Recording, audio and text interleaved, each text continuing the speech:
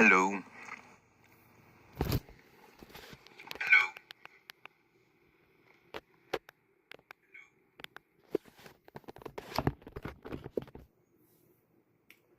Hello. Um,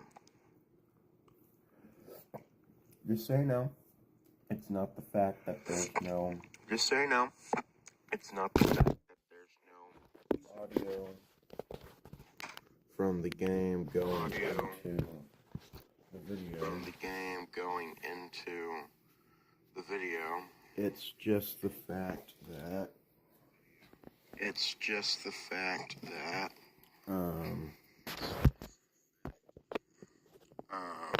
apparently the menu screen does not have any music. apparently the menu screen does not have any music, Which would be kind of interesting considering it's a which would be kind of radio, interesting considering it's a radio station which plays music. It's a radio station which plays music.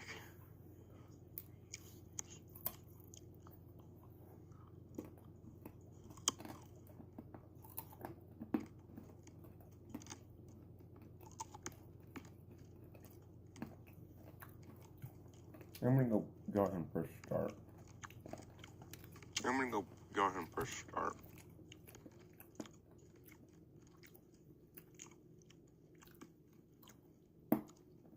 Oh. Ooh.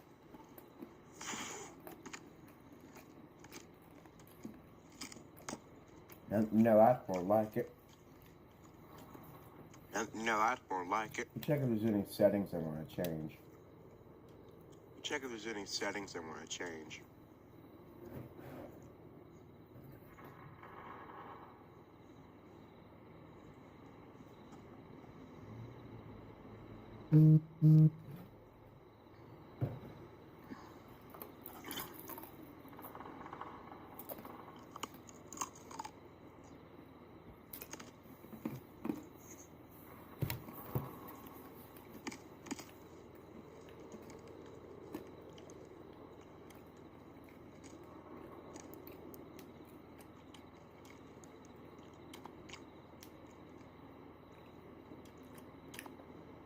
Oh. Oh.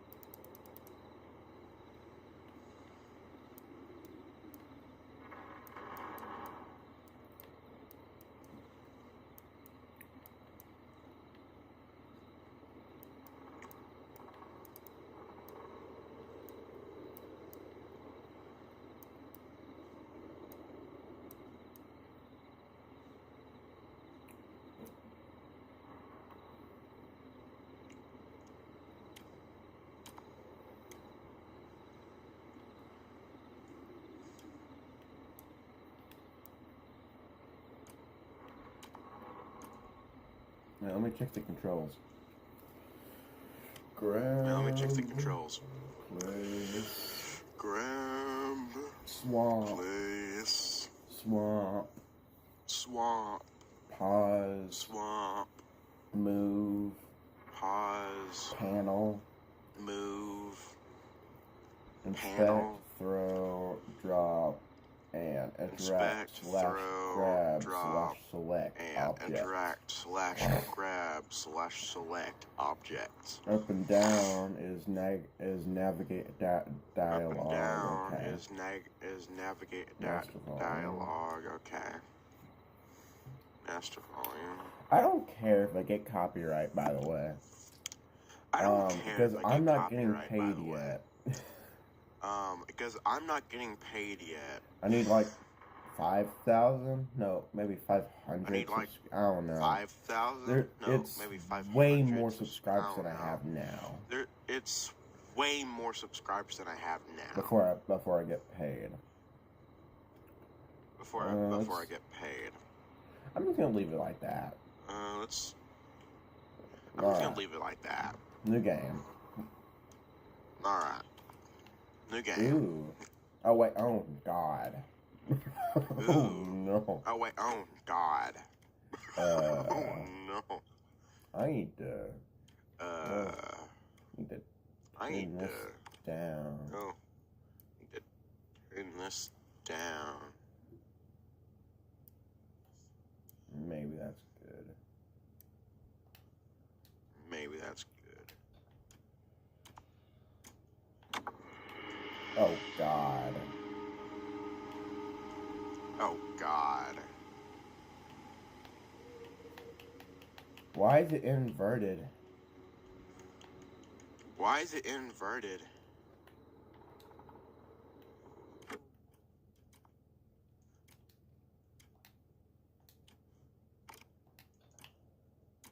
Much better, okay. Much better, okay.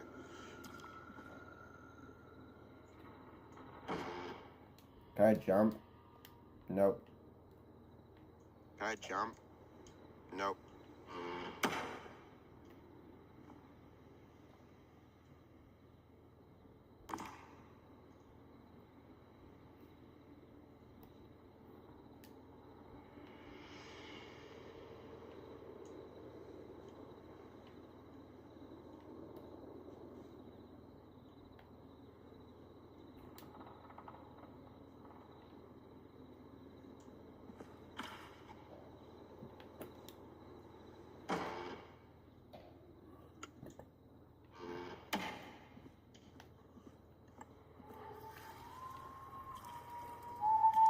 That scared me. That scared me.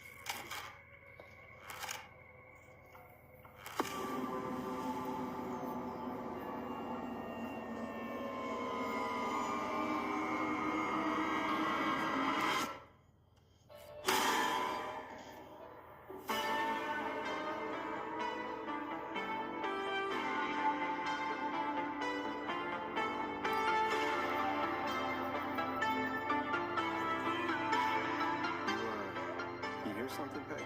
Huh? Hear what? I thought I heard someone yelling, or I don't know, a howl. Forrest, is this a joke? No, I almost swore I heard something. Oh, and here I was thinking you finally started to ease up. You probably just heard some cats outside. Cats? You know, 4 legs, whiskers, tails, not dogs. I know what a cat is.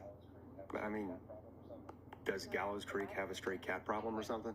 Not since the rats moved in. Anyway, you ready to do the pre-flight checks? Seriously? Do we have to do these checks every time? And do you have to call them that? Reggie pays us to check the equipment before each show, and he pays us to call it a pre-flight check. But if you're sure you don't want to...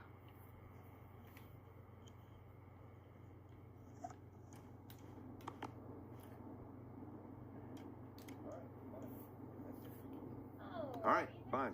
Let's get through this. Alrighty, this is your captain speaking. Really? Come on, let's have a bit of fun with it for once. Buckle in, folks. We're about to hit some tubular rents. Let's start with record playing. Okay. grab a record, stick it on the player, and hit play. Easy.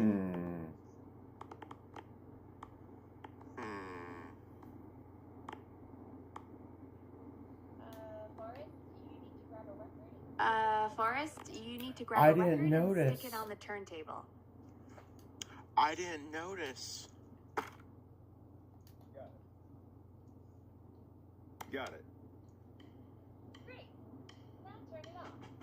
Great. Really? Now turn it off. Really? All right. Up next, phone line buttons. Your captain will be waiting to take your call on line 1. All right, Peggy. Ready for you on line 1. Who's Captain? This is Captain Donald Key calling. Call me Don. You get it? Yeah, it's a riot. Great. And button 2 works just the same. So, let's move to the Peggy button. You mean the producer line? Like I said, the Peggy button. Press it when you need my help during the show. Is there a Peggy mute button? They haven't invented it yet. Now come on. The Peggy button is the 3rd one on the phone line. I labeled it for you. Press for Peggy. This is your brain, Forrest. Sorry I made you such an unfun turkey. I'm a turkey now, am I? Okay. Are we almost done? Sound Blaster next. That's an easy one. Sound Blaster. What's the Sound Blaster? What's the Sound Blaster? Sound Blaster. Front of the desk to the right. Is this it? Is this it? There we go. Always good for a cheap laugh. All right, we're almost done. Just the volume sliders left. These should let you affect pretty much everything. But let's test it with a record.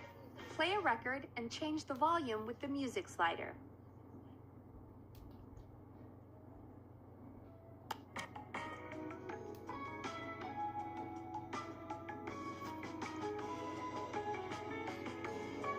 All right. Seems to be all working. We done, Captain? We sure are.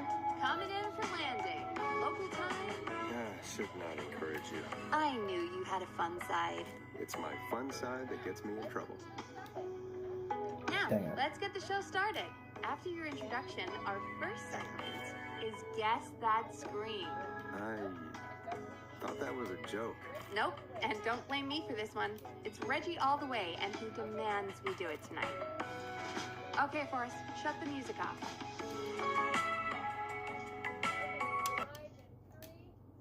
Okay, you're live in 3, 2...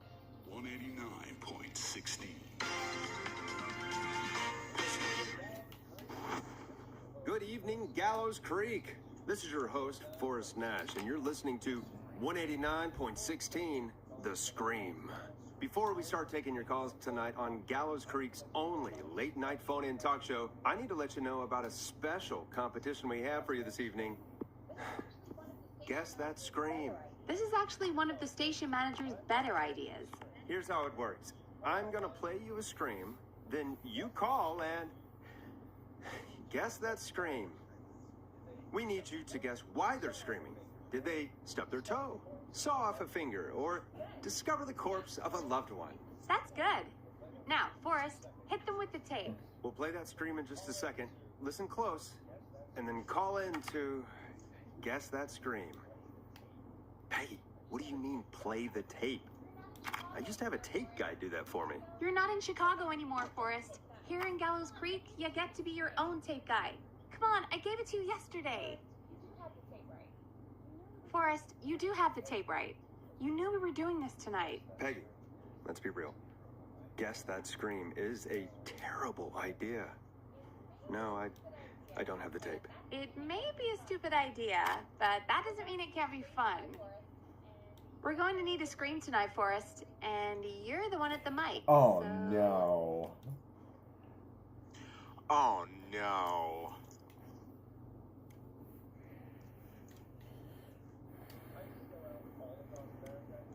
I used to go out all across America, and now I'm just screaming into a mic in a backwater town. Jesus.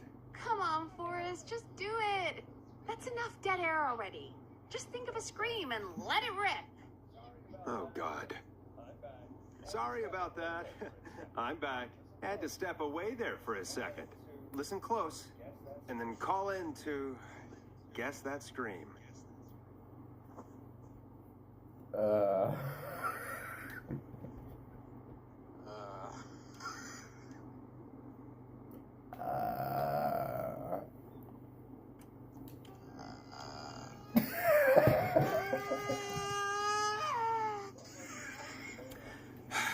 Well, folks, there you have it.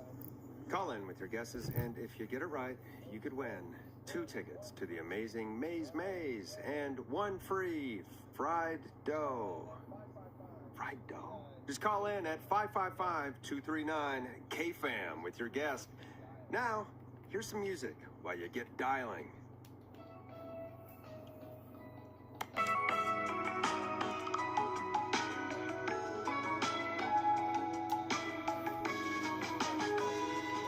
Listen in to this next track from Late Night Lurkers, if you dare. Oh, God, Forrest! That was amazing! Thanks. I can't wait to hear what people think that was. How the hell did I get into this mess? Lighten up, Forrest. That's gonna be the highlight of my week.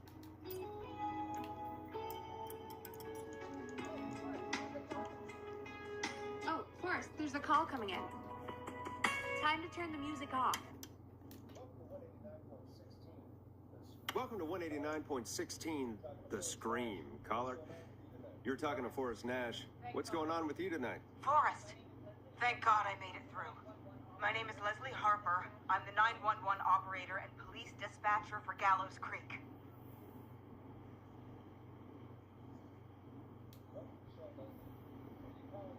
Welcome to the show, Leslie.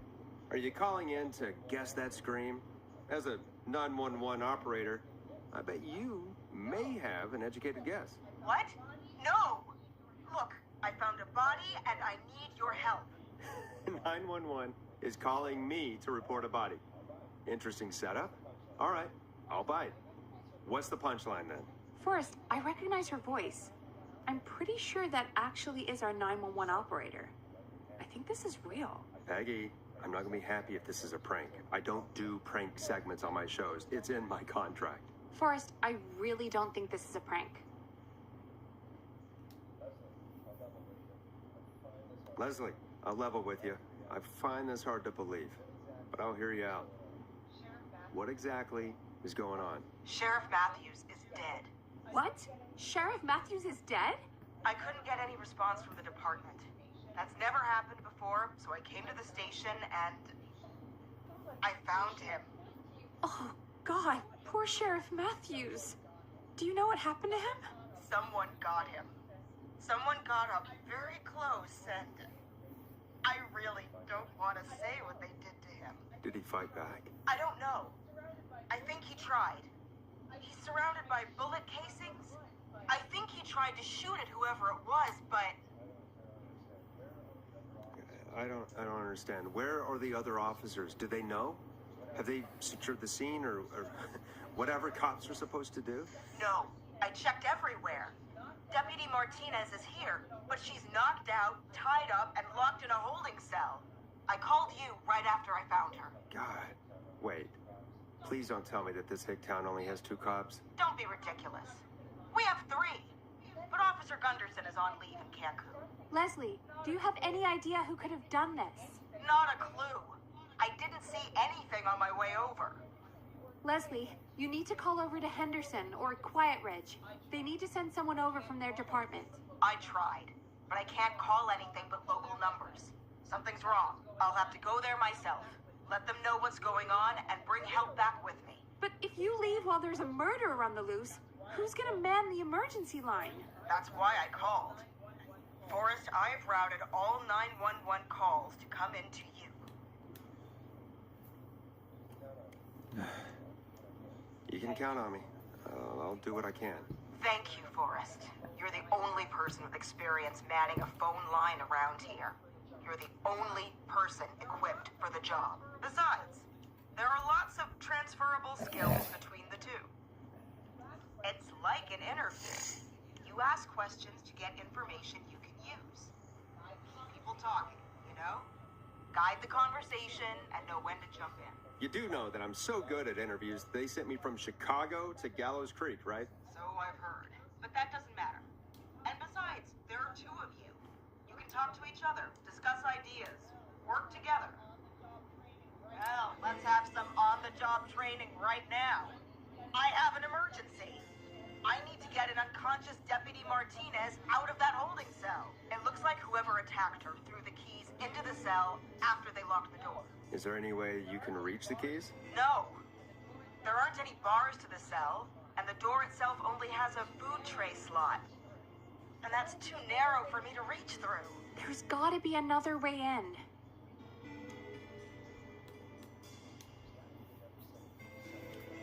There's gotta be another set of keys somewhere in that office. Those can't be the only one. Of course. Yes, there must be another set. Where might another set be? Maybe Sheriff Matthews had a set of keys on him when he, you know. I couldn't see any at a glance, but I didn't really look up close. 1 second. Oh, I think I might be sick.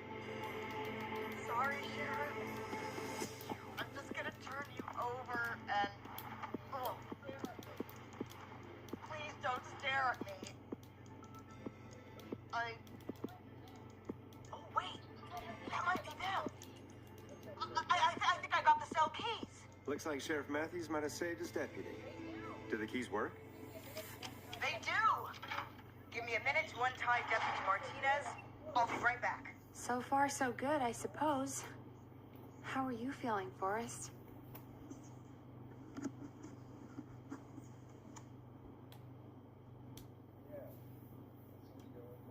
Yeah, that seemed to go okay. Maybe Leslie was right. Maybe we can handle this 911 business. That's the spirit, Forrest. I think you're right. Though, I have to say, I really hope this is the only call like this we get. Same. Come on, Martinez. There we go. I'm just gonna sit you in your office chair. I'll head to my car in a minute. I'm back. Deputy Martinez is still out cold. I'm taking her in the car with me to get help in Henderson. If the killer came back now, Martinez would be a sitting duck. That's a good idea. We don't want to take any risk right now. Thank you, Forrest. You and Peggy just worked together like you did earlier. You can do this. Now I'll be back as soon as... What? My car! My car is on fire! What do you mean it's on fire? How the hell? Did it just go up in smoke? What happened? Wait. What? No way. This can't... Well, Forrest, we have big trouble. What's happening? What's that noise? It sounds like whistling? Whistling? It can't be. Oh my god. I can see him, but he's dead, right? Right? But that mask, how the hell is he? Who, Leslie? Who? The Whistling Man. The Whistling Man? Who's the Whistling Man? He was a serial killer back in the 50s. Wore that mask. But he's dead. He's... What the hell? Oh, God. Do you think he attacked Sheriff Matthews and Deputy Martinez? He's coming this way. Leslie, stay inside and lock the doors. Right. Shit, we need a new plan. My car's torched. We need to think. There should be police cruisers at the sheriff's office, right? Like, you should take one of those. Yeah, that could work. Let me check if Martinez has any... Just reach into your pocket there, Deputy, and... Yes, got him. Keys for squad car 3. I saw that parked out front when I got here. Nice one, Forrest. Good thinking. But, wait. How am I supposed to get us to the car? The Whistling Man is right there.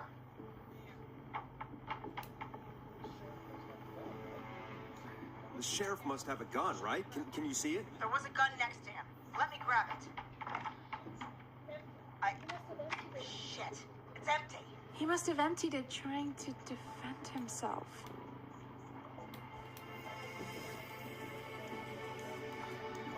any other weapons lying around that you could use? I didn't see anything earlier. Let me check Deputy Martinez's belt.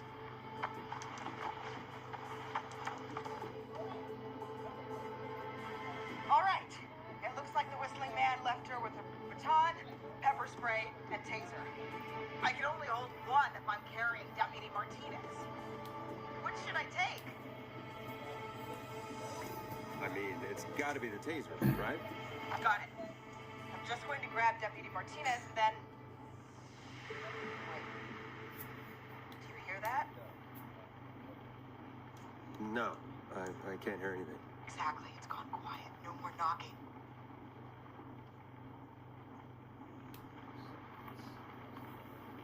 You said you could see the Whistling Man earlier. Can you still see him? Let me take a look.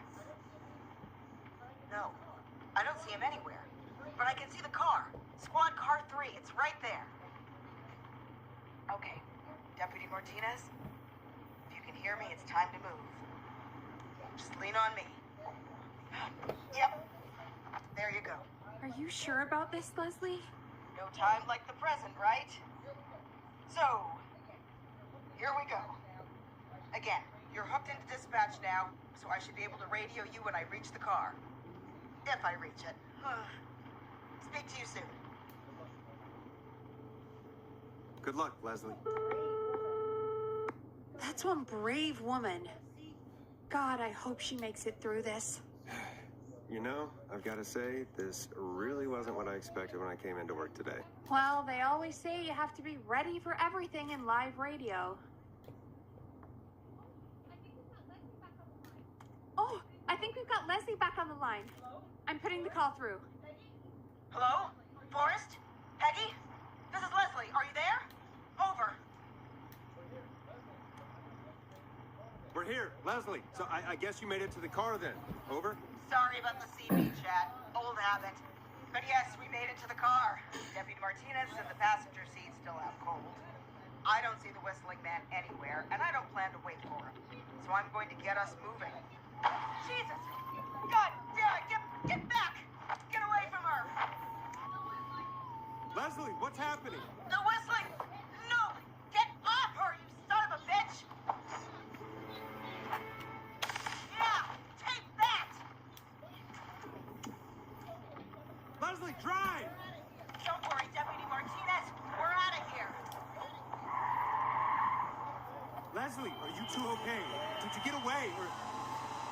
Forrest, that taser? Definitely the right call. Oh my god, I can't believe we escaped. Well done, Leslie. You saved a life. Just another day for you. Oh my god, yeah.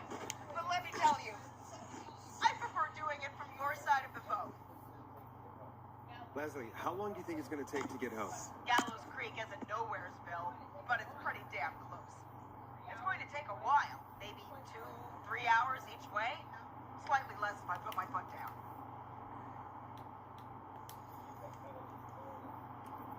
You keep that pedal to the floor then. We'll see when you're back. You don't have to tell me twice. Anyway, once I'm in, I think Deputy Martinez is starting to stir.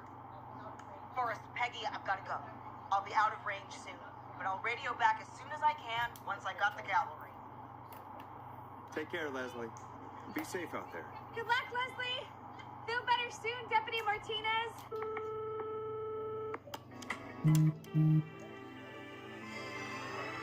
Folks, you heard it here. We've got a killer on the streets of Gallows Creek tonight. Please make sure to stay safe. And Leslie, we're counting on you. We're going to get back to the show meanwhile. If you have anything on your mind or have any information about this Whistling Man character, then give us a call. We'll talk here on 189.16, The Scream. For now, here's another hit record for you all to enjoy.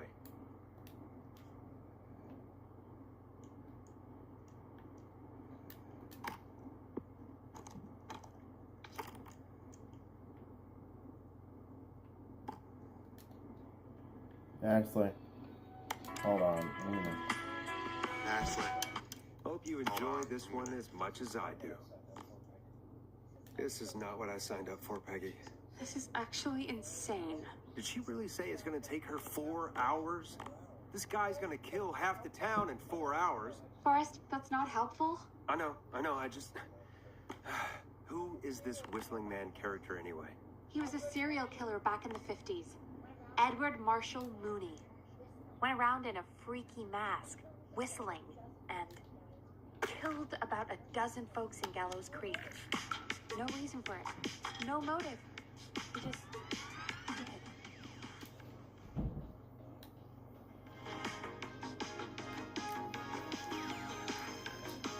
Okay. What happened to him? Well, police chased him up to Ellis Point one night. We call it whistling. And it was, well, it was on this night, actually. The police cornered him, and he jumped into the river. His body was never found. So is he alive? Dead? I mean, what's the story? Story is, he's biding his time, waiting to take revenge on the town. All right, that's the story. What's the truth? Other than we have a whistling killer on our hands tonight, I don't know.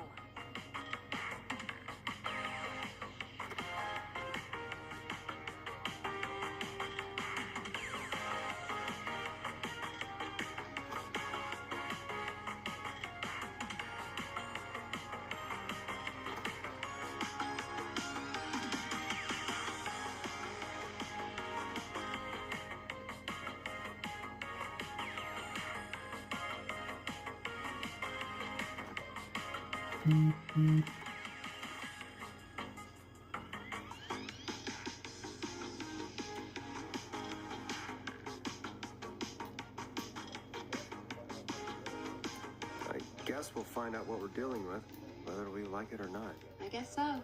At least we got the word out, I guess. What kind of listening figures do we get at this time? On a Thursday after midnight, could be around 35. Isn't 3,500? Huh. I didn't realize Gallows Creek was that large. No, 35 people. At best. Are you serious? We only have 35 listeners? 35, yeah. It's a school night. And what's the population of Gallows Creek? I don't know exactly. A little over 1,000? Oh. How many did you get before? You know. Before my career exploded and I ended up on a midnight hour talk show in the town of 1,000 people? Yeah. Before that. Around 5 for most shows on the low end. Big gas could pump that up to 10, 15, easy. 5,000 on the low end? I could only dream of that. 5 million. Million? Yeah, sometimes that's just the way it goes. At least the Whistling Man hasn't killed me yet. I guess. Yeah. I guess we're gonna learn a lot about perspective tonight, huh? Oh, we have a call coming in. Take it when you're ready. Okay, Forrest, shut the music off. Hello, caller. You're live on 189.16, The Scream. Is everything, all right?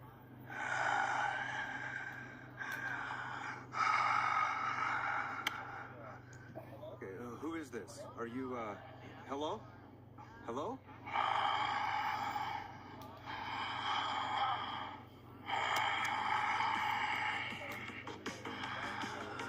Okay, what's your name and why are you calling in?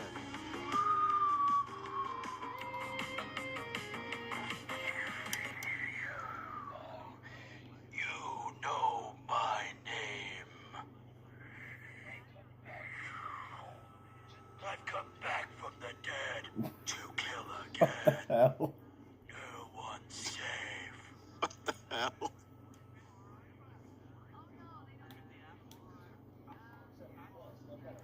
Do you accept requests? I've got a list of names I'd love to see in the obituaries. Maybe you must make a sacrifice to us. A sacrifice? To us? I mean, me.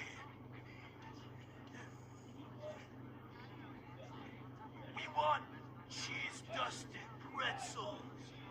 I mean, I want cheese-dusted pretzels. Or I'll cut your face off. Goddamn kids. I'm cutting them off. Yeah, cut him off.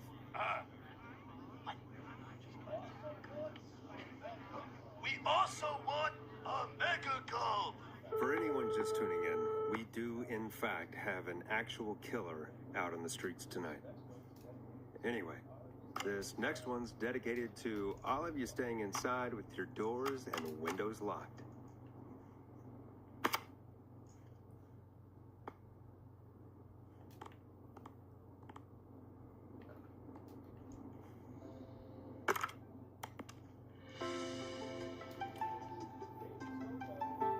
It's David Scopo with Moonlight.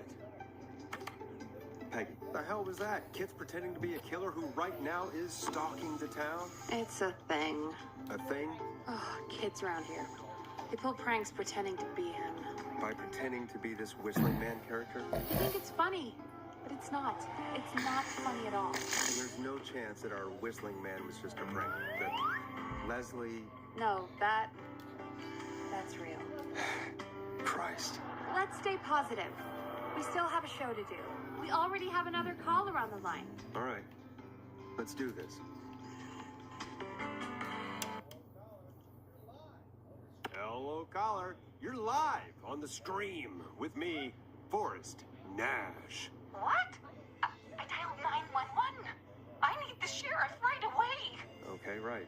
Well, I'm filling in for 911 tonight. What's your name and what's your trouble? My name is Sandra Sharp, and I need the cops now. I'm sorry, Sandra, but the sheriff is dead.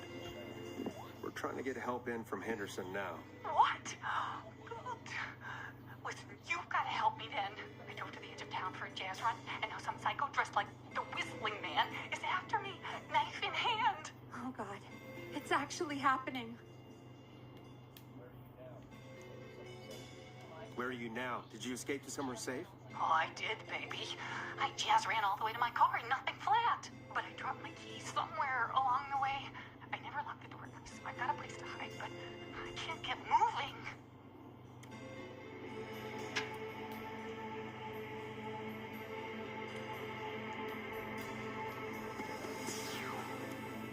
Is there anywhere else you can go? Do you have any friends nearby? Oh, I'm not going back out there.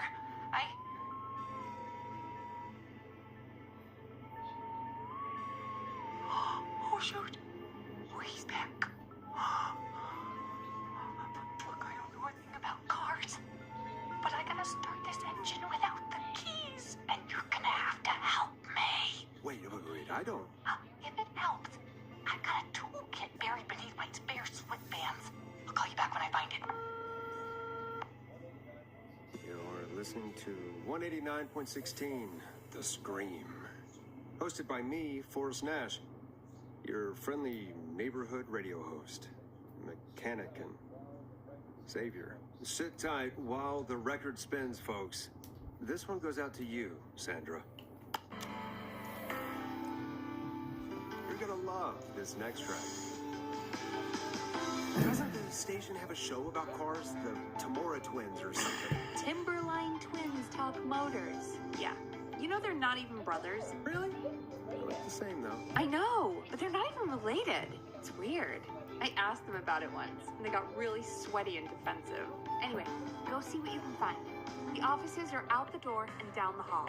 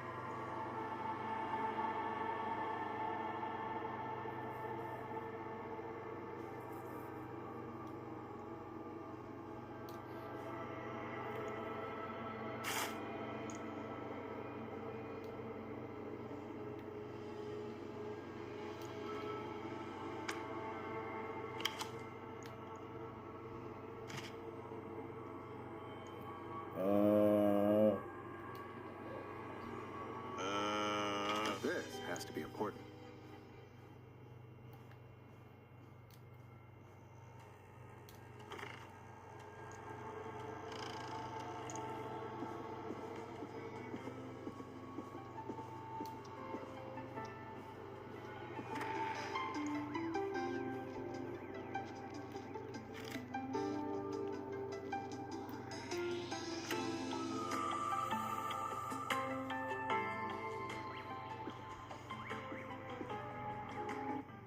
What's in here? So many locked doors, so few keys.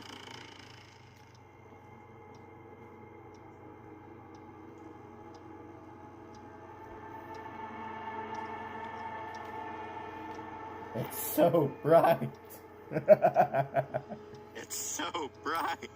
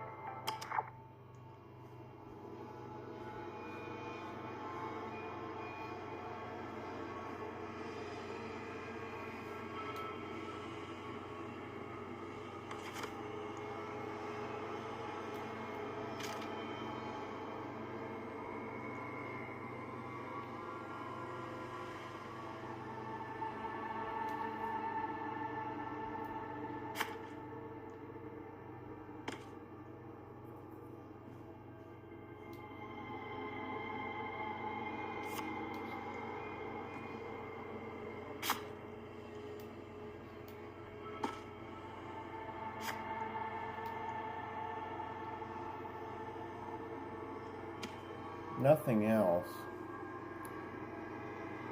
Nothing else.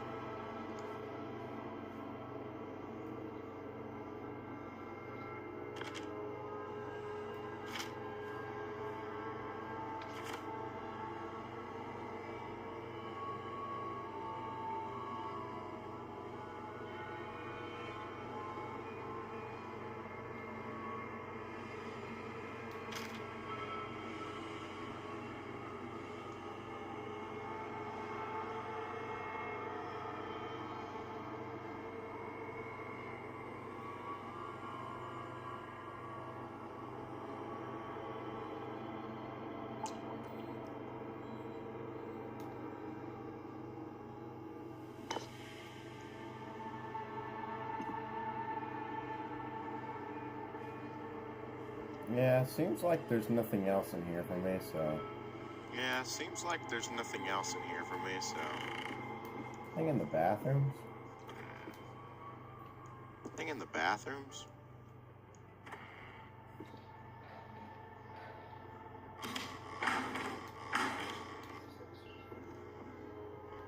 This looks useful.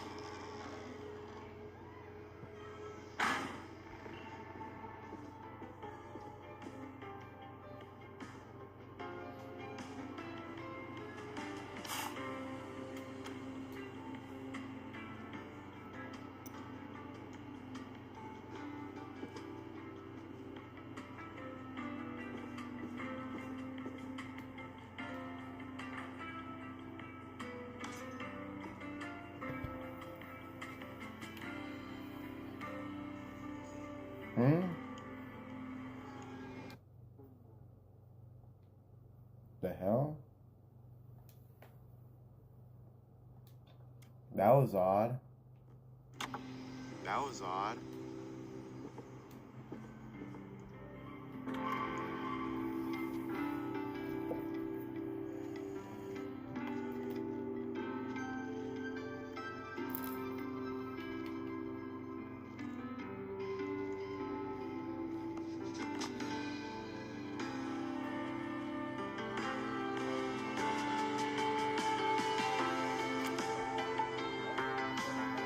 Find anything? Yeah, I found a magazine about hot wiring cars. Well, that sounds perfect.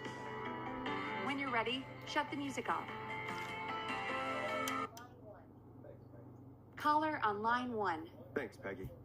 We're back with 189.16, The Scream. How are you holding up, Sandra? The creep's looking through the parking lot trying to find me.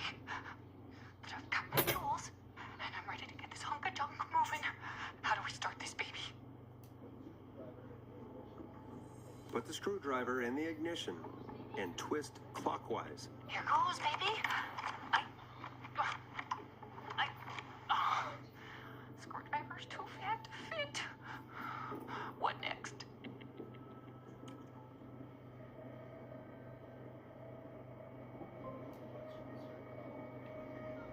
Unscrew the steering column. All right. Just turn. Just turn. 1, 2, 1, 2. God, how long are these screws? Okay. Cover's off. Okay. There's a bunch of wires down here all paired up, and oh God, my heart is pumping.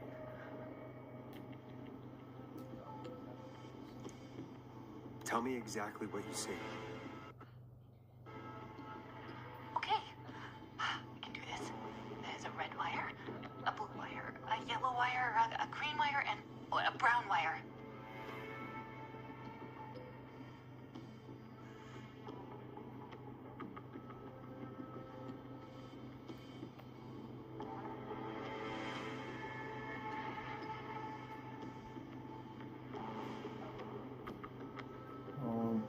Check the serial number, then strip and twist the Check the following serial wires. number, then strip and twist the following wires. 4 before A, 3 4 and before number, and no A, 7 3 and and the number. and no 7 in the number. Red and blue. Red and blue. Strip the blue and red wires and twist them together. Okay, here we go. And red and twist and turn and oh, it won't turn off. Oh, this is an 8-cat radio. 3 pink wires going into the stereo.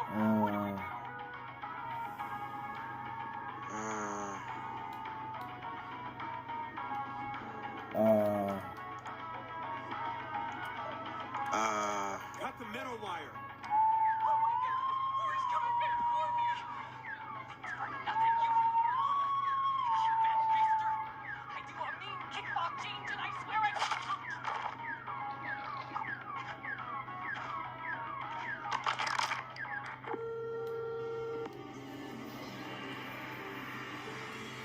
I'm so sorry, Sandra. You didn't deserve that. That poor woman. Folks, Gallows Creek just lost one of its own. Everyone, please stay home. Stay home, stay safe, and stay tuned. This next track is dedicated to Sandra. Can I? Taken too soon. Whoa. Can I? Oh. Load. Okay. Oh. If I do this, I ought to say, Mom, please. I do this, ought to say. Mom, please.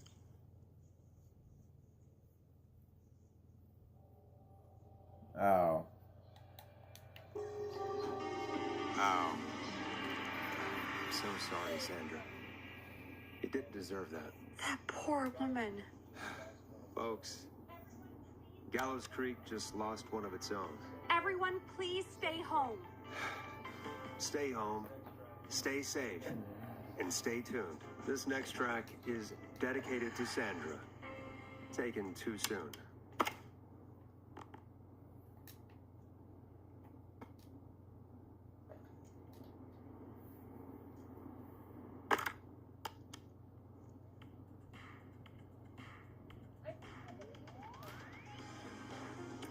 I still can't believe this is happening. Right? Like Gallows Creek didn't already have enough to worry about? What do you mean? Gallows Creek is a miserable place to live. Really? Miserable?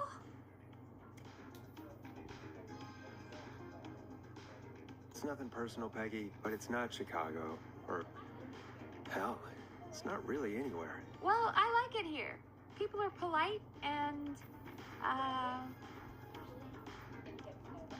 friendly, usually, if you get to know them. Come on, there must be something you like about this place.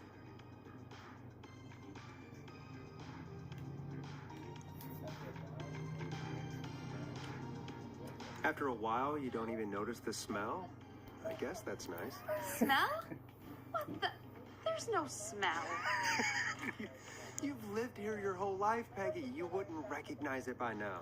Anyway, I hope the killer is done for the night, and that Leslie gets back soon. Me too. Can we at least call off that stupid Guess the Scream contest now? Yes. Yeah, that'd probably be a good idea. Yes.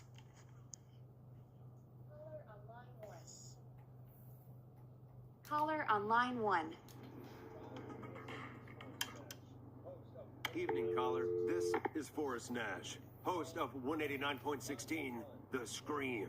And tonight's 911 stand-in. Hey, Forrest. My name is Brian. Brian Ponte. Brian Ponte of Ponte's Pizza.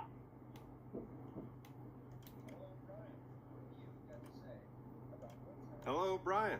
What have you got to say about what's happening? I'm so happy that Deputy Martinez survived. I've seen her a lot over the years down here at Ponte's Pizza. Oh, you did a really great job. And as a thanks for all you did there, I just wanted to tell you that I'm sending you some coupons for free pizza here at Ponte's Pizza. Wow, Brian. That's really good of you. You really don't have to, though. Oh, it's the least I can do.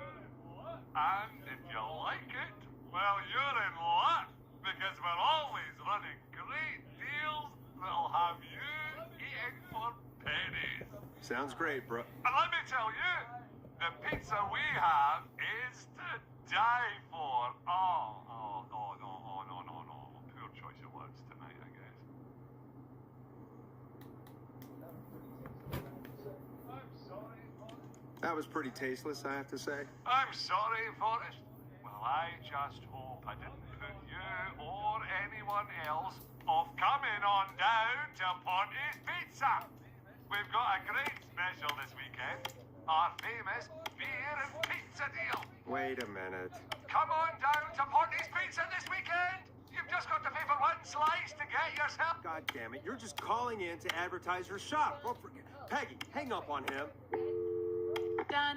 Oh, real quick, before I forget, it's probably time we played a paid ad. Now, a word from our sponsors. You know how to play an ad, right?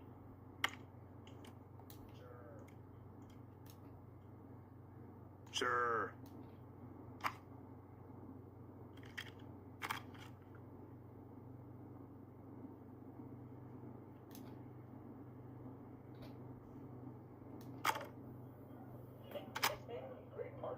Done. Great party, man.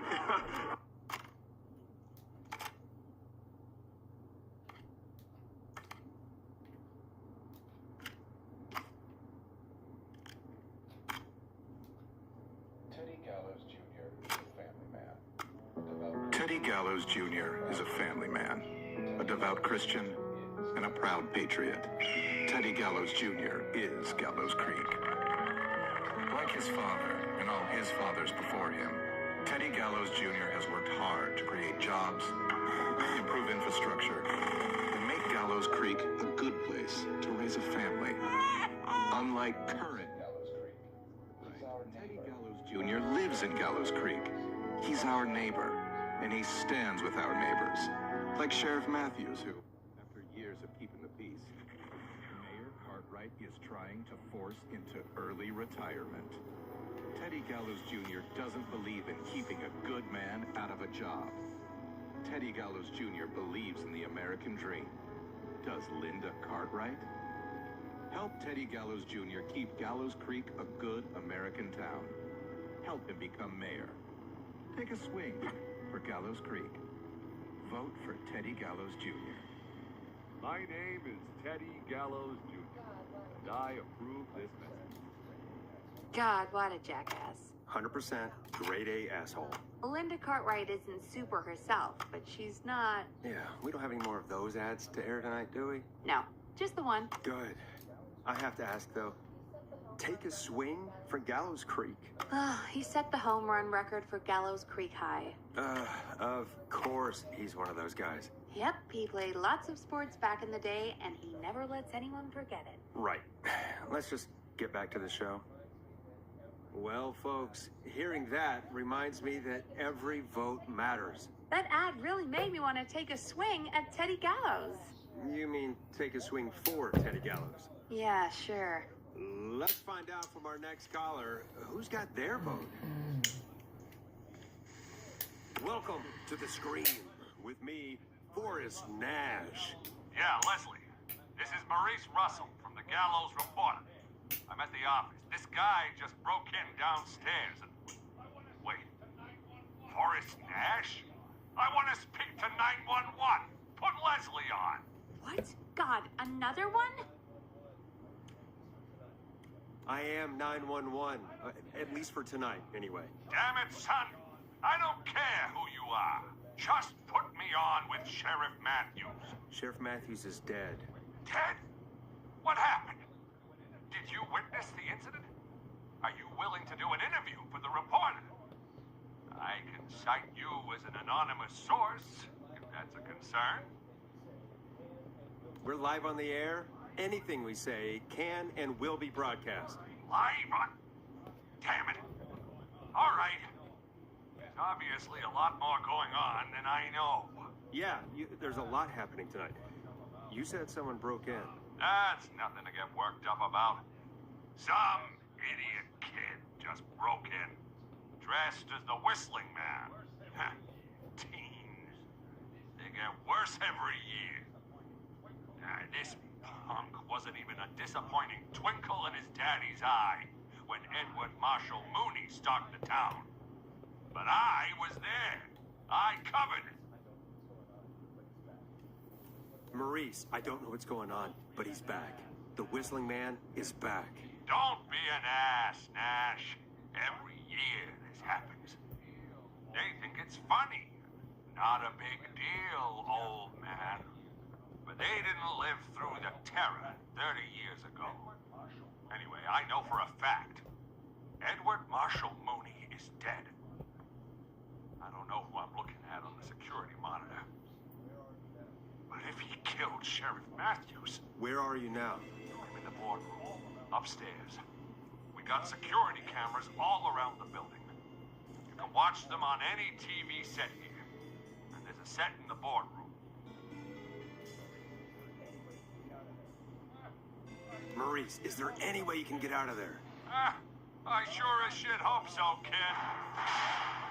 But I'm not sure how I'm going to do it. That crash you heard was him tipping over my filing cabinets. He's blocking the stairs. I'm guessing the stairs are the only way out? That's right. And it would take me a good few minutes to move those cabinets. We need to do something. But what? All we can do from here is... Forrest, I think I've got it. Why don't we call the killer? They'd have a bunch of phones set up across the office, right? In different rooms, with different extensions. So we call one of them. Draw the killer away.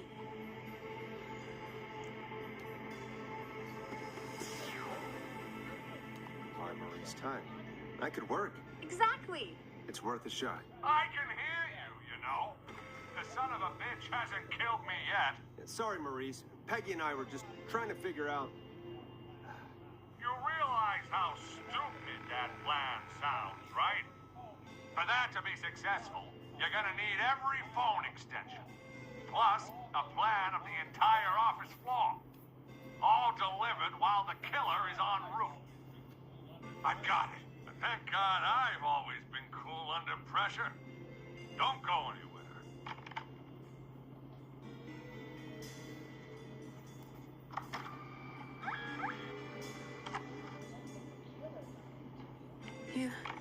You don't think the killer got him, do you? Mr. Russell, I'm here. Freak's going to be here any second, too. Go check your fax machine. Don't let me down. Really? Oh. Really? Oh. Go, Forrest! The fax machine's in the office on the other side of the hall. thanks, Peggy. Be right back. Okay, go to the office on the other end of the hall, grab the fax from the machine. Easy. This must be it.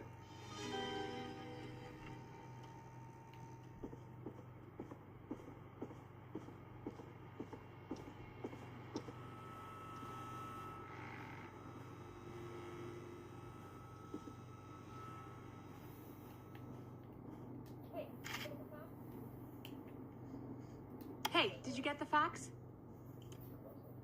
Yes, I have. Mr. Russell, you still with us? I am. You get my fax? Yeah, I got it right here. Good. I knew you could at least manage that. Okay, folks, we're back on the line with Maurice. Let's see if we can help him avoid the Whistling Man. Here's the situation. The Whistling Man searched every room in the hall leading up to the boardroom. And now, he's in the office next door. It's now or never. This plan of yours better work. I'm ready on my end, Forrest. Again, we want to draw the killer away by dialing an extension number, and then move Maurice somewhere safe. So, what extension should I call?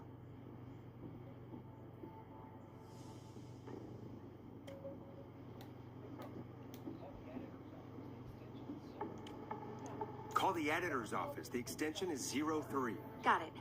I'll put the call through when you're ready. All right, Nash. Where do I need to go? You're moving to the archives. Yeah. That makes sense. Go somewhere he's already checked. Not bad, Nash. I'm ready to place the call. Are you ready, Mr. Russell? Don't have much choice, do I? Make the call. Yes, sir. Calling now.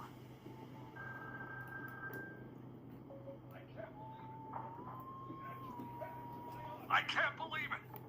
He's actually heading to my office. It was all Peggy's idea. Credit goes to her. Don't mention it.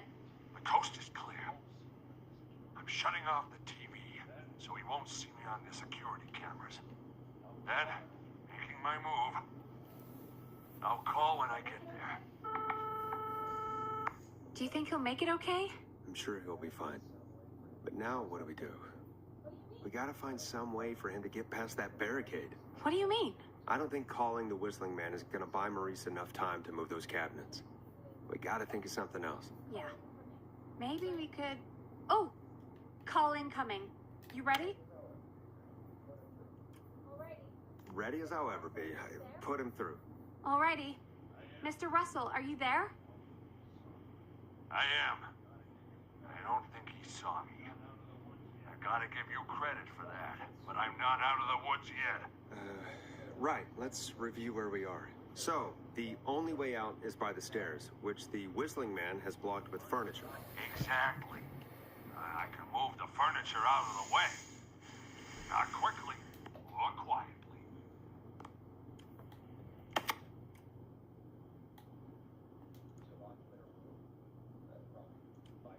Could you lock him in a room? That'd probably buy you time enough, right? Maybe. The damn fire regulations say every door in the office has to unlock from the inside. He'd be able to get out just as soon as... Wait. No. I got it. The secret archive through my office, where we keep our most sensitive records. Ooh, a secret archive? Reggie would love that. What have you got back there? Juicy secrets about outer space?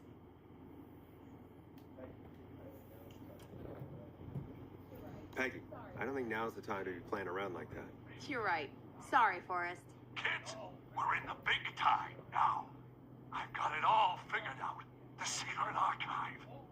There's no lock on the inside of that room. Only the outside. You can't break out.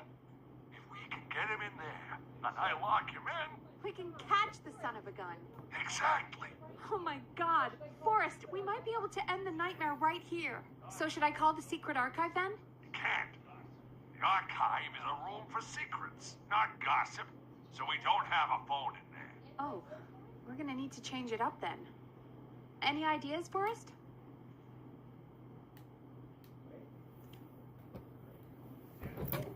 Maybe we could use a radio. There's no radio in the secret archives. Are there no radios at your offices? I don't have one in my office, but What is it? our sports reporter, Hopkins, he has a little portable radio he never turns off when he's here.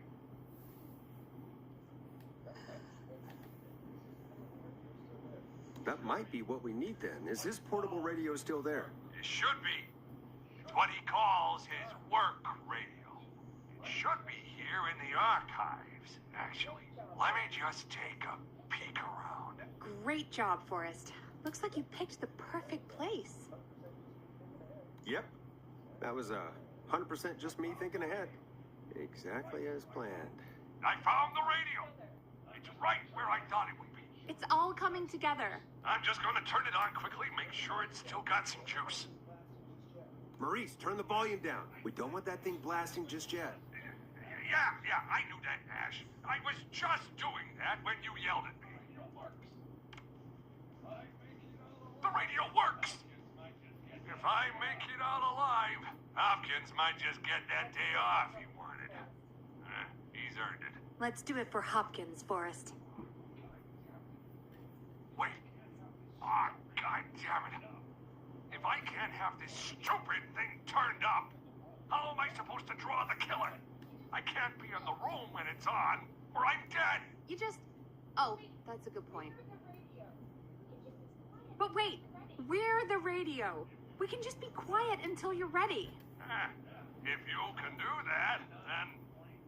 Yeah, sure. 189.16. I know that's your station number. But a good editor always double checks. Can you confirm that?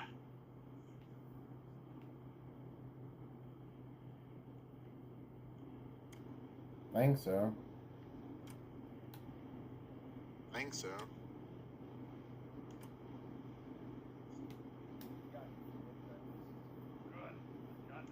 You got it. 189.16. Good.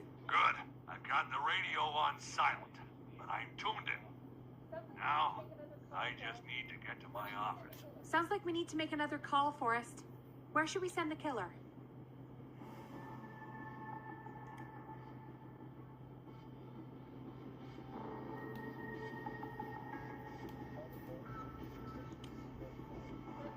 Call the boardroom. The extension is 04. That might work. The boardroom is fairly close to the editor's office, but we haven't seen the killer go there yet. Are you sure? Let me have a think again.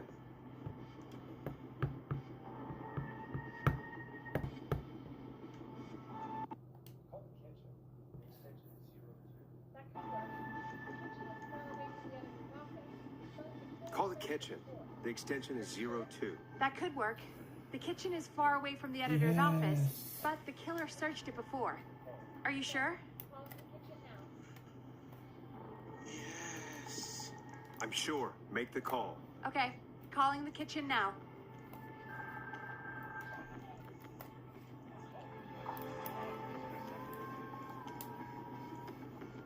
He's on the move. I'll call you guys from my office in a second. Looks like we're almost through this nightmare. Any idea what you'll say to draw the killer in?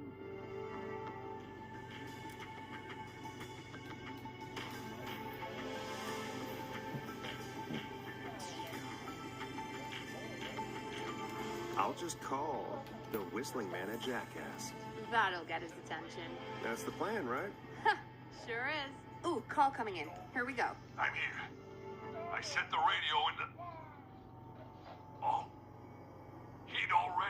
searched.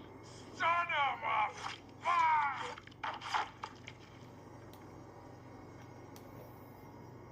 Forrest, he's... Gone. Let's put on a song. Give us some time to recover. I think that would be for the best, Peggy. Folks, we'll be back soon. If you have any stories about Maurice that you'd like to share, give us a call after he's this really next a track. good fate. No. No. Oh, is this really the good thing? There we go. No. No. Here we go. Oh, really? Well, it's going pretty quickly to me. I could ask you. Well, this is gonna be a long night. Oh, really? I feel like it's going pretty quickly to me. I could ask you some questions to speed things along. You're gonna interview me. You sure about that? You're not so scary. Besides, we've been working together like a week now, and you're still all shrouded in mystery. All right, shoot. What do you want to know? Question 1. Tell me about your family. Why? Come on, Peggy. That's too general. Okay. Did anyone move with you to Gallows Creek? Nope. Now that's too specific. Too specific? Do you have any siblings? I don't. I'm an only child, and my folks are dead. Oh, I'm sorry, Forrest. Oh, it's okay, Peggy. That's how it goes. Anyway, what about you? Any siblings? Your mom and pop still around? I thought I was asking the questions. You were. I'm just making conversation now. Oh. Well, my folks went the same way as yours. Oh. What happened there? My dad walked out when I was about 13. He'd been a wreck for a while. Then he got himself into a wreck, and, well, that was Dad. Mom didn't take it well. She remarried pretty quick after that. She wanted to forget Dad so bad, she even made me take my stepdad's last name. So I'm Peggy Weaver now. Anyway, Mr. Weaver got sick one day, and my mom didn't last long after he went. I'm sorry to hear that, Peg. Don't call me Peg. Yeah, sorry. I was just trying to be... It's okay, I know. I'm sorry. I'm defensive about that name. Any siblings? Funny you mention that now. No. Not anymore. I had a sister, but I haven't seen her since before my dad. Hold on. Someone just rang the door buzzer. Really? Think someone needs our help? Maybe. You want to go check it out? Me? You sure you don't want to go? No way. I'm locked up tight in here. I'll pass you the key to the stairs.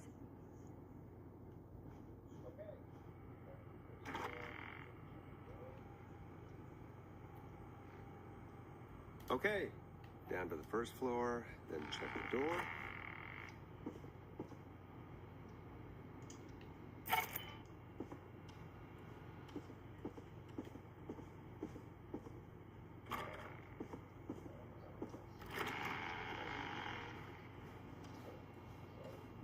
Wow, that was ominous.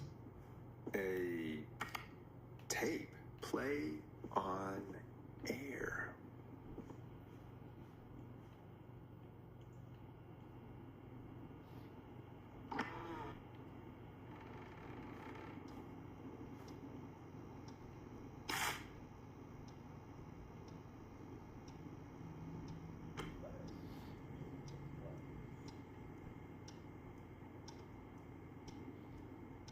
Nice. New music to play.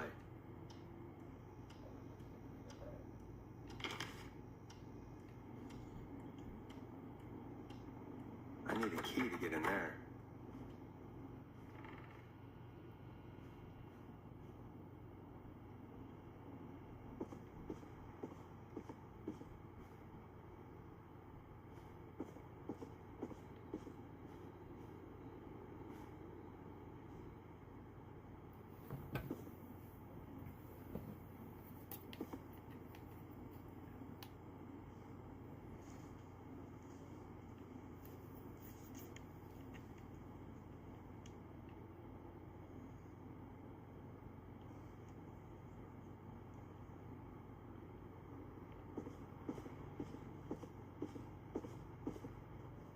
Anything up here?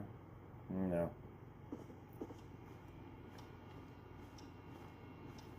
Anything up here? No.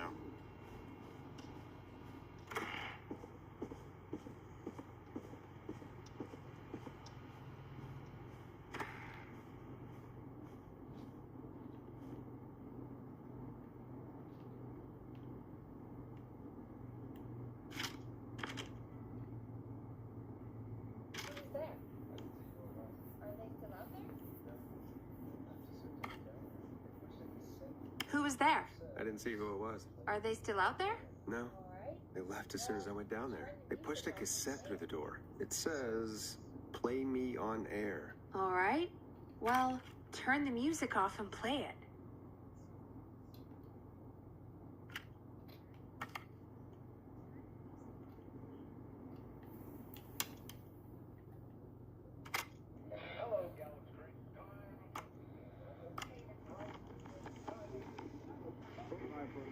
Hello, Gallows Creek. Time to Pay the price. Time to.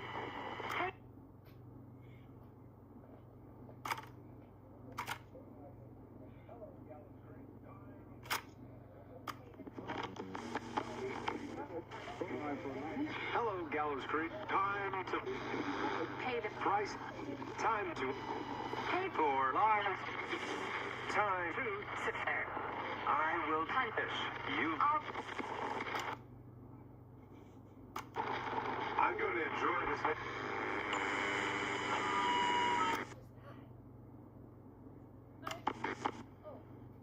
I did not enjoy that. What the hell was that? Oh, Forrest, we're still on air. Say something. Folks, Folks, the tape you just heard was passed through our door only moments ago. I don't know how the killer could get from the newspaper to KFAM so quick, but be careful, Gallows Creek. Stay home and stay safe.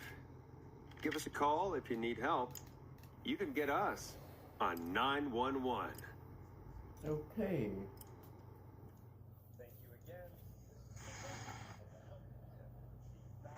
Okay. Thank you again, Mrs. McKenzie, for the helpful tip. The bagger at the grocery store cannot whistle. We'll remove her from the suspect list. Let's go to a break. I need you for a second. All right, folks. We need to take a quick break. This one's for all those folks out there keeping the hatches battened. Wait. Go play it. All right, Peggy, what's up? I pushed a cassette under my door. Go play it.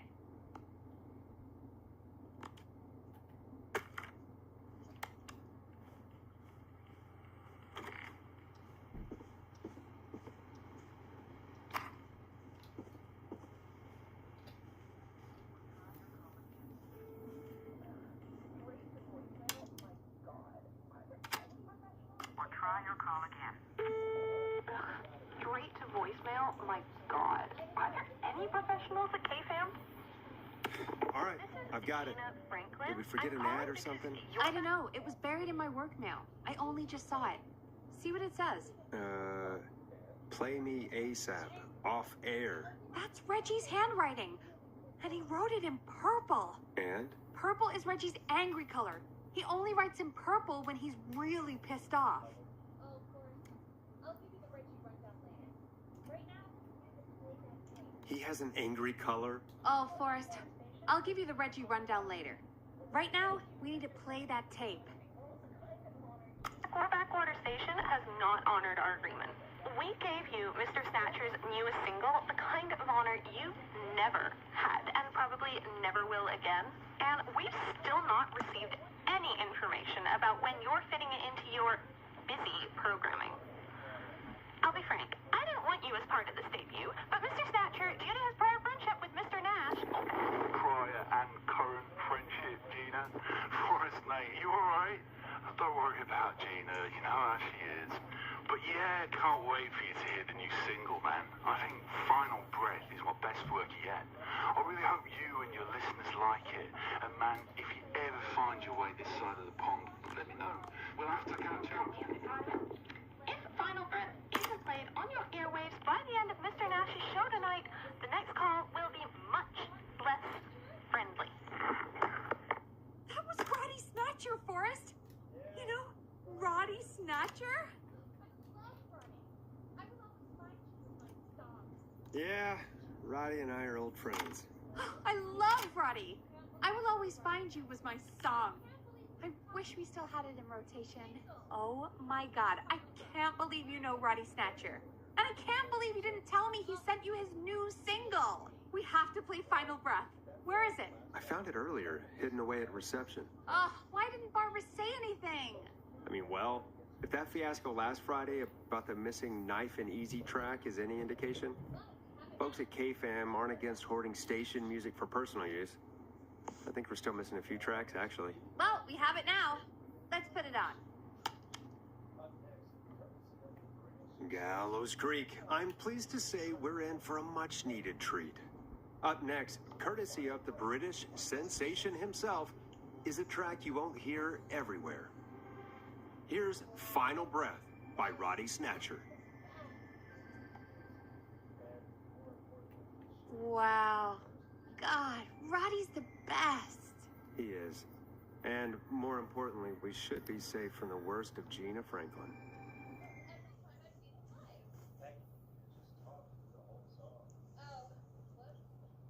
I think that's every time I've seen him live. Peggy, you just talked through the whole song. Oh, whoops. It's okay. I can just play it on loop later. Oh, shoot. I just noticed we have a caller waiting. I really hope it's nothing serious.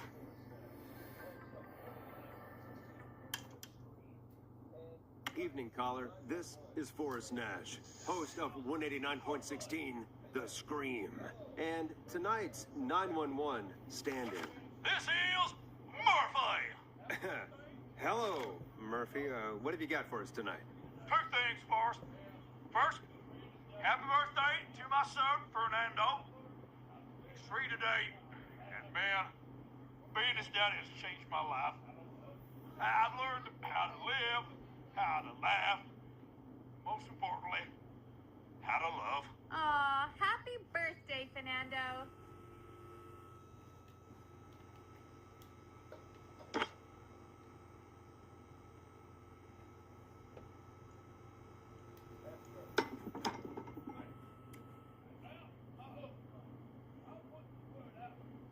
Happy birthday, Fernando. Thanks. And now, my other thing. Oh, I'm God. putting the word out to this so-called killer. You think you're tough, huh? He's Oh, man, God. He's not. Ruben, come face me, a true warrior at the Gallows Waste Disposal Plant. Guess what?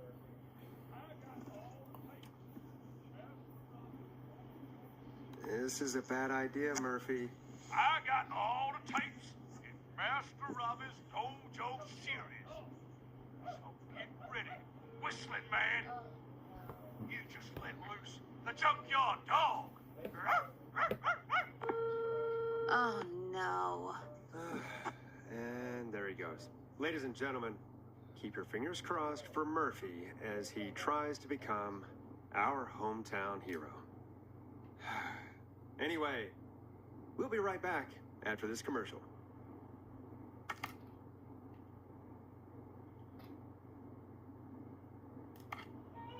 The world-famous annual Gallows Creek Harvest Festival. The world-famous annual Gallows Creek Harvest Festival is back! We got it all out on Giblet Field. We got the Little Miss Harvest Pageant, Princess Harvest Pageant, Harvest Queen Pageant, Cotton Candy, Corn Dogs, Cornhole, Corn on the Cob, Crokinole, Country Music, Can Jam, Jams, Jellies, Jamborees, Juggling, Roller Rickies, Roller Disco Lessons, Praying. We got baby crawling, balloon popping, balloons for sale, beard contest, horseshoes, hayride, hay toss, hey you there, sage donkeys and ponies, apple bobbing, firearms, fireworks, funnel cakes, fried dough, seed spitting, sand licking, cracker cramming, and cat shop.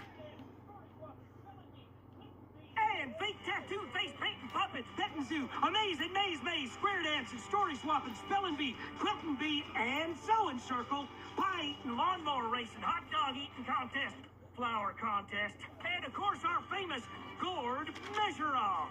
The festival is brought to you by Mayor Linda Cartwright, sponsored by Gallows and Sons Factory, and dedicated to the memory of Garrett Miley, tragically taken from us last festival.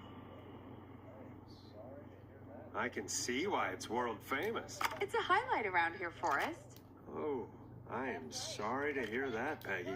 All right, folks, welcome back to the show. We have a note from my producer. That's right. Come find me at the Harvest Festival tomorrow to grab your choice of a K-Fam mug, sticker set, or poster. Let's see what our next caller would choose. We got a caller.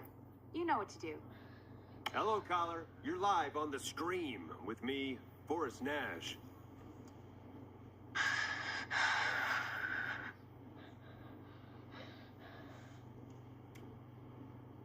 Who's there? Who is this?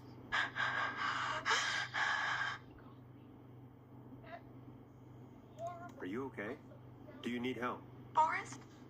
He called me? That horrible whistling down the phone. He's coming for me? Jesus. Hey, listen, caller. Don't panic. We've done this a few times now. We can help you. A few times already? So, you saved them, or? Sure. Okay. Okay. We're gonna help you. Can you tell me your name, caller? I'm Dr. Sullivan. Virginia. Sorry. Take some deep breaths, Virginia. You're gonna be okay. Please don't let me die. I won't. Just calm down. Tell me where you are right now. What's your address? Oh, God. Maybe you can hide in your house? He'll find me. I know he'll find me. Is there a neighbor you could call for help? No. Everyone's away tonight. There's just a fraternity down the street. You live by a frat house. Yes, they're having a party. That takeout coming in all night. One covered in beer cans. They're getting wasted. And I'm about to get... Oh, God. Virginia, what's the name of the frat? It's... Oh, God. I can't think. I can't. Any idea what the frat might be, Peggy? If I knew where she was, I might know, but... Wait, the takeout. If we can get takeout to the frat, we can get a message to them to go and help. Virginia, who did they order takeout from? I don't know. Come on, Virginia. Try to remember. I can't do this. Well, folks, seems like our Virginia hung up. While we try to figure out what takeout to order, here's some music for your own midnight snacks.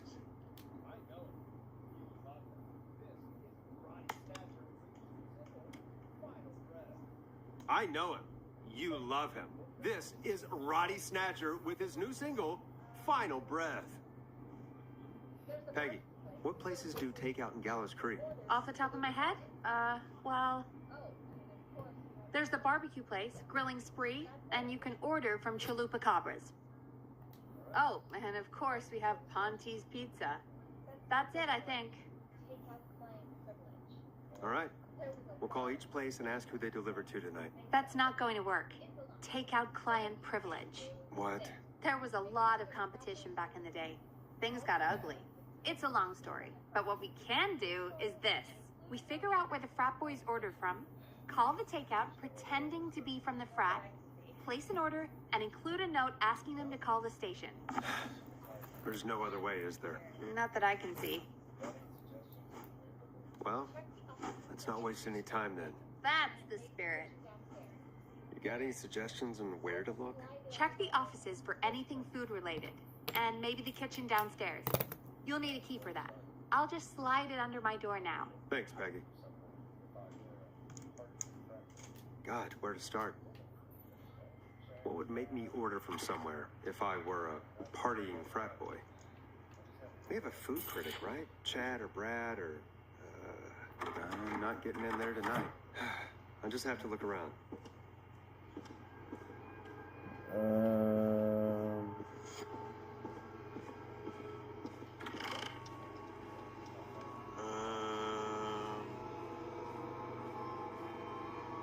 promotion, huh? Maybe if I find the pizza box.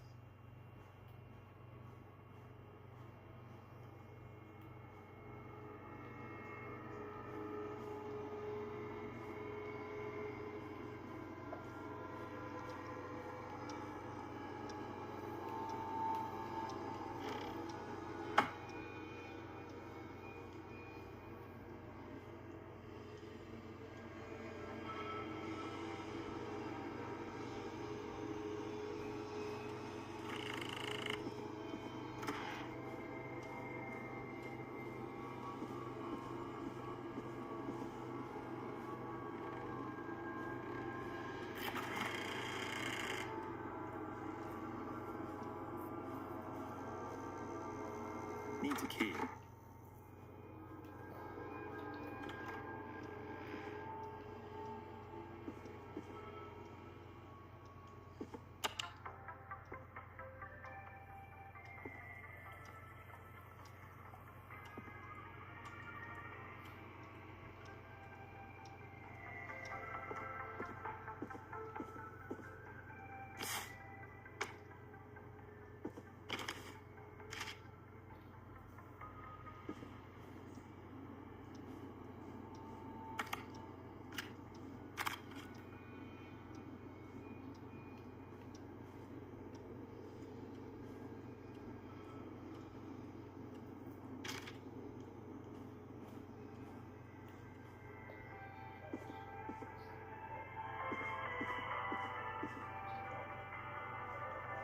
Rooting through trash. This is a new low. Ooh. Interesting offer. I wonder how well Gallows High performed.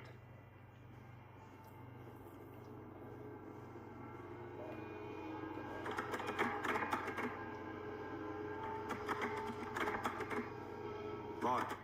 For now.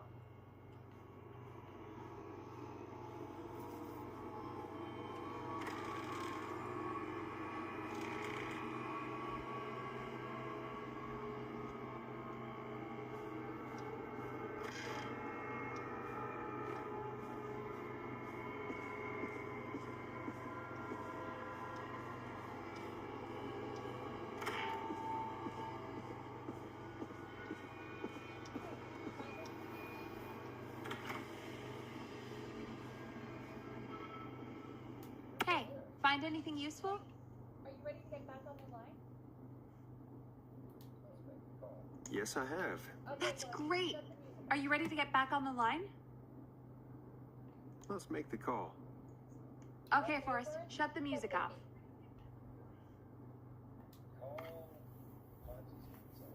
Okay, Forrest, what'll it be? Call Ponte's Pizza. You got it.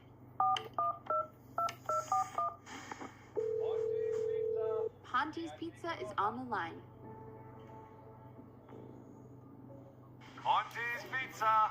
May I take your order? Hey, dude. What's going on? May I take your order?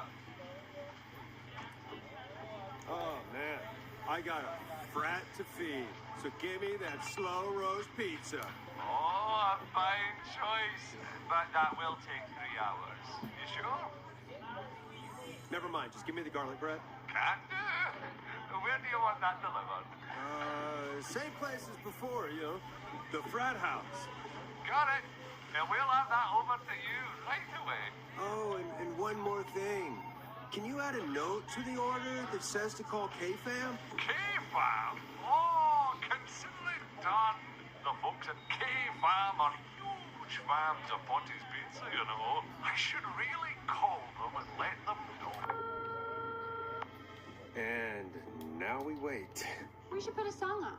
Agreed. This one goes out to our delivery workers.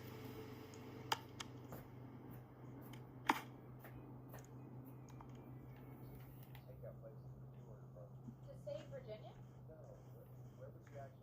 Oh.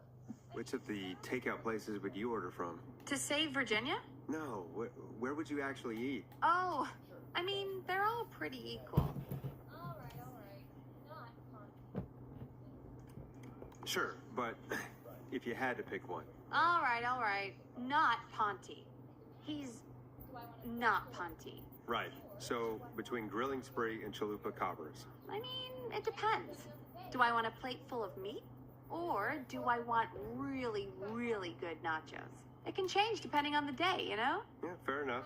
Maybe I... Hold that thought, Forrest. We've got a call coming in. Time to turn the music off. Hello, caller. You're live on the Scream with me, Forrest Nash. Hey, this is Ratman Plunker. We got some golden bread and a note to call this number. Yes. Plunker, this is Forrest Nash from 189.16, The Scream. And... Is this Goose? Oh, man. It's totally you, isn't it, Goose? This is such a Goose prank.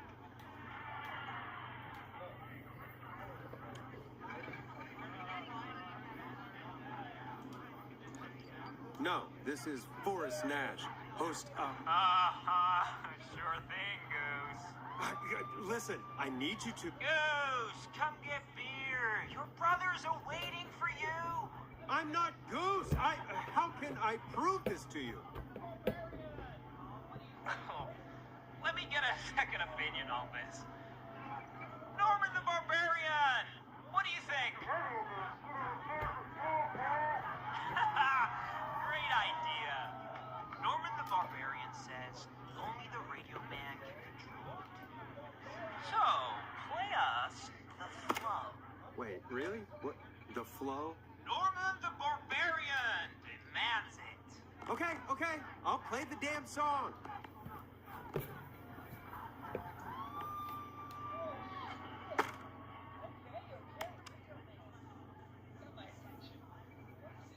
Oh, shit. Okay, Radio Man. Got my attention. What is it? Thank God. Listen, you've got to get over to your neighbor's house. All of you. Just... Say no more. Plunker's moving the house. Forrest, line 2. Hello. You're live on 189.16, The Scream. Forrest, it's the killer. He's at the door. Please. Oh my God, it's you, isn't it? God, I didn't talk, I promise. The party has arrived. Oh, thank God. He's gone and... Oh, is that you, Radio Man? Don't worry, we brought the beer. Good times are here. I could use a drink. Thank you, Forrest. You're welcome, Virginia. And thank you to Plunker and his fraternity brothers. Some heroes wear capes. Some wear sheets as togas. Hey, Forrest, did you hear what Virginia said earlier? What was that all about? Clive, I didn't talk. Do you know what she meant? There's a janitor here at the station named Clive, but your guess is as good as mine. All right, folks. Seems we may have a lead. If any of you know a suspicious Clive, then please call in. It could save lives. In the meantime, looks like we have another caller. Hello, caller. You're live on The Scream with me, Forrest Nash. It's great to speak with you, Forrest. As a local small business owner, I find this all horrifying. A killer roaming the streets of our fair town? Terrible. I hear you there. It's a scary time for everyone in Gallows Creek. How are you holding up? You somewhere safe tonight? Yes, Forrest, I am. I'm here at work in my small business. It's a safe, family-friendly place. Oh, what small business do you own? Oh, well, I'm not really big on promotion, but since you ask, it's Ponty's Pizza! The best and only pizza place in town! Come on down and get yourself a cracking deal on our 2-for-1. God damn it, Ponty, no! No free ads! I mean, I guess we can't be that mad at him. Calling Ponty's did save Virginia. I can be mad, Peggy. That sort of thing just... I can be mad. Look, he's gone now. We already have somebody else on the line. Just take a deep breath and let's keep going. Evening, caller. This is Forrest Nash, host of 189.16, The Scream. And tonight's 911 stand-in. Hi. Hello? Am I on air? Sure are, caller. What's your name? And what have you got for us tonight? Name's Eugene Stein, and I've got a heart full of love, Forrest. I'm hanging out in the middle of the maze, listening to your show, looking up at the stars and waiting for her. You got a special lady coming out to see you. Yeah. Molly. We planned to get lost in the maze tonight. To take our first journey together into the love labyrinth. That's why I'm calling, actually. I thought she'd be here an hour ago. And since I've listened all night to how cool you play it, I thought you were the perfect guy to ask. Should I call her up and ask if she's coming, or wait and see? For real, kid? If you've been listening all night, do you really need to ask me? Yes, that's why I'm calling. Bingo. Here's what I was looking for.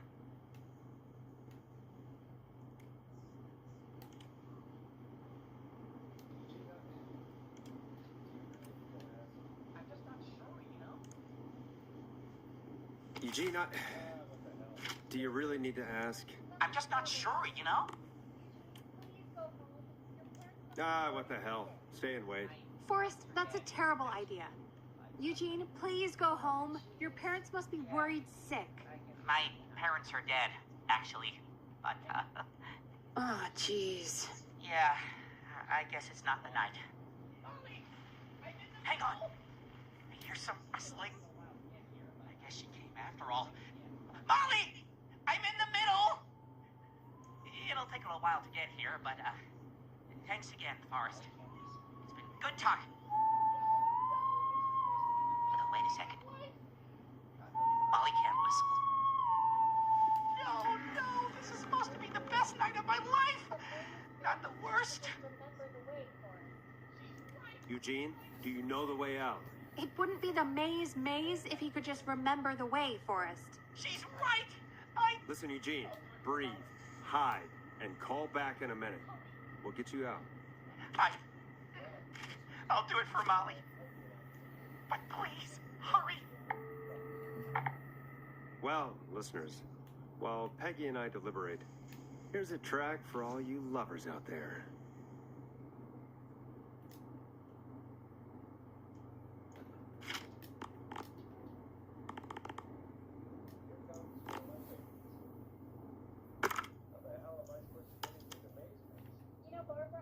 Here comes one of my favorites.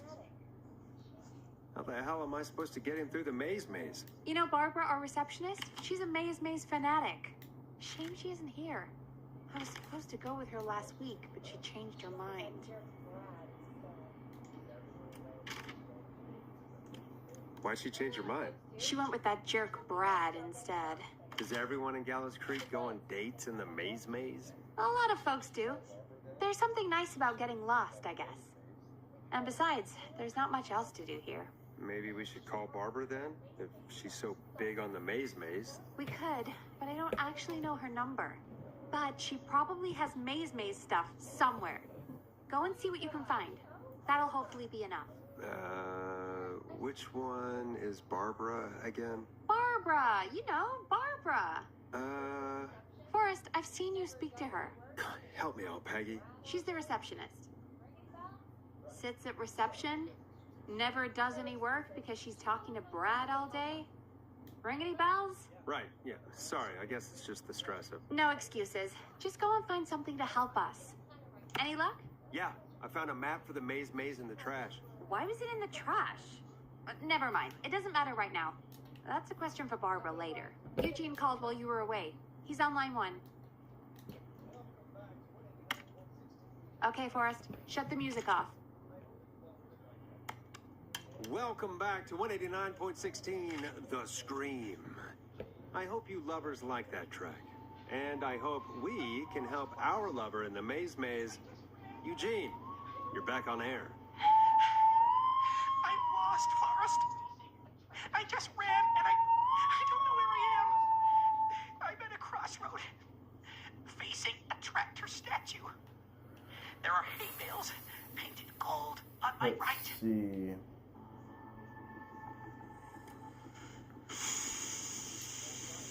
Let's see. Go right. Okay, here I go. This, doesn't look right. No, I'm going back to where I was. Jesus! Oh, shit! He's cutting through the walls! Where do I go?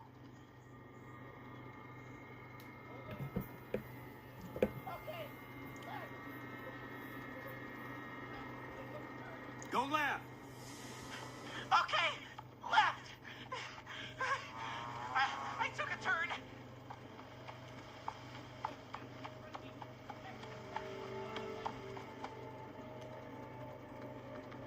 The pig statue in front of me.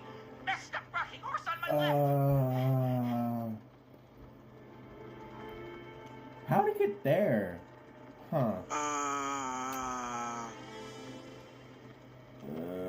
How'd it get there? Huh. Pig statue he has a pig statue in front and rocking horse to his left. Big statue he has a pig statue in front and rocking horse to his left.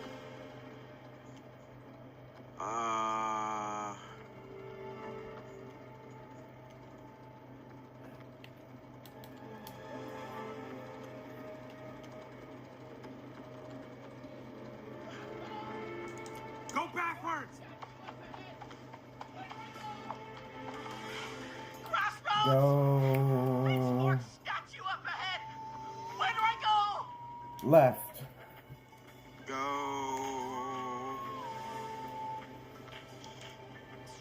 left.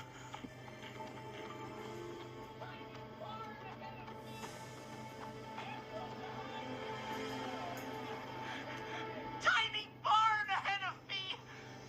Scarecrow behind. Oh, nothing either side.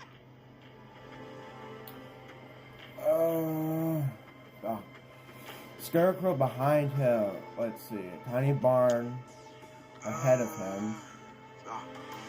Scarecrow behind him. Let's see. So Tiny that barn means ahead of him. right.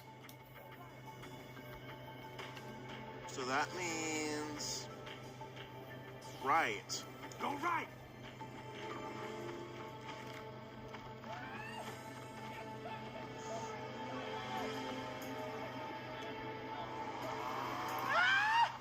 Just past the corn silo. Let's see. That means that he went through there. Let's see. That means that he went. Go right.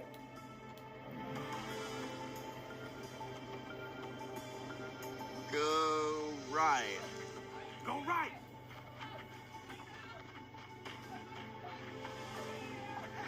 I see it.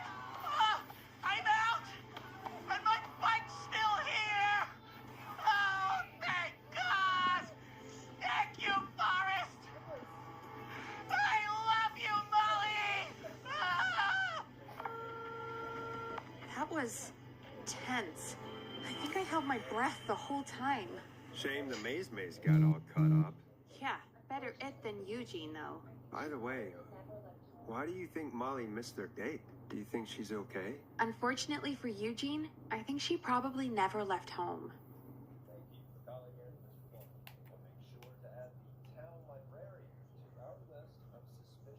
Thank you for calling in, Mr. Walton. We'll make sure to add the town librarian to our list of suspicious Clives. Remember, report a Clive to stay alive. Next caller is up, Forrest, so take it away. Caller, you're through to Forrest Nash on 189.16, The Scream. Hey, wonderful show tonight, Forrest. Well, that's kind of you to say. Thank you. What's your name, caller? You can call me Dawn. Could you play my tune, Forrest? Your tune. Sure. Long Ride Home. That old song. Sure. We got it. I think I played it the other day. Thanks. It'll be good to hear it again. All right, folks. Coming up is that old classic. Forrest, I don't think you're gonna find that song. What do you mean? I played it a few nights ago. I know, but, we don't have it anymore. What are you talking about? I threw it away. You threw it in the trash? No, I threw it out the window earlier today. Peggy, that's a bit extreme, isn't it? Brad was annoying me all afternoon. He played it on repeat because he knows I don't like it. So I grabbed it and threw it right out of one of the office windows. Not my finest hour, but I can only take so much. All right. So, what do we do instead then? Let's just play a different song. We've got more important things to think about anyway. Gotcha. Okay, folks. Here comes some unrequested Gotta be music. joking. Sorry about that, Dawn. Maybe try again tomorrow night. Sorry. I want to get the music. You gotta be joking. I want to get the music.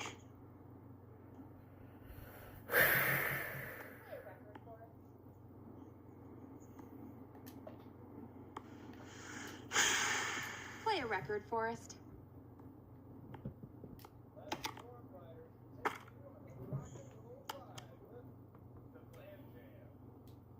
Let Storm Riders take you on a rock and roll ride with the Glam Jam.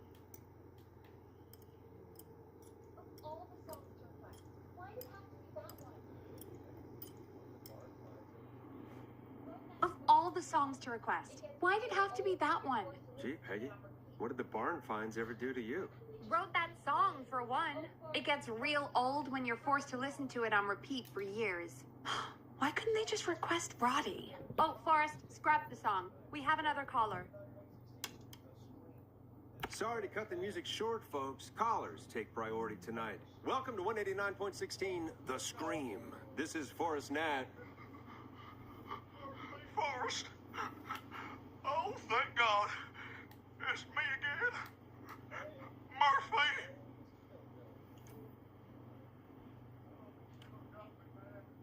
Hey, how'd it go, Mr. Dojo? Oh, the killer got me, man. Why did I ever trust a guy named Master Robbie? I warned you not to. Hindsight is 20/20, okay? Forrest, we need to do something. Goddamn piece of... He came to the Gallows waste disposal plant. Beat on me, man. Carried me inside and locked me in a dumpster. I got a flashlight. Oh, goddamn. I smell smoke. I think he started a fire. Hold on, Murphy. We'll call for help right Did now. we talk to Murphy already? I need someone here now or I'm gonna die. Did we talk to Murphy Hey, already? Get the fire department on the line. On it. All right. Now just... Come on, pick up. Hi. Yes, I'd like to report a fire over at the Gallows Waste Disposal Plant. It's an emergency. What do you mean it's not operational? Why is there no backup vehicle? Oh, God damn it! Forrest, that evil son of a bitch slashed the tires on the town's only fire engine. They can't do anything. But I have a few friends who live nearby. Maybe one of them can save Murphy. Where do they live? My friend Alex lives on the corner of Haddonfield and Romero Street, and Catherine lives on the west end of Myers Lane. And there's Jericho on the east end of Myers Lane. But he's old. Really old. Okay, I'll check the map, see who would be best to do this. Where's the map?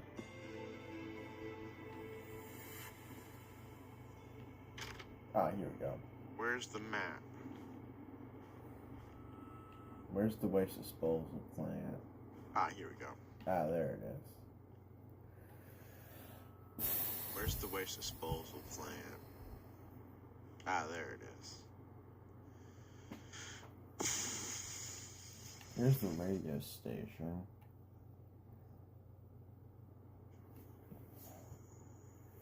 Here's the radio station.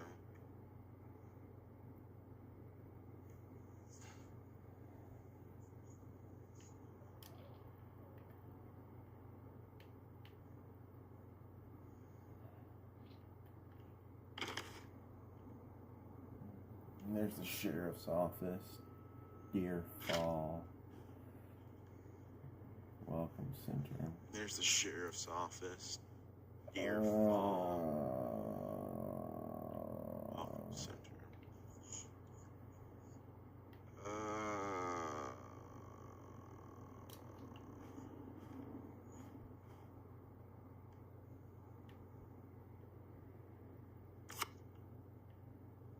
All right, Forrest, who should I call? Who can help Murphy? All right, Forrest, who should I call? Who can help Murphy? I forgot where they live.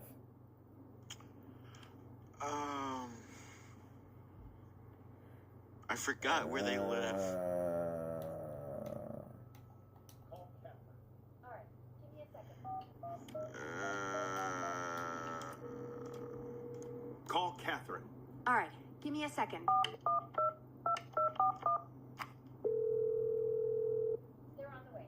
They'll call from the plant. You can direct them from there. They're on the way. They'll call from the plant. You can direct them from there. Well, let's hope they get there in time. It's Catherine. She and Murphy. Call coming in. It's Catherine. She and Murphy are now both on the line. Hello, Catherine. Are you there? What's happening at the plant? The whole damn thing is up in smoke. God damn it. I'm going in. Oh, my reception is terrible in here. God, my eyes sting.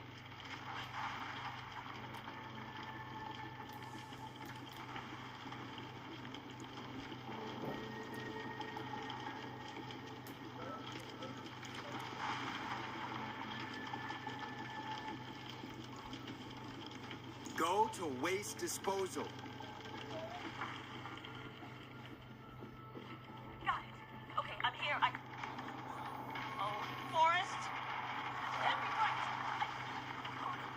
It's coming down. I gotta go. Forrest. Listen. My boy, Fernando. Give him a message. My final words.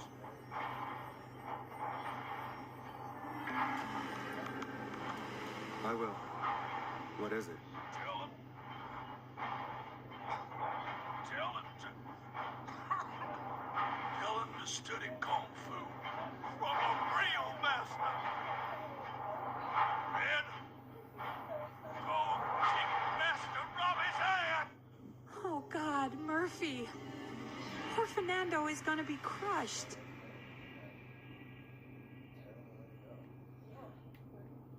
Jeez. That's no way for anyone to die.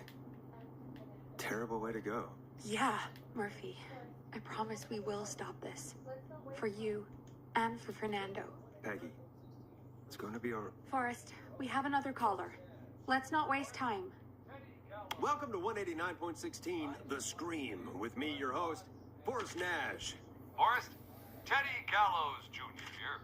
I just want to say that my thoughts and prayers are with my Gallows Creek neighbors during this awful time. Oh, it's mayoral candidate and scion of the town founders, Mr. Gallows. Are you in danger?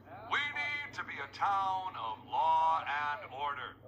We need cops who have the tools and funding they need to keep us safe. Okay, Teddy. I know you're an outsider to our little town here, Forrest. But you're really stepping up to bat for us all tonight.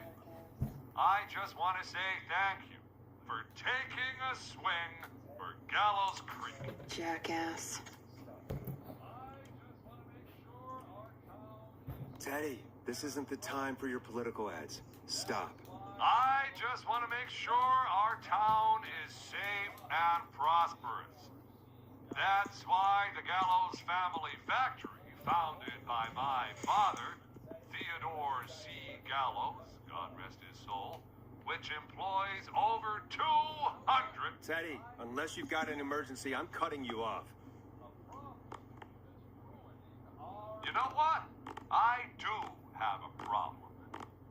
A problem that's ruining our town. You know what it is?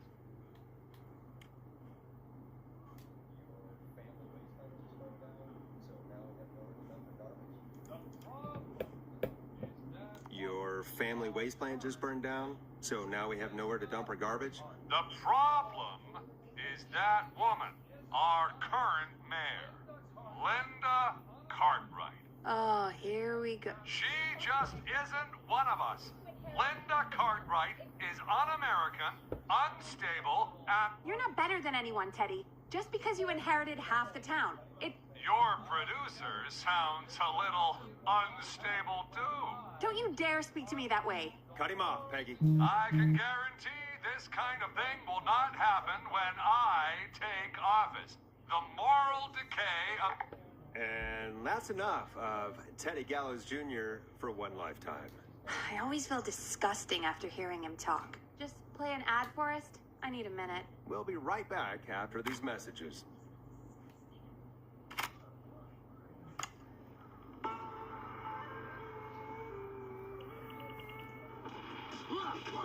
Do you seek ancient wisdom? Do you want to double your power? Are you ready to unlock your inner warrior for only $24.99?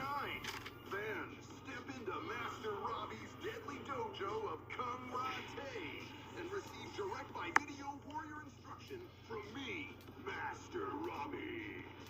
You will learn the 4 qualities of an ultimate conqueror. The power of the alligator, the discipline of the tarantula, the speed of the tuna, the poise of the scorpion, and the wisdom of the bullfrog. Using classified techniques, I'll unlock your inner chi after only 5 30-minute video sessions. Ultimate power and wisdom can be yours now for the low, low price of only $24.99. Just call 555-7861 USA to take your first step to becoming a champion.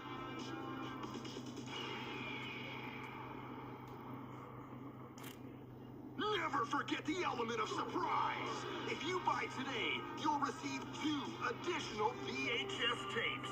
The Tornado Technique and Karate Love Me. Call today.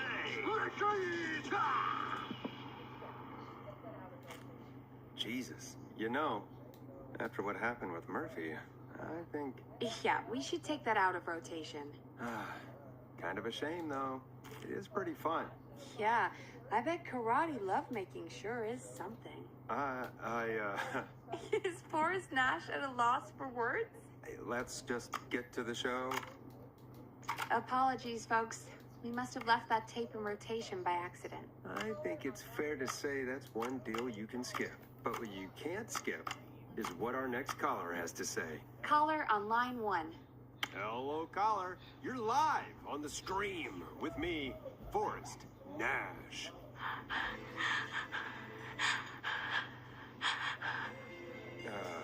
Hello, caller. Who is this? I need the police. I'm Forrest Nash. I'm standing in for 911 tonight. What's wrong? There's a guy hunting me and my friends. I think he's killed some of them already. That's him. He's just outside. I can see him from up here. God damn it. She's just a kid.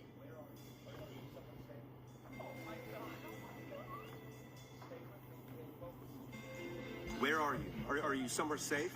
Oh my god. Oh my god. Stay with me, kid. Focus. I can't do this. Yes, you can. Focus. Tell me, what's your name?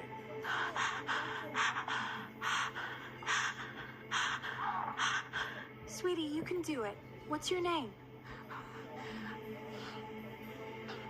Carrie. Good. Carrie, listen to me. We're gonna get you out of there, all right? Now, where are you? The old murder house. Upstairs. I'm at the end of a hall. There's a bathroom, a couple bedrooms, a closet. Oh, he's coming. Where should I go?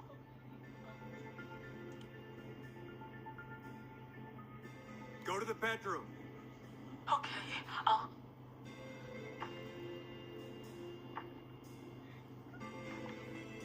He's here. He's here. He's gonna kill me. Forrest, I don't think we can... Don't move!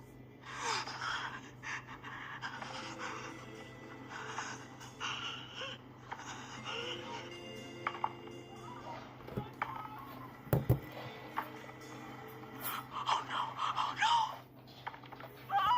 Oh no!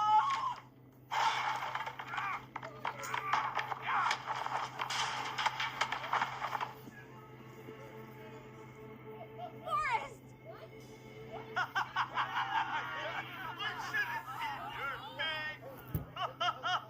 What? What? What? Are you kidding me? Okay, what the hell is going on here? Oh, who's on the phone, Carrie? The cops? It's just a joke, jeez. Wait, isn't that... Jimmy, that wasn't funny, you sicko! Of course I called the cops, but some guy just answered instead. What guy? Forrest Nash, what the hell are you all doing? It's prank night, old man. Just having fun. That's the kid. The kid who called in earlier pretending to be the whistling man. That's it. I'm out of here.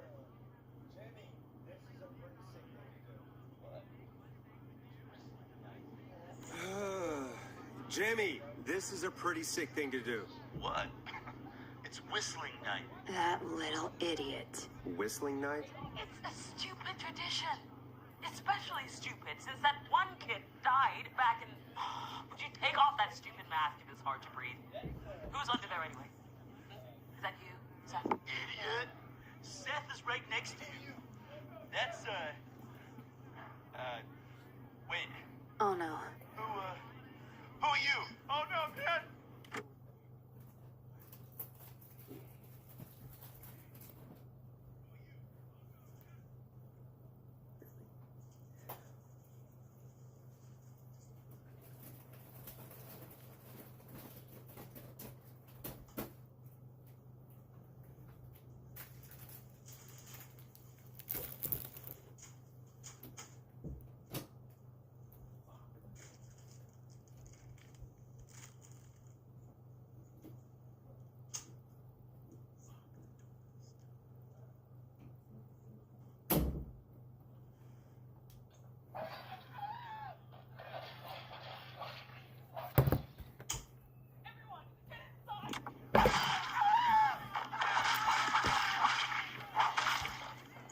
Everyone, get inside!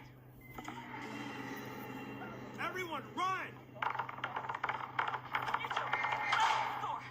Scott, Heather, you barricade the back. As long as he's out there and we're in here, we're safe, right? You buy time, but not much. Forrest, we have to... Heather, I already called the cops. Forrest picked up. He's the best we're gonna get. Who is with you, Carrie? My friend, we drove out to the old murder house and... Oh, of course! The van! Who's got the keys? Jimmy had them. Oh, Jimmy. Oh.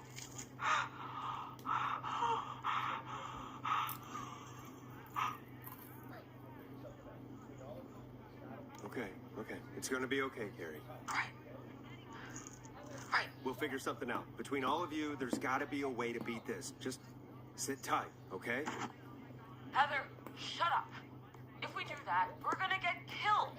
If only Jeannie were here. Jeannie? Jeannie McPherson? Our intern Jeannie? Yes.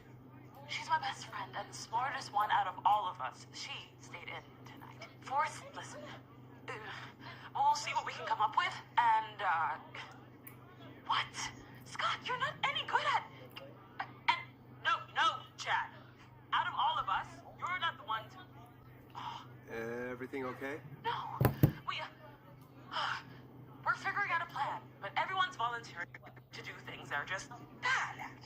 I think we can figure out what to do, but I don't think we can agree on who should do what. I think you'll have to be the tiebreaker, or else these idiots are gonna get us killed. But Shut up, you... Ugh. Forrest, I'll call you back. But I don't know anything about your friends. Ugh, these damn kids never learn. Every year for it. People get hurt. Breathe, Peggy. It's okay. Ugh, they do this kind of thing every year, Forrest. People get hurt. All right, folks. We're gonna work out a way to save Carrie and her friends. This next one goes out to all the trapped kids out there.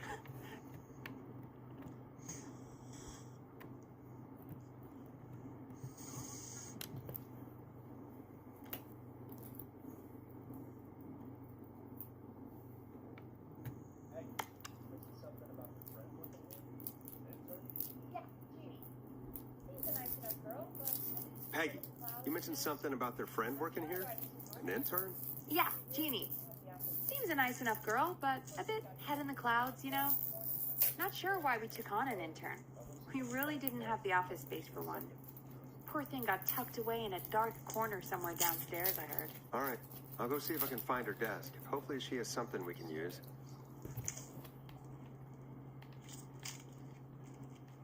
Peggy said her desk is downstairs.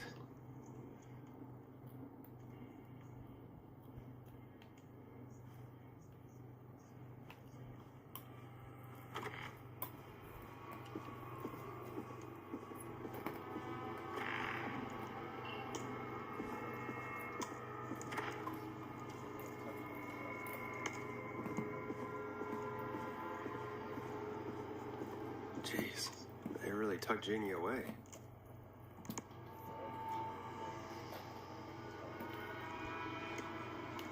Oh, God. Friendship quiz. This might work. Oh, God.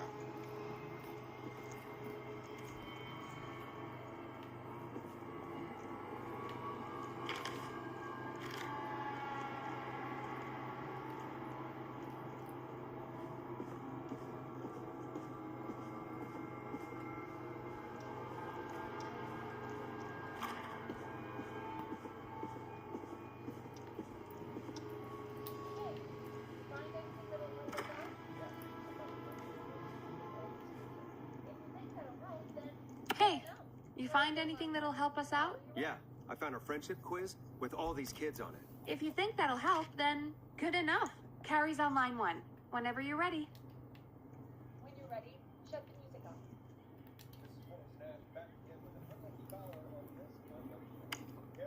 When you're ready, shut the music off. This is Forrest Nash back again with an unlucky caller on this unlucky night. Carrie, are you there? Yes, we've got a plan, but we can't agree on who should do what. You want me to be the tiebreaker? Exactly. I'm ready. What's the first step?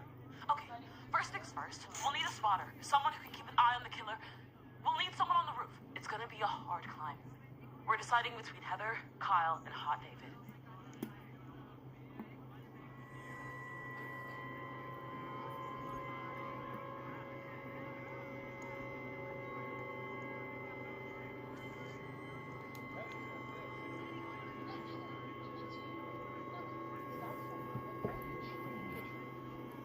Heather's got this. Yes, Heather, he picked you. Now please, stop talking about all your cheerleading trophies. Part 2, the Whistling Man padlocked the gate back to the road. Before we drive out of here, we need someone to pick the lock. Seth, Jennifer, and Scott all want to do it. Jennifer.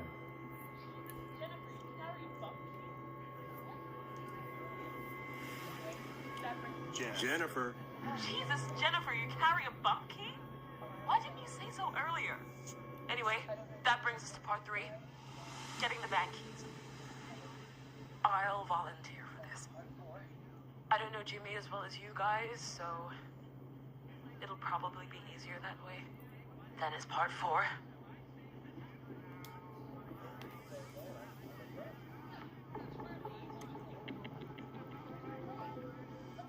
This is a very detailed plan. I'm impressed. Yeah, it's It's weirdly easier to think when you're about to die. You're doing great. What's the next part? Part 4, we need someone to lead the Whistling Man away.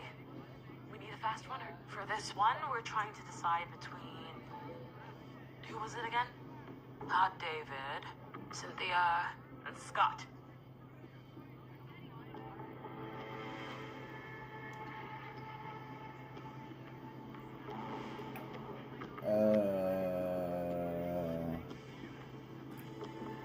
The only thing I see that has Hot David is the bottom one, besides the top one. The only thing I see that has Hot David Since Heather's is the bottom one, besides climbing, the top one. I think it's Hot David. Since Heather's climbing, I think it's Hot David.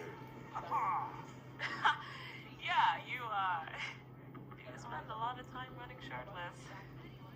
You got this, Hot David. Sweet. Okay, let's recap. We get the eyes on the roof.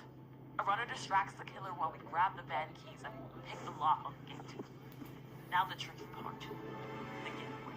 Ooh, what's the plan there? Well, we can't all outrun the Whistling Man. But he thinks we're just a bunch of stupid teens. So, let's use that against him. Part 5. We trick the killer into a trap. Someone can pretend to be injured. Who would make the most believable lead? Who you got? We got Lisa, Tammy, and Cynthia. Lisa?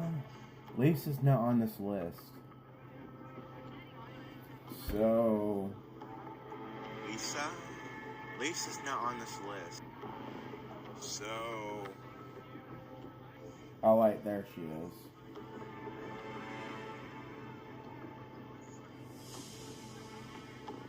Oh wait, there she is. I think Cynthia. Oh no. Oh no. No. I think No, I was Cynthia. trying to do Cynthia. Oh no. Never do that British Oh accent. no. That No. should take care of the killer. No, And I then was trying it's time to to do get out. Cynthia. Finally, part 6. We need someone who can drive us through the woods and back to Gallows Creek alive. Who's our getaway driver? Should it be... Who have we got? Chad, Scott, Cynthia, whatever. Forrest, you know what to do.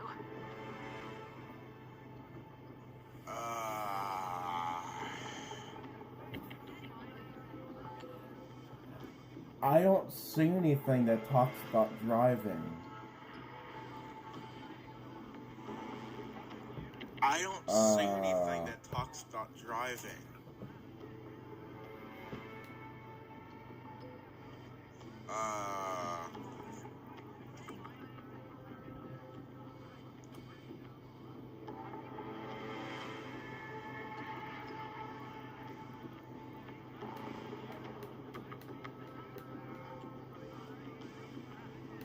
Chad.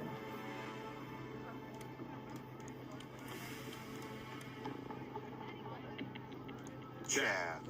Oh, perfect. Your go-karting experience will be great, Chad. Thanks, Forrest. We'll just take a few seconds for ourselves, and it's go time. Sounds good. Talk to you in a sec. Good luck, Carrie. That actually sounded like a pretty good plan.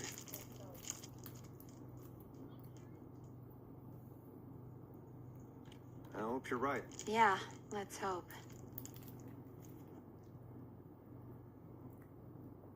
Oh, the kids are back already. Line 1 again. Oh, the kids are back already. Line 1 again. If you're just tuning in, we're coming to you live with a bunch of teens about to flee a madman. Listener discretion is advised. Are you ready, Carrie? We're good to go, Forrest. Got this. Here we go, everyone. Potter, to the roof. Go, Heather. Good luck. And Godspeed. You got this. Here we go, everyone. Spotter, to the roof. Go, Heather. She's off and away. All right, Renner. Get ready. Wait for the spotter's signal. Spotter says go. Go.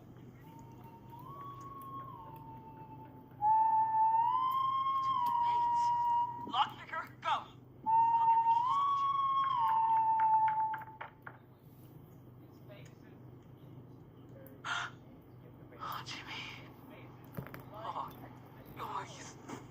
face is... The keys, Carrie. You need to get the van keys. His face is lying next to him, Forrest. He got cut. Oh, God.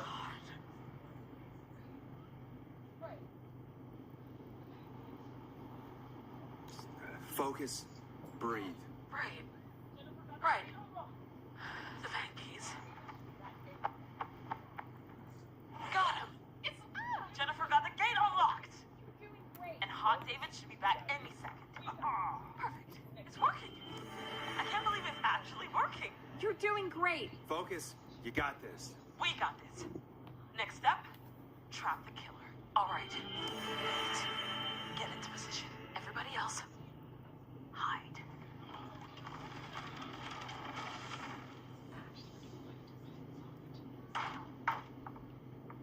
Okay, performer. Now, act like your life depends on it. Oh. There he is. He's buying it. Oh no. He knows. Hey, damn it. Now, push the bookshelf over.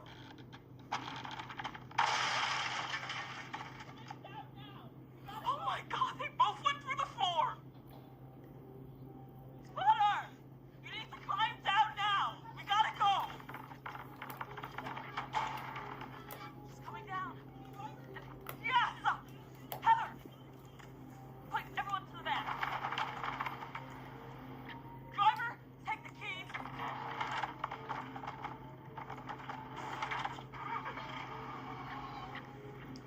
The damn gate swung shut.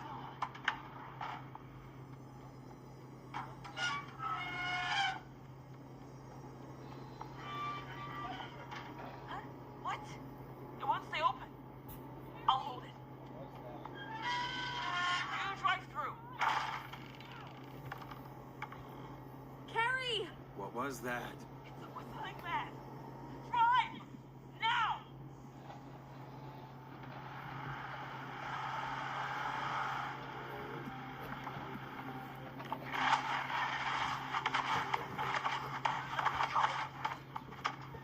Let me go! Go! Just drive! Oh my God. Please, no!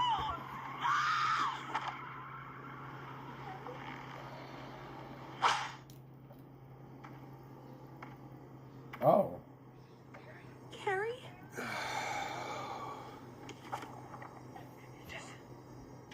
Oh. He just stared at me. Carrie! Carrie? Just stared at me. And walked into the woods. I don't understand. Thank God you're okay. Can you get somewhere safe? I can make it home. Thank you both for helping. If you hadn't, It was your plan, Carrie, and it was a great plan. You get home now, Carrie, before he changes his mind.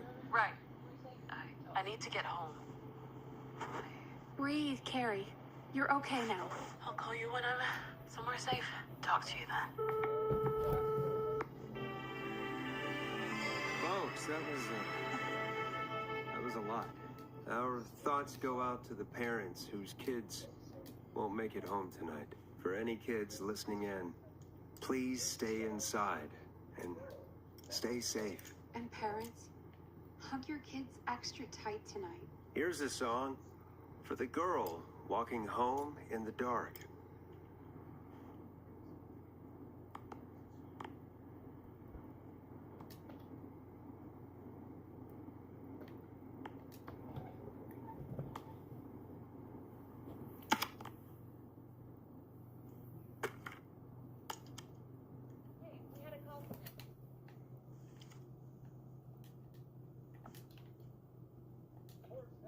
Hey, we had a call come in.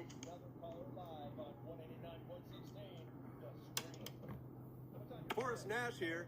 Listeners, we've got another caller live on 189.16, The Scream.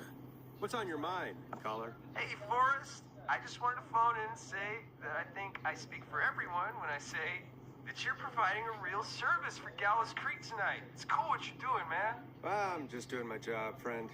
Anyway, tell me about yourself. What's your name? Are you keeping safe tonight? Yeah, man, I'm good, thanks. I'm at my roller rink, trying to get everything ready for the Harvest Festival tomorrow. I had a guy from Starling Security here earlier installing the Starling 4000 system, so I'm a little behind. As for my name, my friends call me Roller Ricky, and I now consider you a friend, my man. We're friends now, huh? Well, that's kind of you to say. Thanks. Yeah, man. Sounds like roller skating is more than just a job to you. So is this vocational? I wasn't always Roller Ricky. Once upon a time, believe it or not, I used to go by just Ricky. Yeah, back then, things were pretty rough. I used to roll with a bad crowd. Not all bad, but there was one guy. Anyway, some bad stuff went down. I harbored a lot of guilt for a long time and turned to the bottle. I didn't really talk about it or even know how to talk. It's just how it was. That bottle took the best years of my life. Or so I thought. It's never too late, Roller Ricky. How did you turn things around? I joined a support group. I opened up about my problems. Sharing that burden just took so much weight off. It's a long story from there, but I found roller disco. I learned how to have fun again, cutting loose and making shapes. Now whenever I get down, I get down. I'm finally free from it all, man. It's important just to talk to somebody. That's the first step. Ain't that right, Max? Aw, hello, Max. Welcome to the show, Max. Max is my emotional support dog. He's a rescue dog, but I always say he's the one that rescued me. He's the best dog a guy could ask for. Of course, the first thing I did was teach him how to skate. He's better than me now, a real pro. Max can skate. Yeah, man. At first they said it couldn't be done, and then they said it shouldn't be done. But Maxie loves the rink, man. Is that another train, Maxie? Maxie loves trains, man. He's even got that special how to greet them. Sounds like you two make a great pair. Maxie appreciates all the positivity you're throwing out, my man. You know, I'm actually hosting free skating lessons tomorrow at the festival. I think it's a great opportunity to give back to the community. Man, all this talk of skating's got me itching for a boogie. Before I switch my radio off for the night, could I request a song for us? Something I can groove to, you know, something funky. It'll be me and Maxie's final boogie breakdown tonight. Then I think we'll take it down a level. I can do that. Thanks again for calling. You and Max, be safe now, okay? Bye, Maxie. You got it, man. Peace. Well, folks, this next one goes out to Roller Ricky and Max. Enjoy.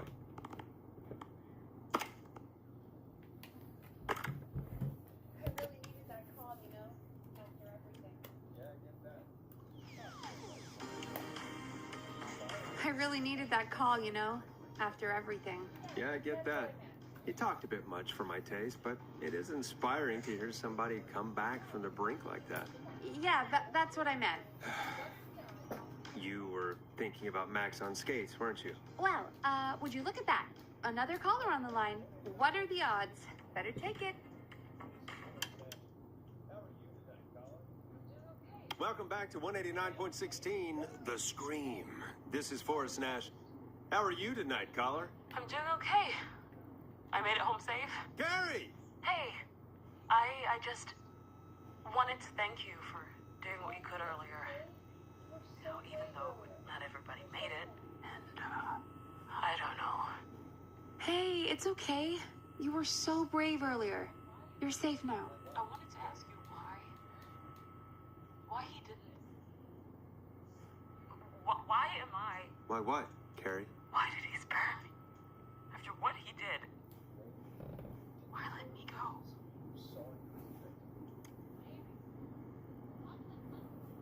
Maybe he didn't kill you because he saw you as a victim. Maybe. But why would that stop him from killing me too? After everything he did to... These stupid hazing nights have to stop. Carrie, you did so well tonight. Stay safe and rest. Help is coming to Gallows Creek. We just need to hold on. Thanks, Peggy. Hey, Forrest? Could I request a song? Of course, Carrie. What song? Any song by Blast Processor. And thank you. This next one goes out to Carrie. You know, what Carrie just said has really got me thinking. About what? The Whistling Man left her alone. You know, what Carrie just said has really got me thinking. About what? The Whistling Man left her alone. Why? There must be a reason. When it comes to masked whistling killers, I don't think a reason is a key part of their process. Well, it's something to consider. I need to take a break. If you want to stretch your legs, now's the time. Just hit the Peggy button when you want to get back on air.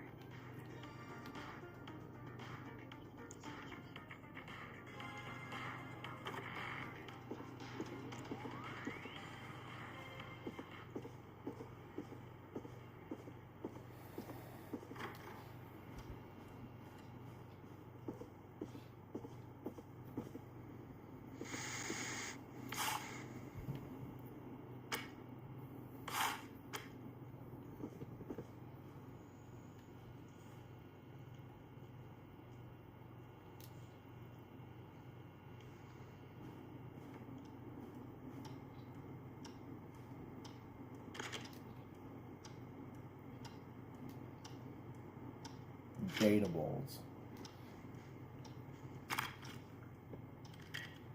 A bunch of cats. Jadables. A bunch of cats.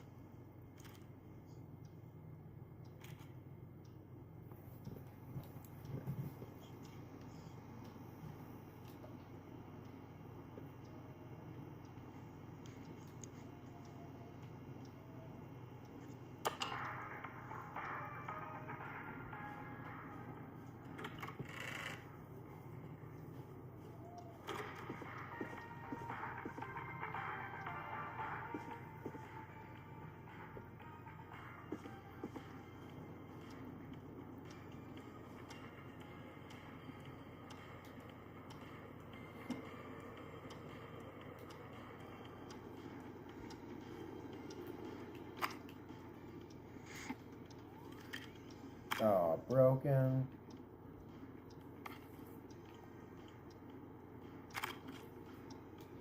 Oh, broken.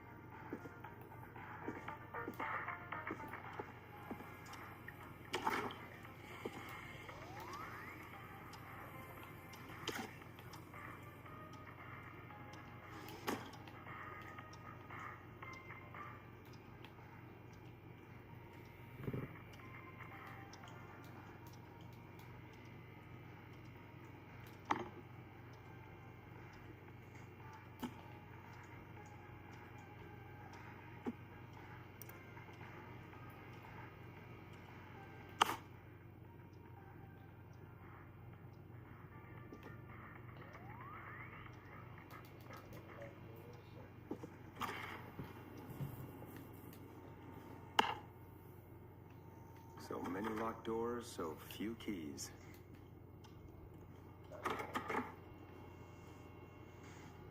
What is that? That's not opening. What is that? Locked tight.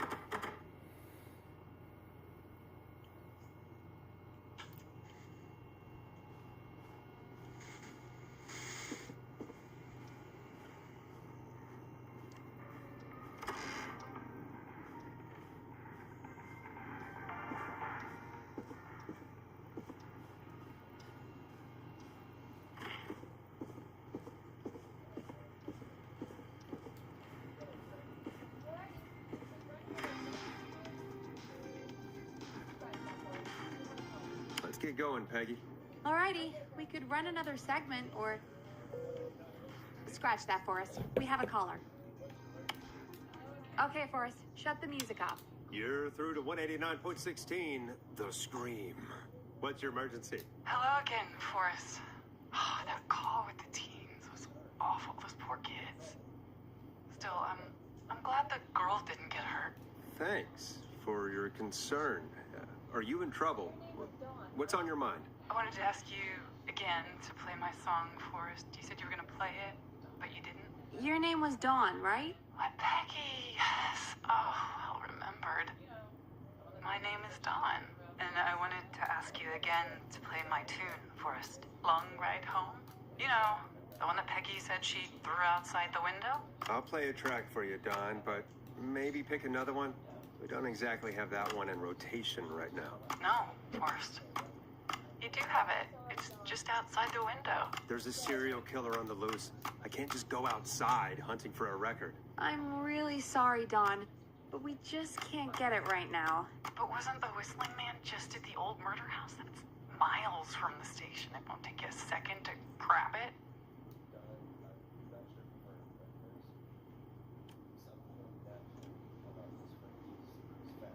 Don, I'm not sure if you've heard, but there's something unnatural about this freak. He's fast. I'm not risking it. Oh, but I think you will. Forrest? Peggy, I'm calling with more than a request. I know something. I think I know who's gonna be next. What? Are you serious? Play my song, Forrest, and you'll find out. Well, folks, here's some music for you while I think things over.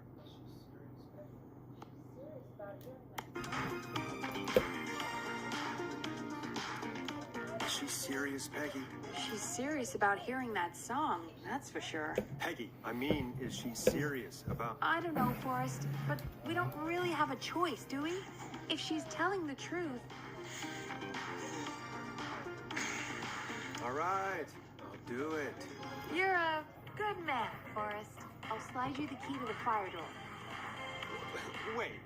Our fire door has to be unlocked? Yeah, you know, I never thought about it, but yeah. We should talk to Reggie about that later. Anyway, I'll hold the fort down while you're out. Maybe I'll even get a caller. That could be exciting.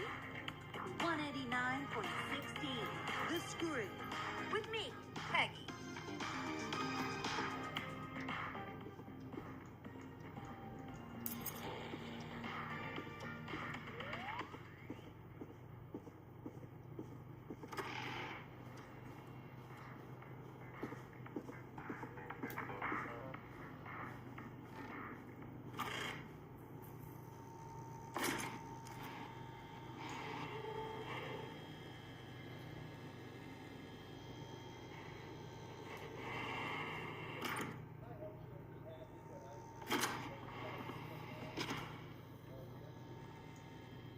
You know, I hope she'll be happy when I'm brutally murdered by the Whistling Man. Out here, in the open, alone.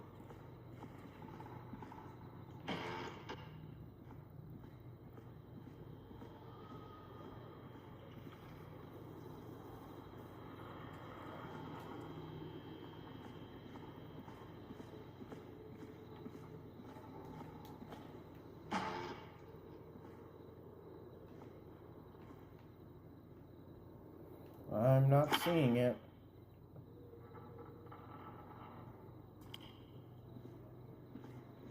I'm not seeing it.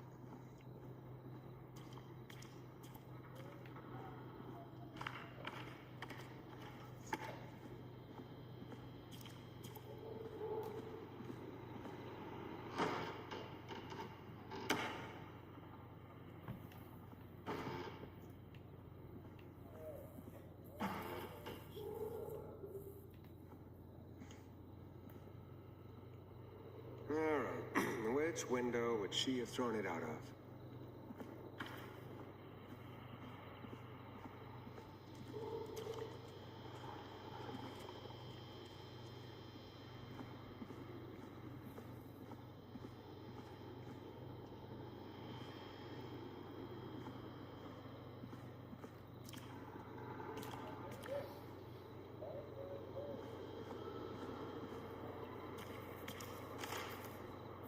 Here it is.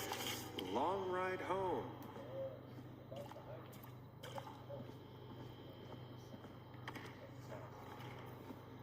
Of course. It locks behind me.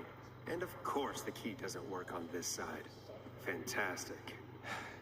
Maybe there's another way back in through the basement. A door, elevator, or something.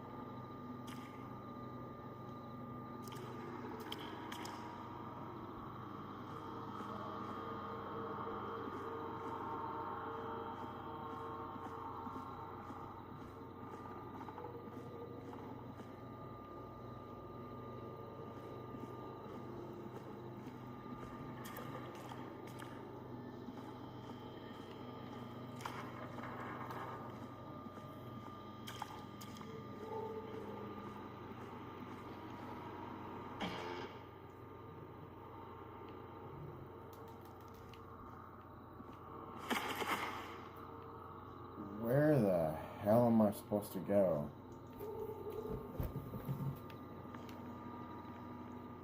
Where the hell am I supposed to go?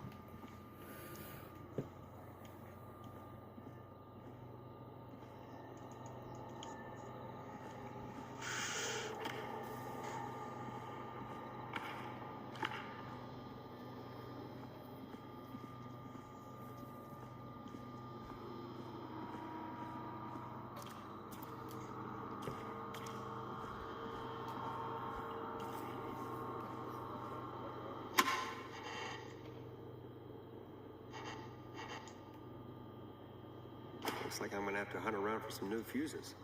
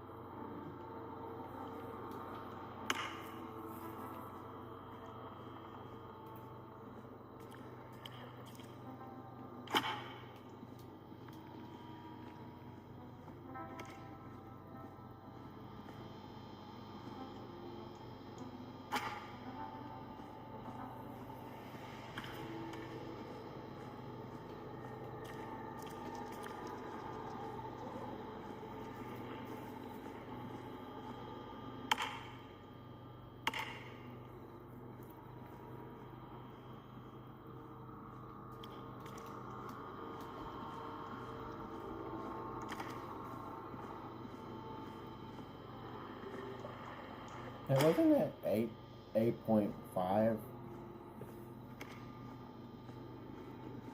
85. Hey, wasn't it 8.5?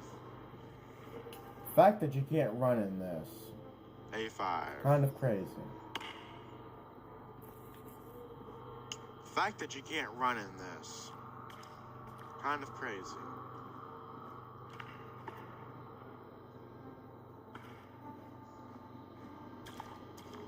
A20.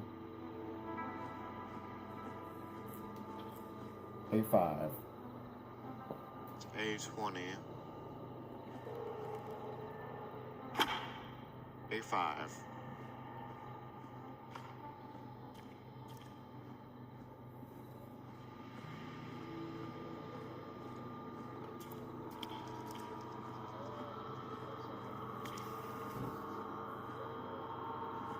What do you mean?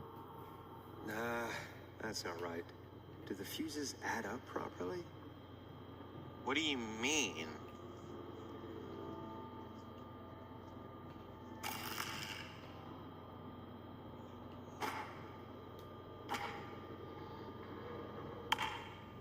$70?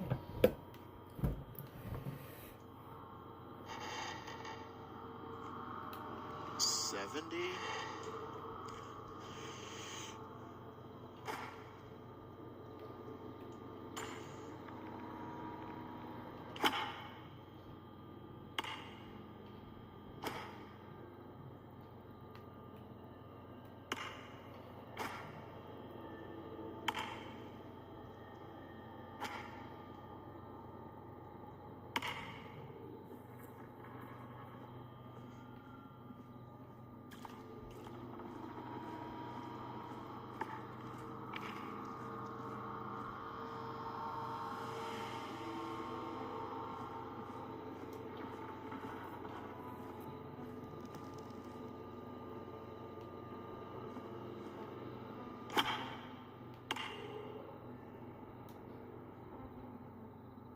What kind of fuses am I looking for?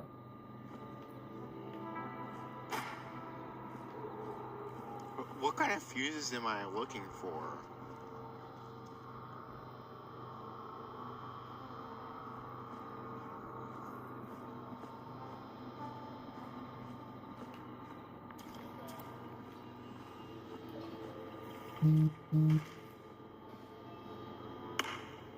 Bingo!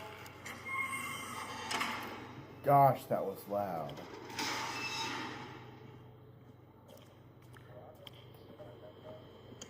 Gosh, that was loud. I could probably survive that fall.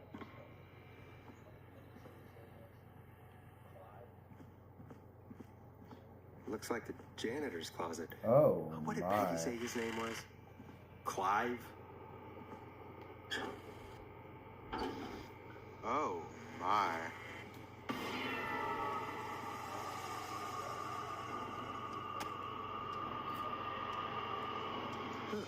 There's a key.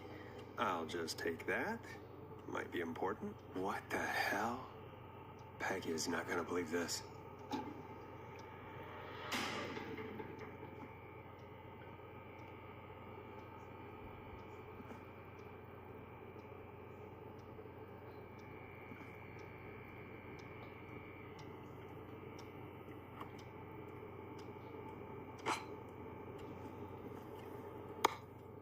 Any tapes in here or any? Doesn't look like it. Any tapes in here or any? Doesn't look like it.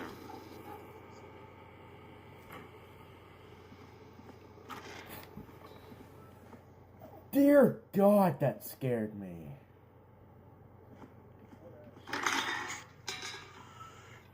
Dear God, that scared me. I wonder how the show's going.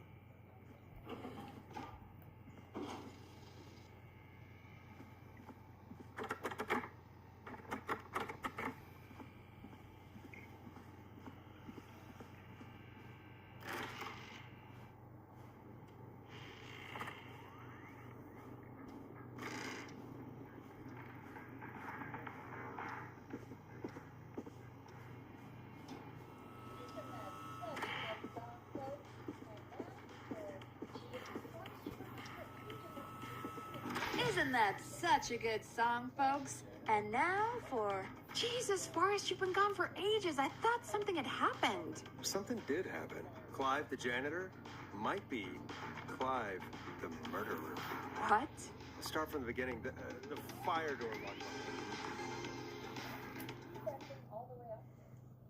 Because the basement's creepy as hell, and I don't like standing around down there. Why did you heave that thing all the way up here? Because the basement's creepy as hell, and I don't like standing around down there. Fair.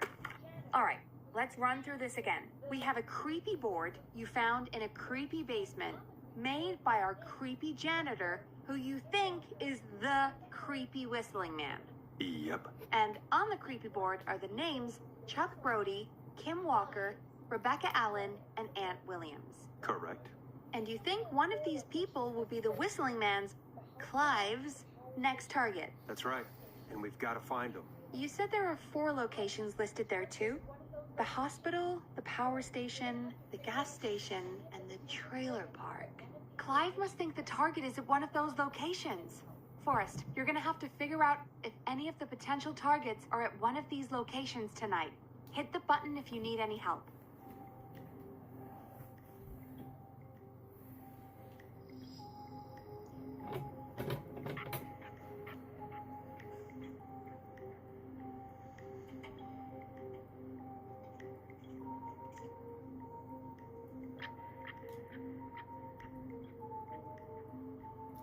Oh.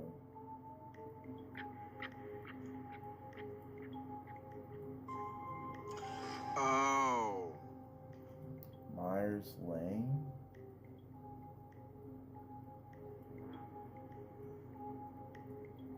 Myers Lane?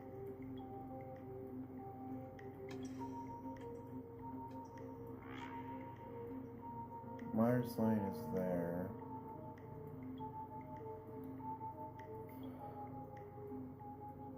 Myers Lane is there. Romero. Road right next to Romero.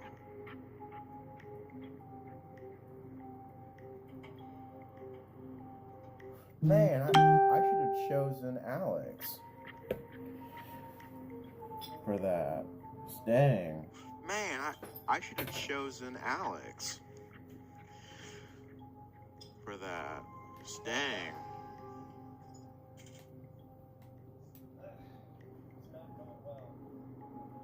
How's it going? Oh, here we go. It's not going well. I could use some help. Okay, let's review the basics. We need Ah, to here we go. work out who the next target is. There's 4 locations, right? And 4 people. We need to figure out if anyone is at any of the 4 locations tonight. And if they are, we can call them and warn them. There must be some connections between the notes. That makes sense. Great.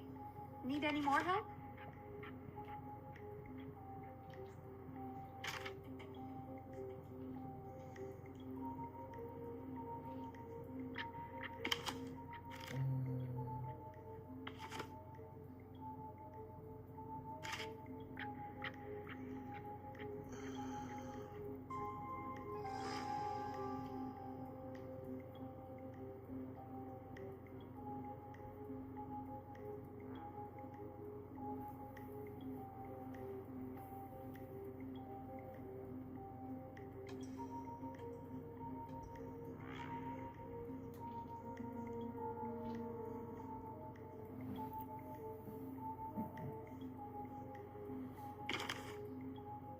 Football captain, Chuck.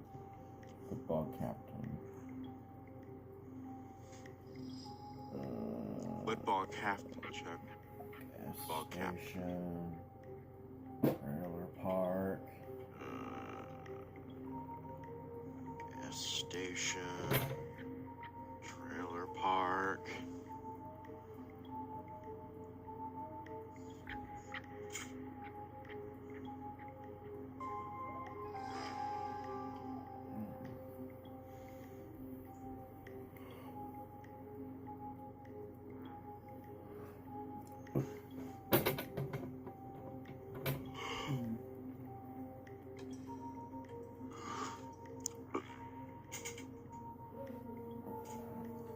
The 2-year investigation into festival accident has concluded. The 2-year investigation blame 2 into engineers that festival were accident has blame concluded. 2 engineers that Investigators were contracted blame 2 engineers that from were the local power blame station.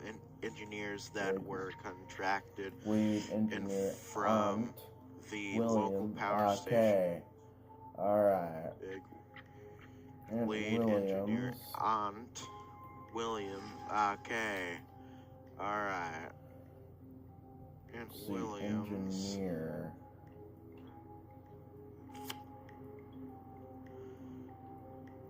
the engineer. Can I not take this over here? Nope, I can't. Okay. So... Can I not take this over here? He is Nope, the I can't. power station. Okay. So... believe he is the power station.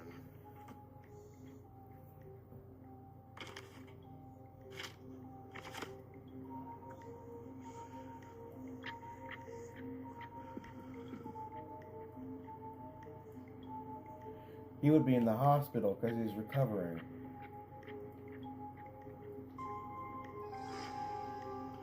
He would be in the hospital because he's recovering. Chuck Brody. Hospital. Chuck Brody.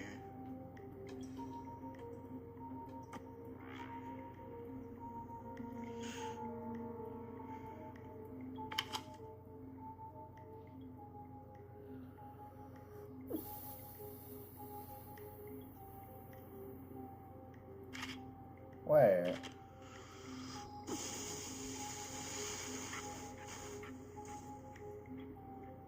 Where?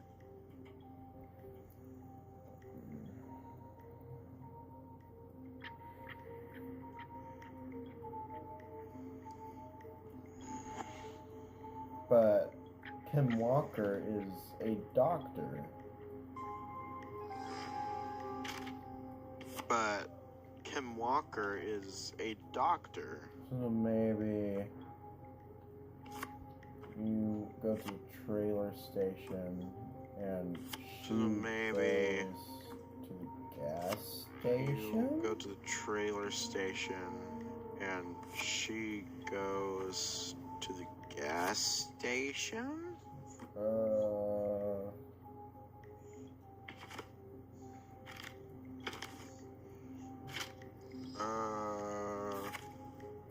That's the whole engineer blame thing. That's the whole engineer blame thing. Trailer for sale. Trailer for sale.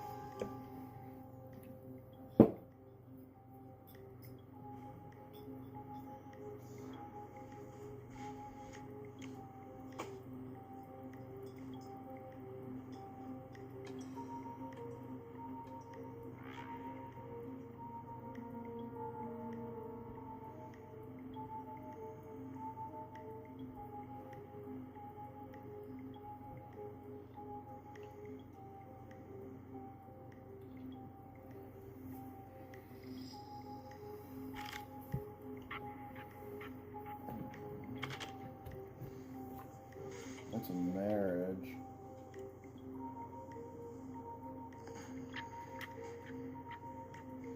That's a marriage.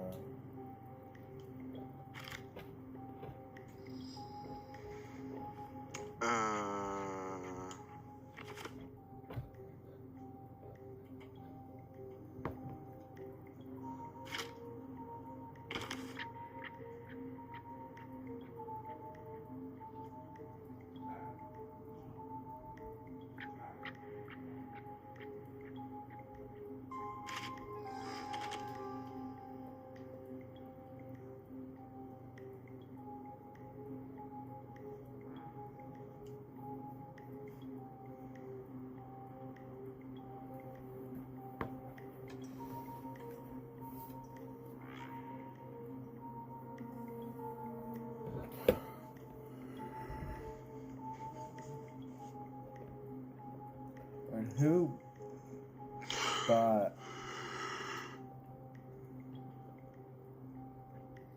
But who bought?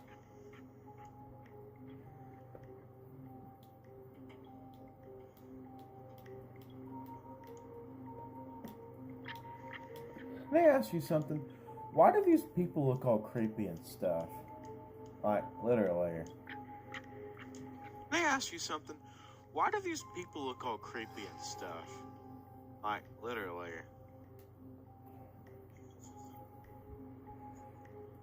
It doesn't say who won the lottery and bought the place. It doesn't say who won the lottery and bought the place.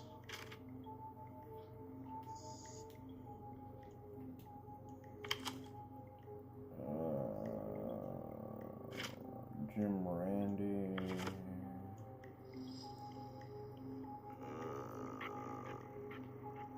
Jim Randy.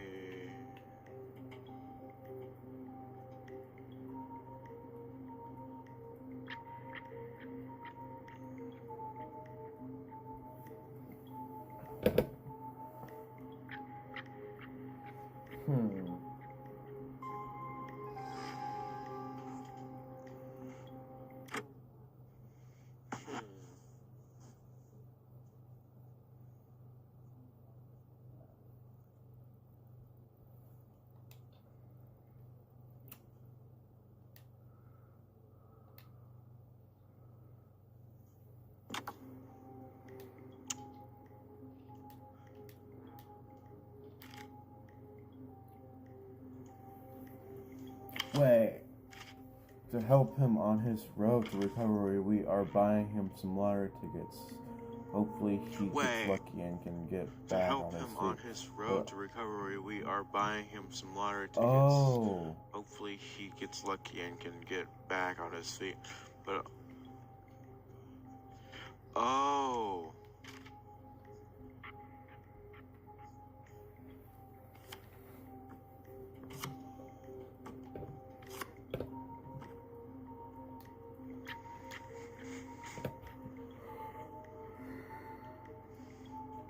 McCurdy Street.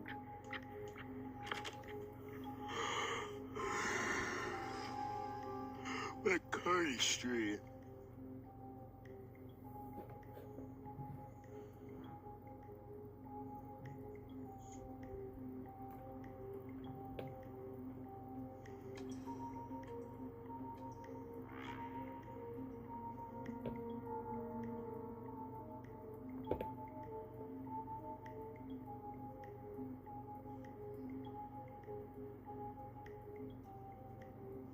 Where's the power station?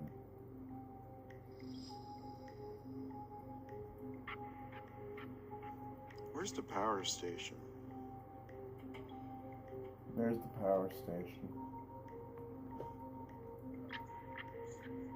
Gas station is... There's the power station.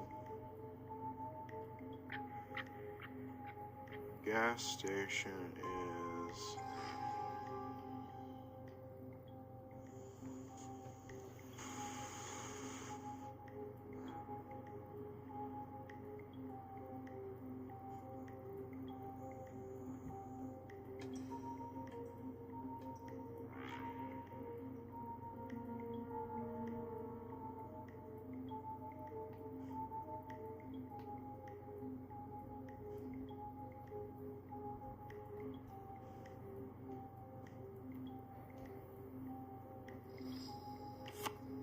I don't see the gas station. I don't see the gas station.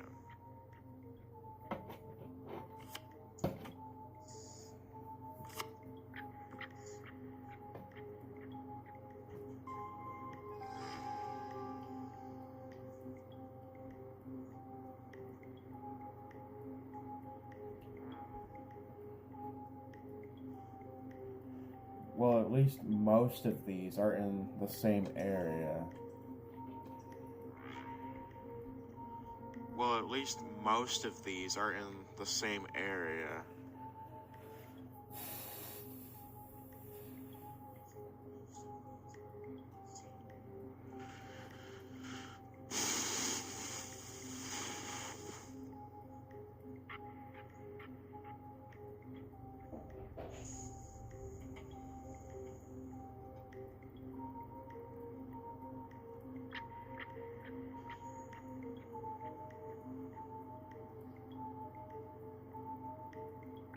Gas and repair right there. That's the gas station. Gas and repair right there. That's the gas station. So Chuck Brody's the gas station. So Chuck Brody's the nothing gas about station. Rebecca. Anywhere. There's nothing about Rebecca anywhere.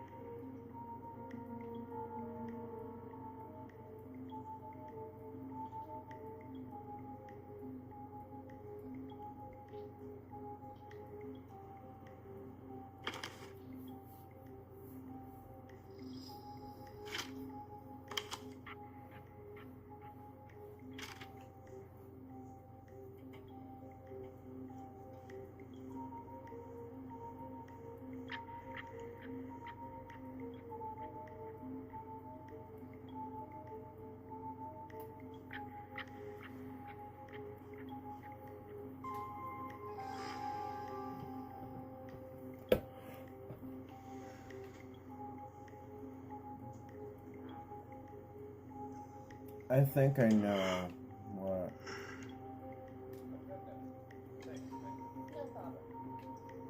I think I know what. I'm good now. Thanks, Peggy. No problem. How's it going? I'm ready, Peggy. Are you sure? We've only got one shot at this.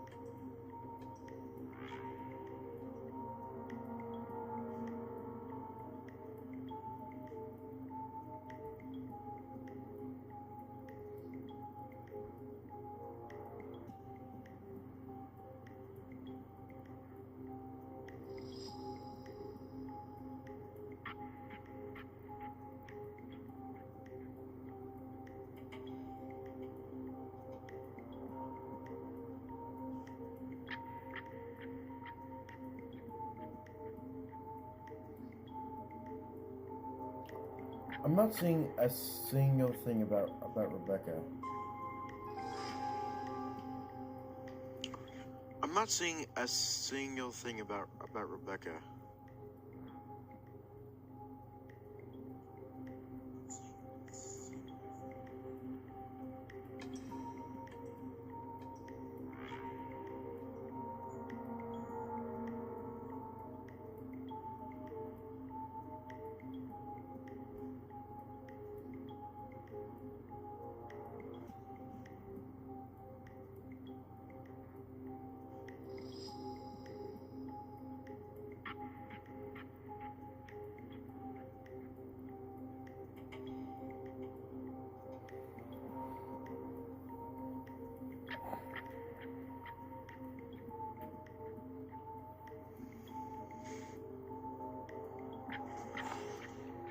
Rebecca Allen.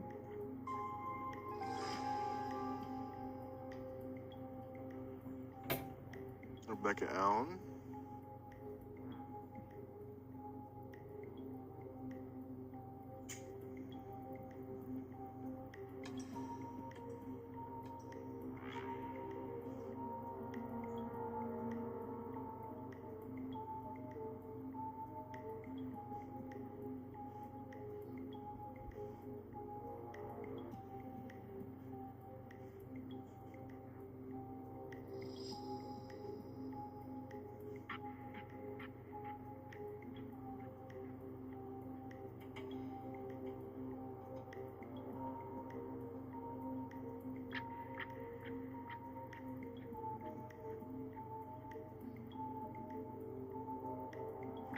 Ah, so this is right.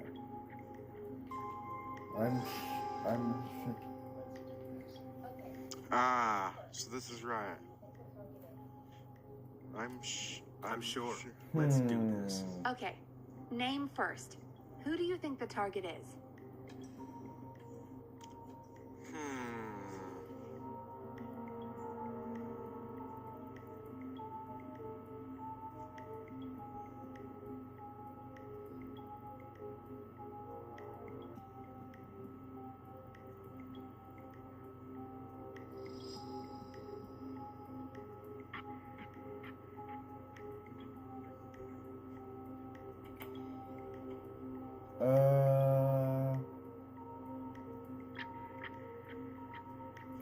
Let's go with Chuck.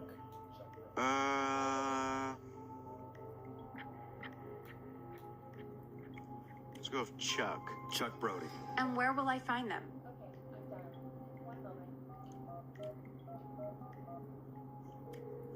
The gas station. Okay, I'm dialing. One moment. Fingers crossed.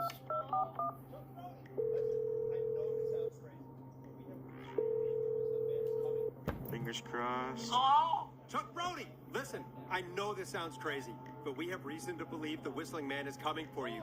You need to get yourself and everyone else out right now. The Whistling Man? Who the hell are you? Who is this? This is Forrest Nash. Listen, the Whistling Man's back. We found a list with your name on it, and... Oh, God. It's today. The year I finally let myself forget.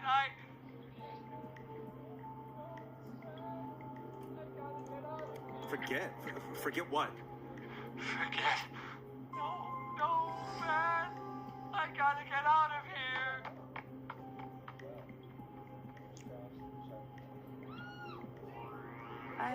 I think he ran off. Well, fingers crossed that Chuck... Jeez! It sounds like something blew up. He's using bombs now? Is Chuck? I don't know. Hang on.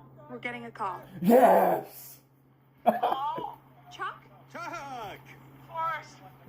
The whole goddamn gas station Yes! Is anyone hurt? I don't think so.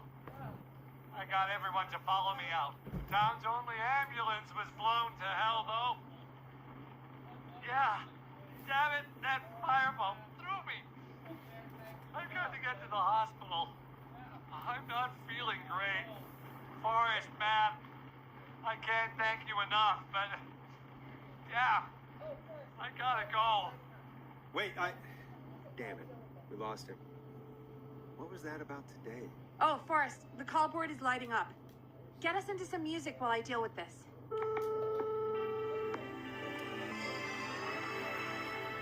Here's some music while we regroup here on KFAM 189.16, The Scream.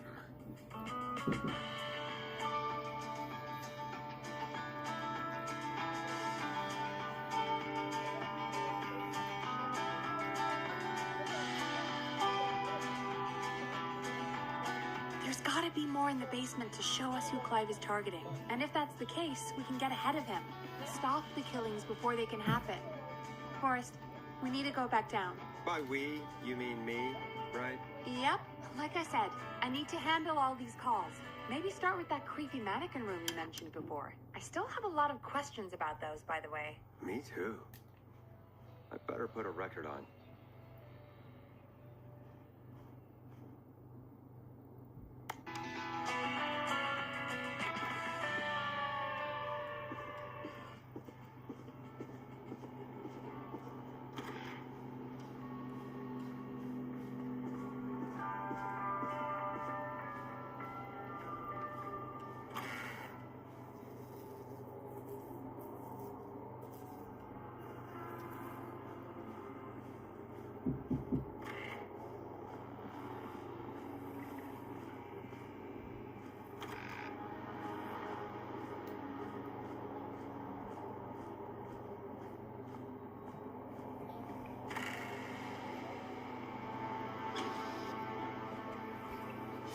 What? Where? The key? Was this always here? I must have missed it when I brought everything upstairs. What key? What? Where?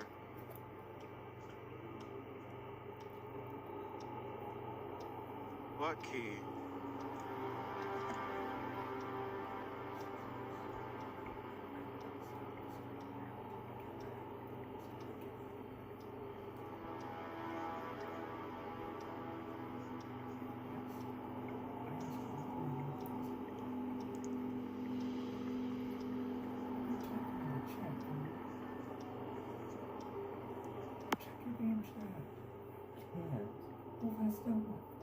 I took out my mic, so.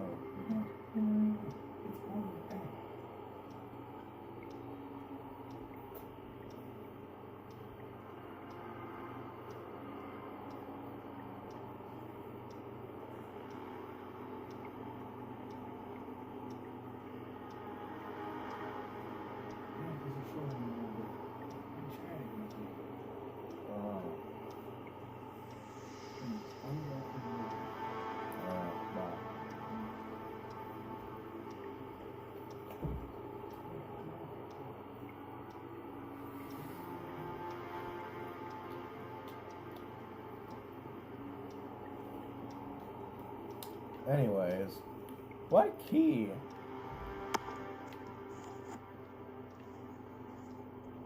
Anyways, what key? I don't see a key anywhere. Oh, there. Basement storage. I don't see a key anywhere. Oh, there. Basement storage.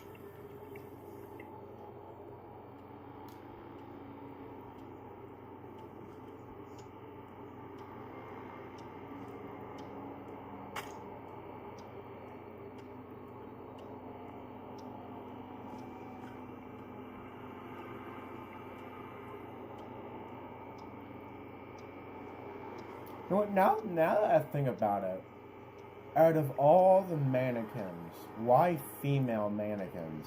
You know what, now that I think about it, Like, literally. out of all the mannequins, why female mannequins? Like, it doesn't really look like there's anything left in here. Like, literally. It doesn't really look like there's anything left in here. So, basement storage. So, basement storage.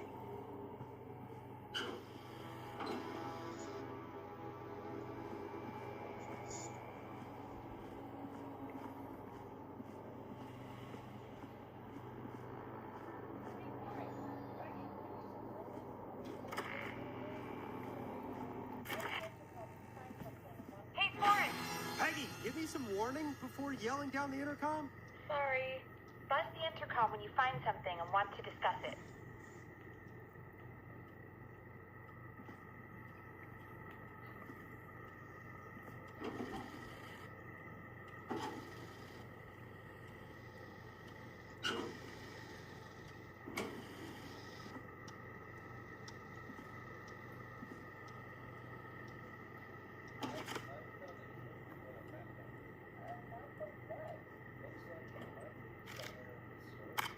Peggy, I've found a tape and a map down here. A map of what?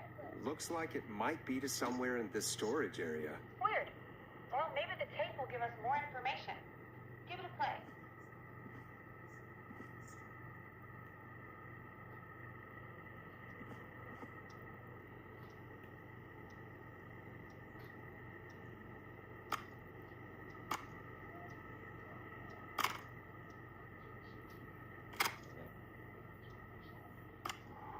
George Barrow, 1968.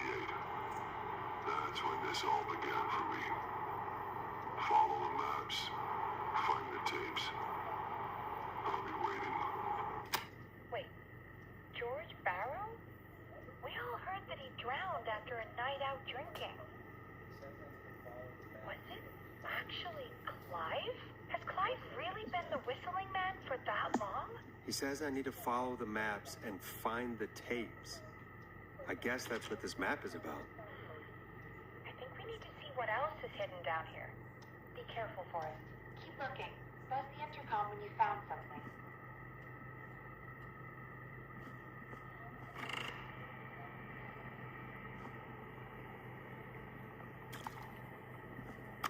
Time of autopsy is 7 a.m. Cause of death is asphyxiation from drowning. The degree of rigor mortis indicates that the subject has been deceased for 5 hours. That makes the time of death.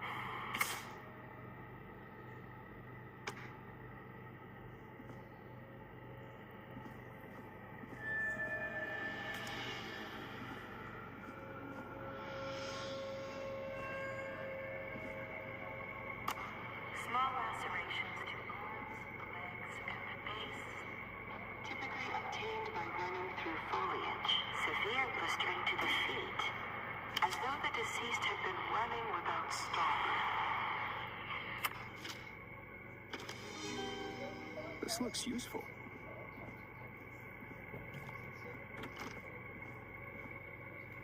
What have you found, Forrest? It's an autopsy tape. Doesn't say for who, but I think it must be for George. Poor George. He was so young. Something's bugging me, Peggy. What do you mean? I swear I recognize the voice of the woman talking on the tape. I just can't place it. Seriously? Do you think you've met her before? I don't know. I mean, I just got here recently. I don't know. Found another tape that talks more about how George died. What did it say? It sounds like he was running for his life. Sprinting through trees and bushes, getting cut up all over. What would drive someone to do that? I'm not sure yet. I found a police report. Mentions a friend from earlier. Sandra Sharp. Sandra. The jazz runner? That's right. She found George's body washed up at the reservoir. The reservoir? Yeah? What's strange about that? George got cuts from running through foliage, right? But there's no forest around there. Also, how did it wash up at the reservoir? What do you mean? Reservoirs don't have tides. But that's what the police report said. It's not possible, though. I did a school project on reservoirs and got an A. But, yeah, not important right now. The important thing is that it doesn't make sense. What are you suggesting, then? That the body was originally found somewhere other than what the report suggests? That the sheriff tried to cover it up, but accidentally let something slip? Something like that. I think. Well, Sheriff Matthews wrote the report. If he hadn't been eviscerated, we could have asked him. And Sandra didn't make it either. Do you think you found everything, Forrest? I think there's got to be more down here. I need to find all the tapes. You think so? How much did Clive hide down there? Well, if there are more tapes, then there must be more maps to follow, right? That seems to be the case. All right, then. discuss it.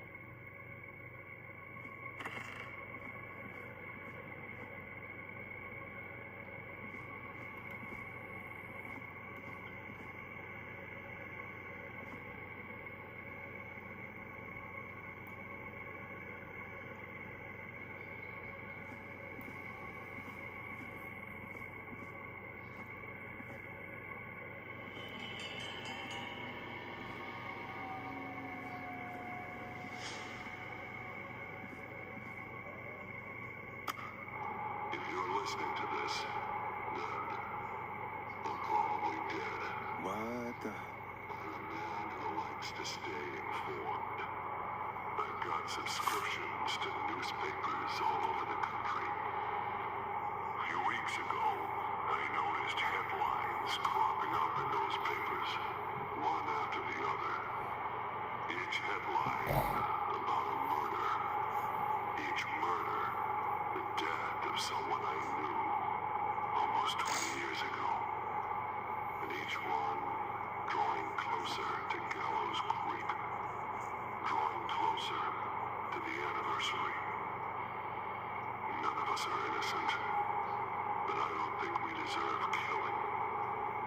All I hope now is that I can save some folk from the worst that I can.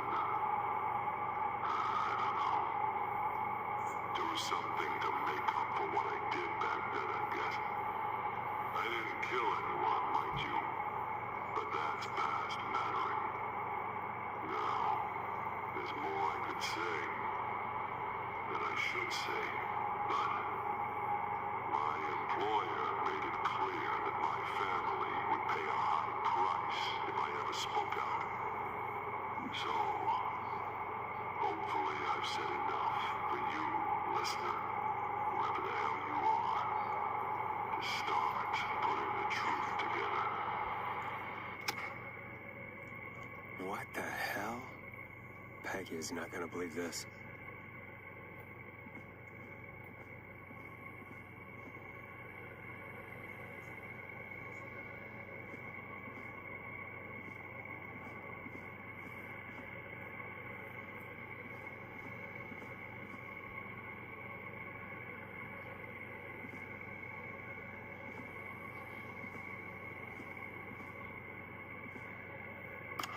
Preliminary toxicology results shows no signs of inebriation. However, a high amount of cortisol was found, indicating elevated levels of stress in the immediate moments before death.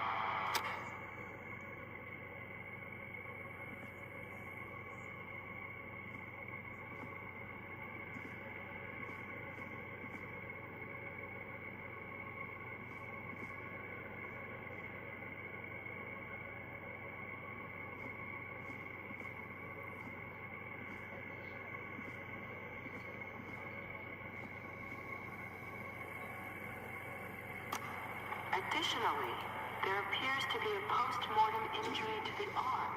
It looks like it was trapped in a car door.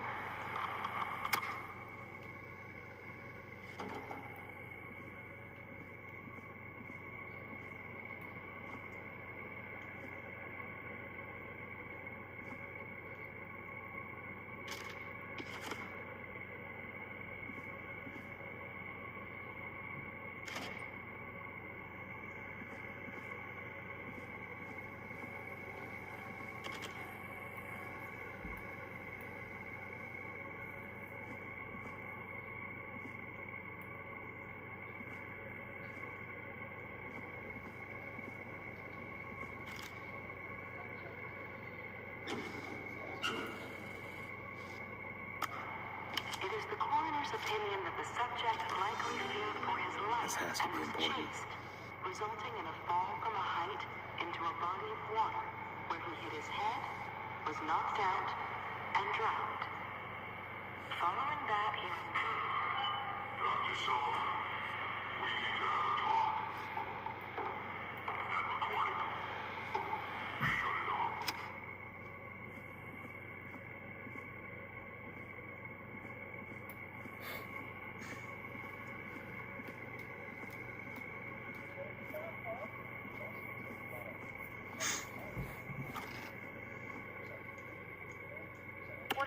Forrest?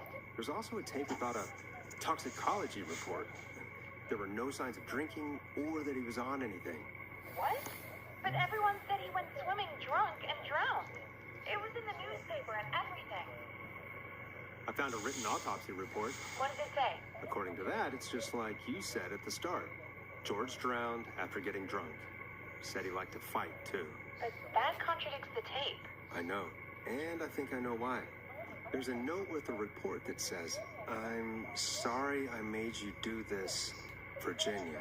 If it was on the autopsy report, then Virginia must be our coroner. Wait, the caller from earlier, when we had to call the takeout restaurant, wasn't her name Virginia? We need to call her back once we finish down here. It looks like she might know something about what's going on. I found a tape that introduces a new detail to the story. Post-mortem injury. Apparently, his arm got caught in a car door. A car door? Yeah, after he died. How do you suppose they can tell? How can they tell? I'm a radio producer, not a coroner. The written report I found doesn't mention it at all. How did his arm get trapped in a car door after he died? Unless he got it when the police collected his body, I guess someone else must have moved him after he was dead to where he was eventually found. But the report, what is going on here? In another tape, the coroner comes to the same conclusion as I did. George was running from something. Maybe an animal? Maybe, but then there's this next bit where the coroner thinks he was moved post-death. So she agrees with us. At the end of the tape, someone burst in and demanded Virginia stop recording. I think it was Clive. This is starting to make sense now. This is a conspiracy to cover up what happened to George. I think I found Clive's last recording. I think Clive might be gone. Gone? I found a confession. Not for any killings, but for playing a part in covering up George's death. He left this behind in case he died. He hoped someone would find it. Do you think the Whistling Man already got him? Possibly. We've had a lot of callers tonight, but maybe not every victim made it to the phone, you know? We don't know how many there really are. Christ, Forrest, that's dark. I know, but Clive said he had read about other murders in other towns, and that the murders were all folks who knew about the incident. And the killings were getting closer to Gallows Creek. He said he wanted to do something good for once. The board in his office. He wasn't tracking people down to kill them. He was tracking them down to save them. Why didn't he just come out with all of this? He said his employer threatened his family if he spoke out about any of it. His employer? The one who orchestrated the cover-up? Oh, Clive. I'm sorry for thinking you killed all those people. Do you think you found everything?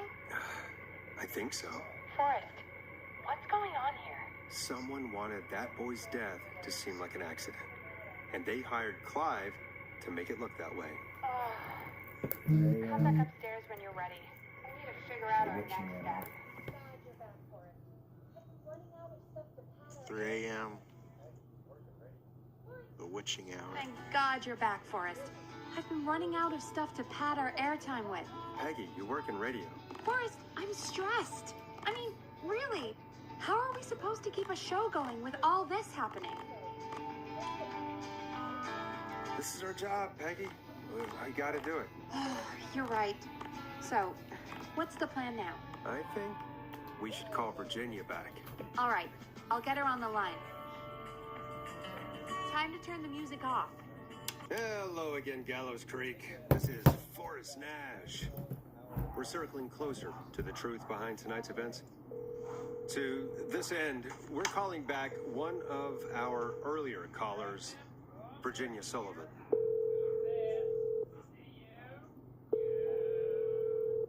Remember Bunker here? Who's this? Is it you? Goose? Flunker, hey, it's the Radio Man, Forrest Nash. Radio Man? What's up? Solving mysteries, saving lives. The huge. Right on. Plunker, what are you doing at Virginia's house? She asked if we could stay to keep an eye out for that whistling turd. So we're hanging out, bro. Well, that's big of you, Plunker. Oh, it's nothing. Can I speak to Virginia? Sure thing, Radio Man. I'll just go get her. Who is this? Hey, Virginia, it's Forrest. I'm glad you're still okay. Oh, Forrest. Sorry, I'm still jumpy. Sorry to hear that, but listen, hey, we need to talk. What about? We're calling because we think you can help us understand why this is happening tonight. Me? What would I know?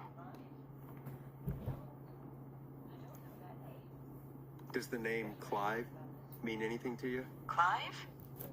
No, I don't know that name. What are you asking about this for? You mentioned that name earlier when you called us the first time. I don't know what I said then.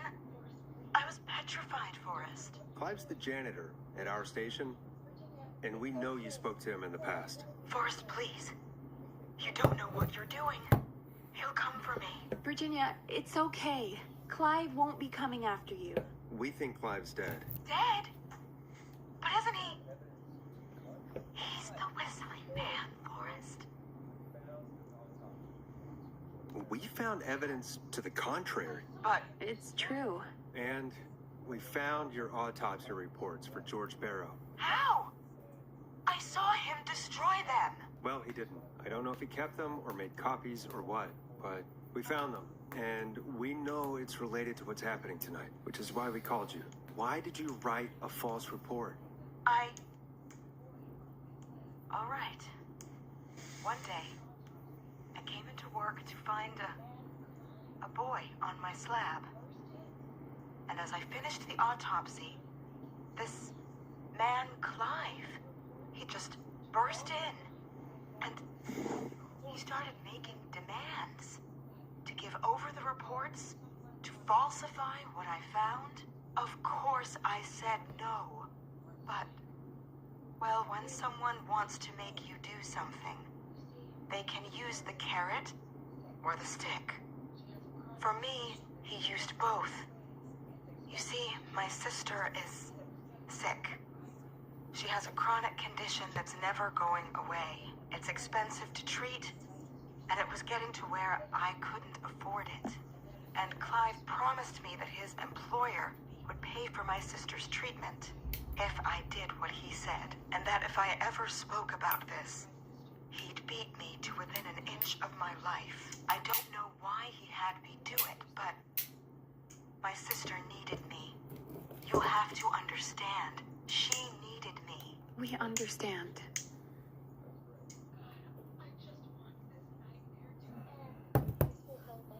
Thank you, Virginia. That was brave. God, I just want this nightmare to end. This will help end it, Virginia. Thank you. Stay safe, Virginia.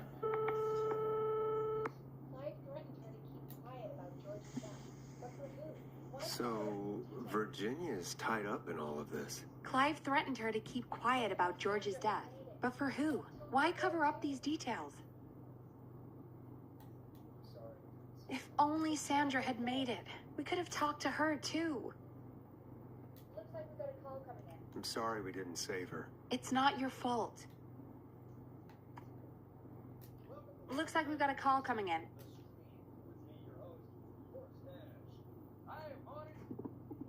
Welcome to 189.16 The Stream, with me, your host, Forrest Nash.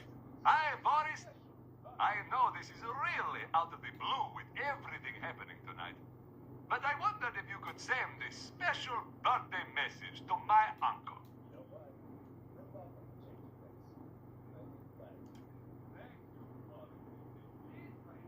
You know what? I'd welcome a change of pace. I'd be glad to. Thank you, Forrest. He's my Uncle Ronnie. His first name's Peter, but he never liked his name. But since he always had salt and pepper hair, even as a kid, can you believe it? Folks always history lesson, is there anything besides happy birthday you would like to say to Mr. Pepperoni? Oh my God damn it! Yes! Tell him he can get the best birthday deals and party packages here at Putney's Pizza. Starting at just... You son of a bitch! Stop calling us! Sorry, Forrest. Let's just move on. We've already got another caller on the line. This is 189.16, The Scream. I'm Forrest Nash. You're on the air, caller.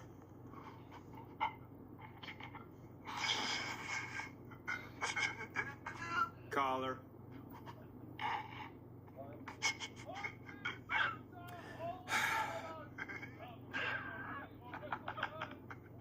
Ponty.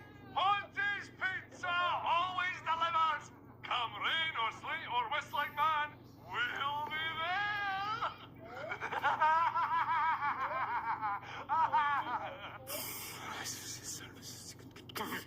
Forrest? Forrest? Are you okay? Forrest? I hope the whistling man gets him with his own pizza slicer. Jesus, Forrest? Sorry. That was too much. It's okay. It's been a high-stress night. Don't worry about him anymore, You okay? better not be. Not for tonight, anyway. I think he's spent for now. We've got another call. Whenever you're ready. You better not be.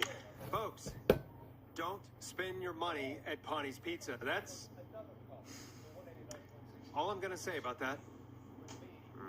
Moving along, I'd like to welcome another caller to 189.16, The Scream. With me, Forrest Nash. Who, may I say, is calling? Well, hello again, Forrest. Don, we played your song, Long Ride Home. Did you hear it? Can you tell us? Never mind that now. First, I'm calling because I need your help.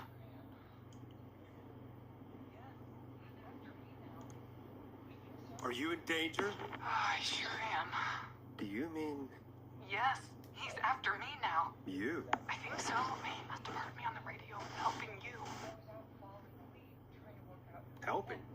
You didn't exactly help. Maybe I've been helping more than you know. I was out following a lead, trying to work out who would be next. After Chuck. And what happened? And I started to feel like I was being followed. I came back to my apartment building, but this newfangled security system has me. I need you to help me get inside.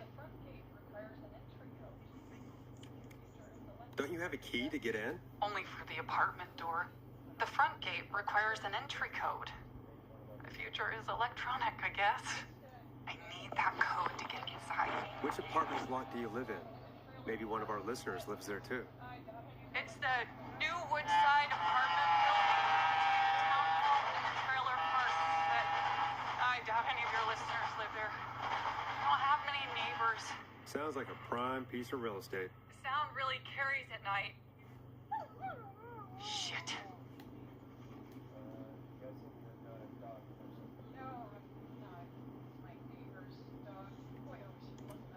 I'm guessing you're not a dog person. No, I'm not. It's my neighbor's dog. Boy, I wish he'd muzzle that thing and... Oh. And now he's blasting David Scopo out of his window. So I can't get any... He's coming down the street. I don't think he's seen me yet. Forrest, please. You need your help. I need the code for that security system, or I'm gonna die.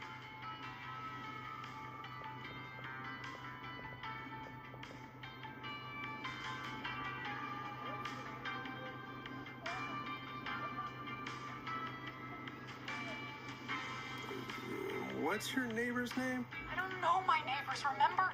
Please, I need to get in. What's the name of the security system?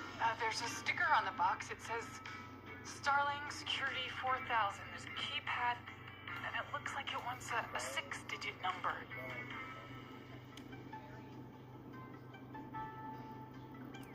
Starling Security 4000, huh? That's right.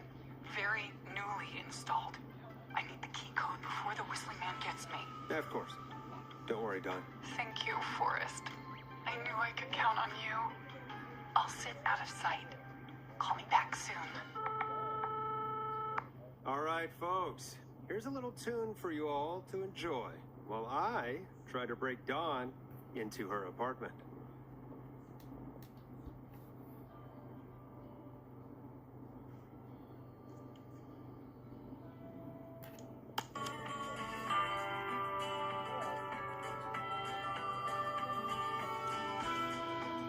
You were pretty quiet there, Peggy. Forrest, was it just me, or was there something... Yeah, it wasn't just you. Something was weird about that. Yeah, well, tell you what, we have a Starling 4000 or whatever here at KFAM. Clive bought one for the station. Maybe we can find something to help. Well, I'm not sure who, but to help someone.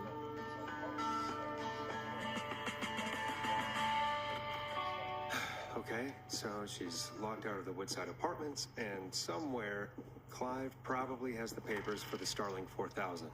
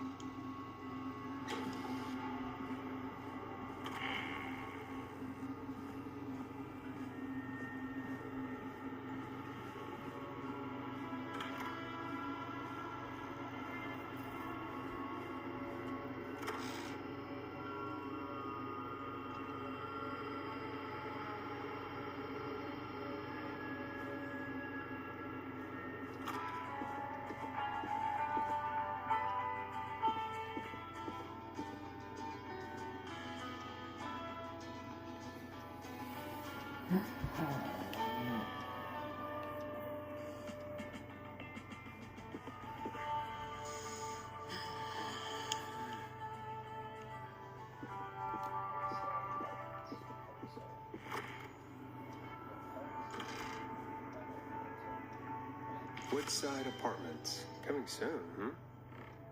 No pets. Not open until... What?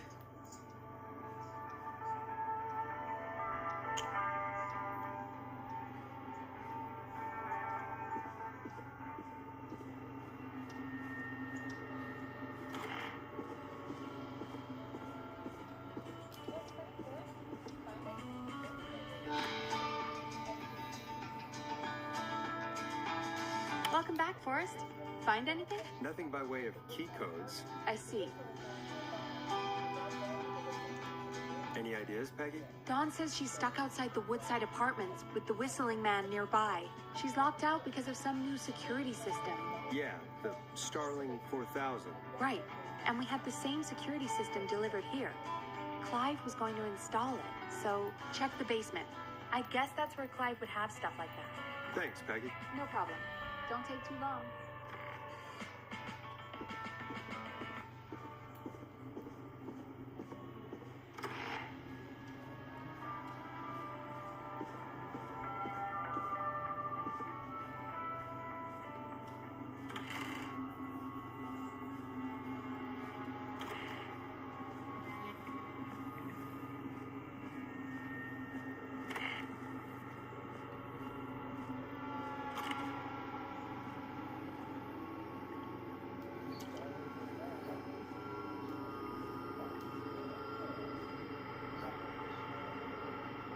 Starling 4000. User manual. Ah, these codes should come in handy. Order delivery form. Starling must have left this by accident. The system's not even installed at Woodside.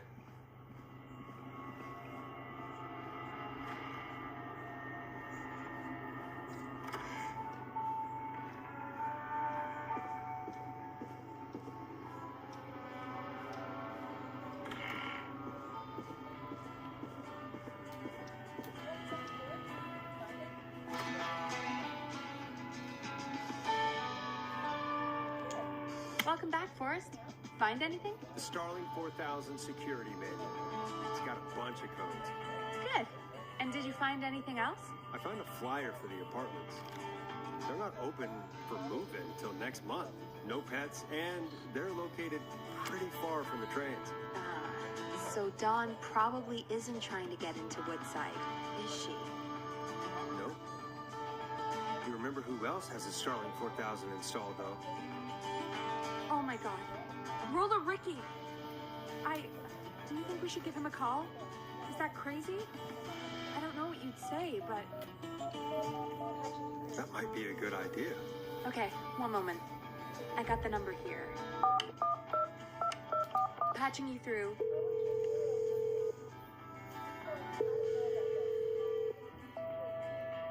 Shit. He probably can't hear it over the music. Forrest, I don't know about this. This is super weird. Just put me through to Dawn. I'll take care of this one way or another. Okay, if you say so. Line 1, whenever you're ready.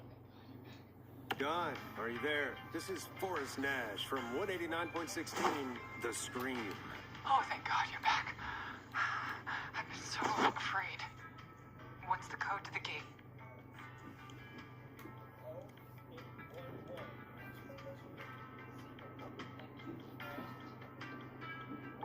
The code is 811220.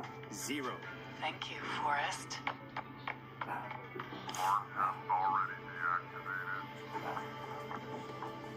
The alarm deactivation.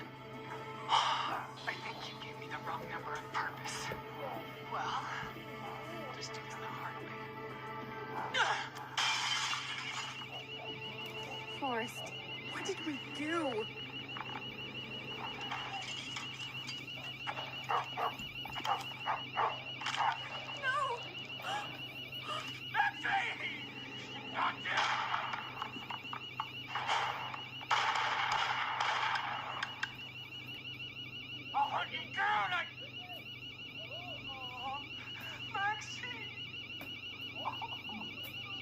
Ricky! Ricky! Hello? Hello? Forrest? Is that you? Did you have something to do with this? Ricky, whoever that was, she was trying to get into the building. I tried to help, but... She? Forrest, man, you got no idea. That was him! That was the Whistling Man! The alarm gave me just enough time to get my rifle. Oh, man, Maxie, I'm coming, buddy! Forrest, I've gotta go. I've gotta go!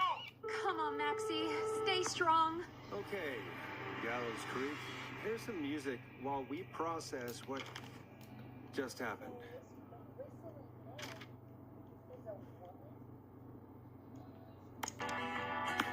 So, the Whistling Man is a woman?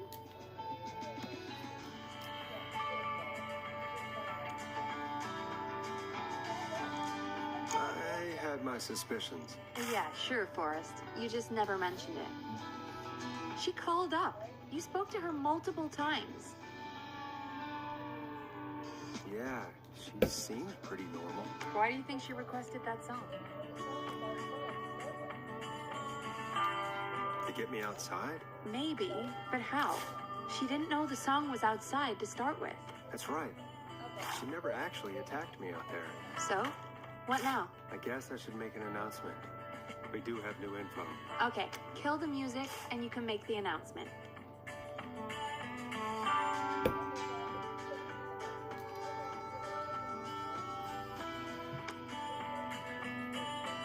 Okay, Forrest, shut the music off. Okay, you're live in 3, 2... Hey folks, this is Forrest Nash here. I hope you're all safely locked inside. For those of you listening to that last call, you might be wondering what to make of it all. Here's our take. We now believe the killer is actually a woman, one who might manipulate you into letting her in before she attacks you.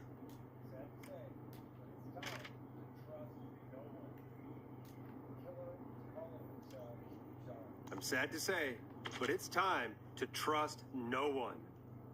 The killer was calling themselves Dawn.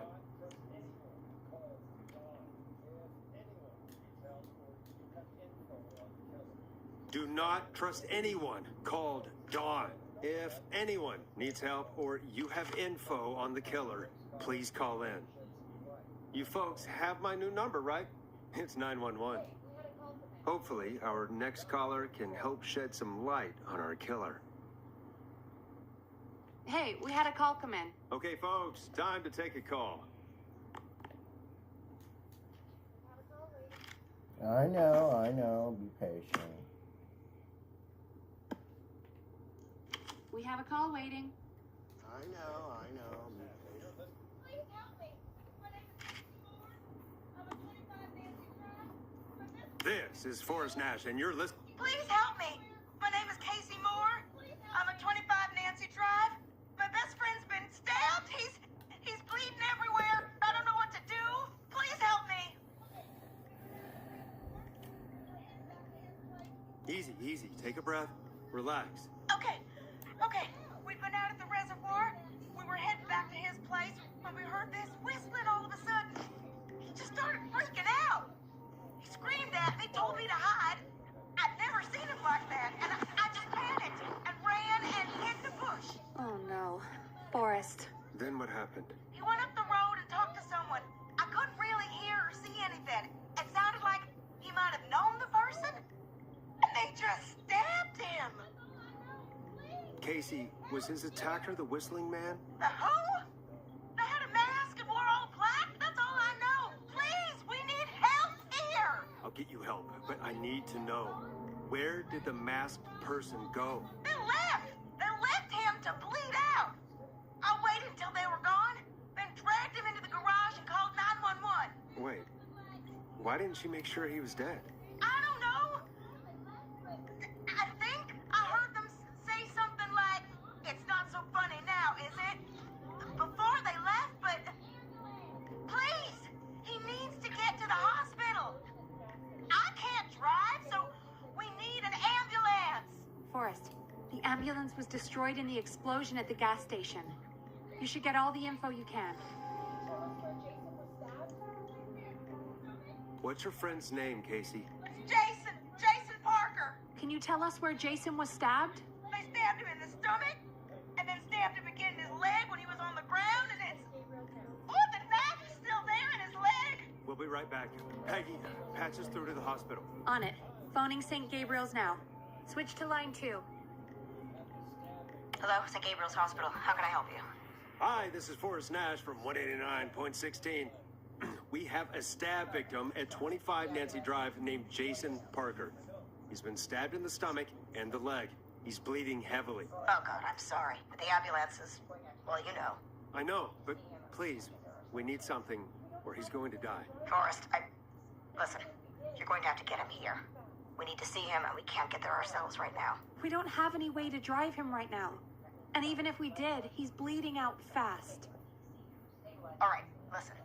We need to buy him time to get here. That means stopping the blood first, and then finding someone to stabilize him. To stabilize him, you really need someone with first aid training. Do either of you have any? No. Me neither. Damn it. I'm really sorry about this, but I have other patients who can't wait.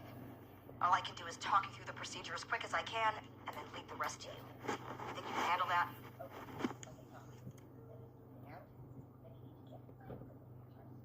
Hit me. I'm sure we can handle it. Okay, from the top. If he's bleeding out, then you need to get him comfortable and try to stem the bleeding. Lay him down. Apply continuous pressure directly to the affected areas. When the bleeding slows, get a clean cloth of some kind and hold it over the wounds. Get them comfortable. Apply pressure. Clean cloths when slowed. Got it. I think. You said he was stabbed, right? If the object he was stabbed with is still in him, don't take it out. It's stopping the worst of the bleeding right now. If anything, you should secure it so it stays where it is. I wouldn't have thought of that. It makes sense, though. God, that was a lot of info. But I think we can handle this. Glad you got it so far, because there's more to go.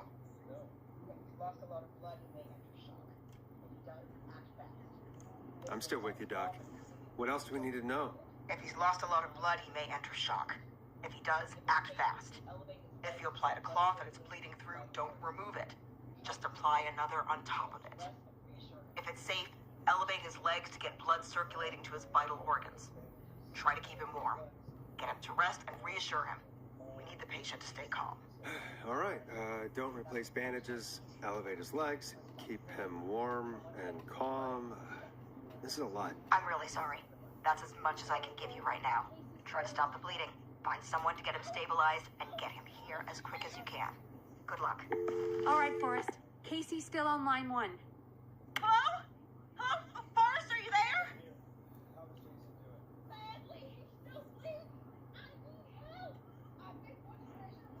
I'm here. How is Jason doing? Badly. He's still bleeding. I need help. I've been putting pressure on his stomach wound since you left, but he's still bleeding. I don't know what to do. That's good, Casey. The nurse said to do that. What about the knife in his leg? It's gotta be hell. Should I pull it out? No, don't touch the knife. The bleeding will get worse if you pull it out. Are you sure? I'm sorry. I'm gonna stop making suggestions. No, don't worry, Casey. We're a team here. We're all going to get Jason through this. Casey, is his leg wound bleeding right now? I hate looking at that knife. Yeah, it's bleeding.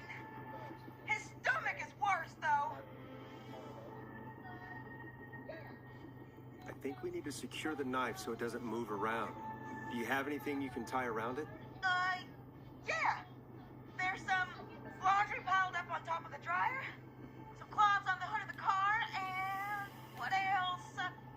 I guess I've got my jacket.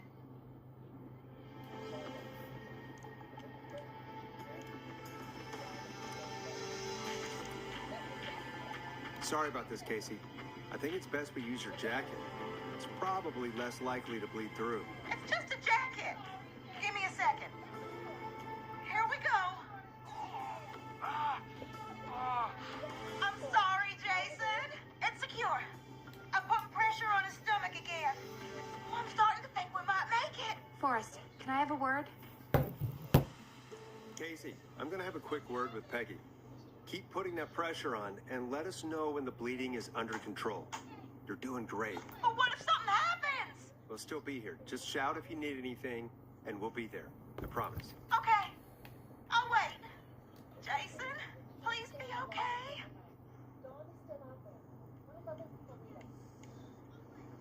What's up, Peggy? We can't stay on the line with her all night. Dawn is still out there. What if other people need us? You're right. She's probably on her way to her next target right now. Exactly. And you heard the nurse. We need someone there with training who can stabilize him. He's got to get to the hospital somehow.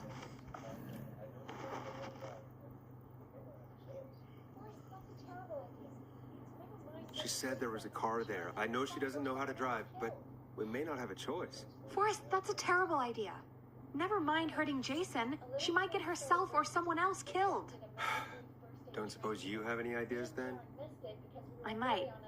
A little before you started working here, KFAM did a mandatory first aid training course. Me and Karen missed it because we were away on a producer getaway. You skipped it, didn't you?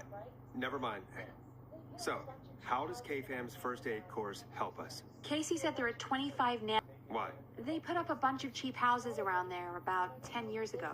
So a bunch of people here at the station live around there. Do you think any of them could help Casey and Jason? Probably, but I don't know who lives there. And since I missed the training day, I don't know who knows first aid. Could you call them and ask? I don't know everybody's numbers. I've only ever called Karen.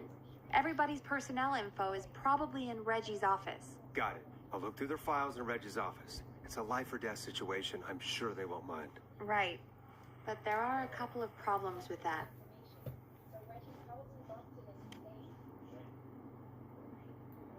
Go on. It's sensitive information, so Reggie probably locked it in his safe. Great.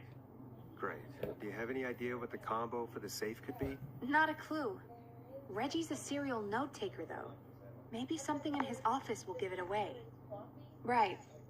There is something else. I'm not gonna like this, am I? Have you ever heard, the future is floppy? Peggy, what the hell are you talking about? I'm talking about floppy disks. Floppy disks are like these futuristic things that have information on them. You put them in a computer and they do something. Peggy, I know what a floppy disk is. Anyway, Reggie decided that the future is floppy and started phasing out our physical records and replacing them with these floppy disks. I imagine it's the same for our personnel files. That's good to know. Since we haven't heard anything from Casey, I'm guessing Jason's okay for now. I'll check out Reggie's office and see what I can find. You'll need a key for that. I'll just slide it under my door now. Thanks, Peggy. I'll just have to look around.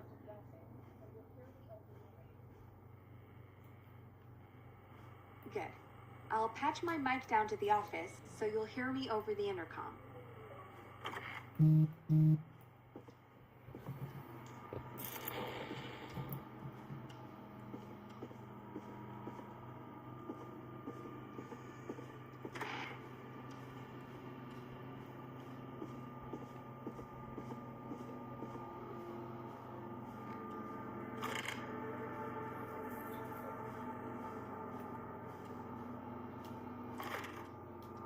Looks like I need a 4-digit code.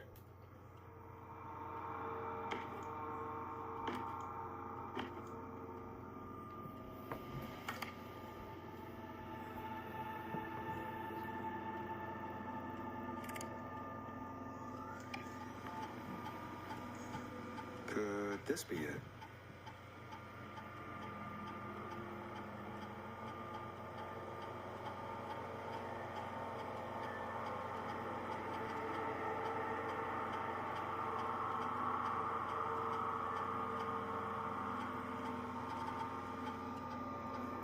Very important data.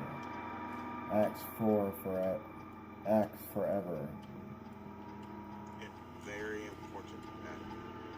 Acts 4 forever. Acts forever.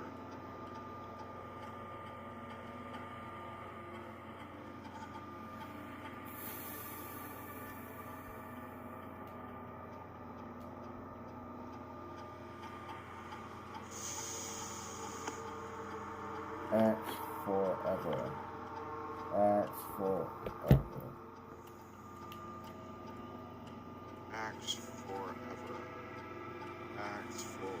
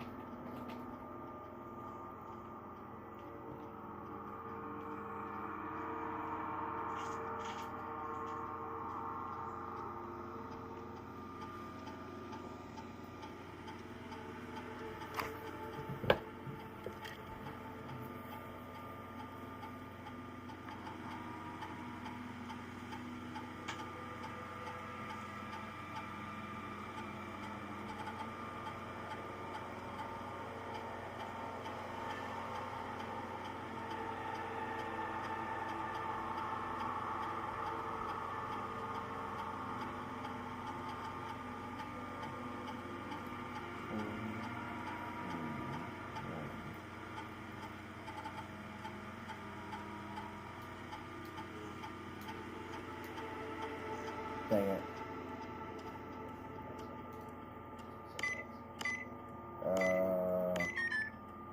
Dang it. 7, 3. Nope, that's not working. 1.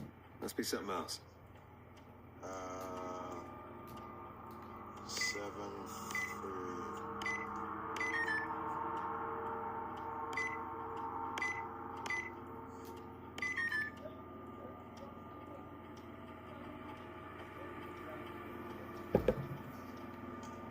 Hey, Peggy, you there? Yeah, I'm here.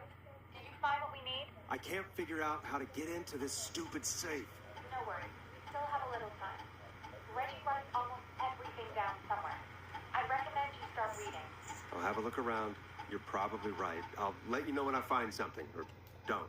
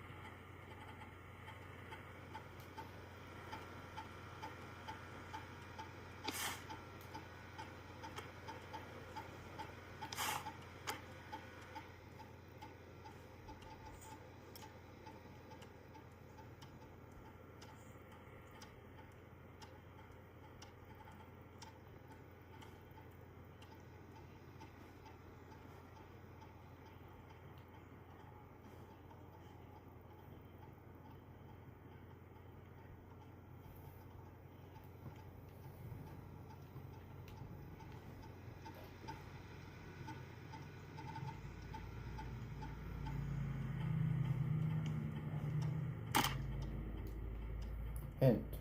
Very important data. Hint. Very important data.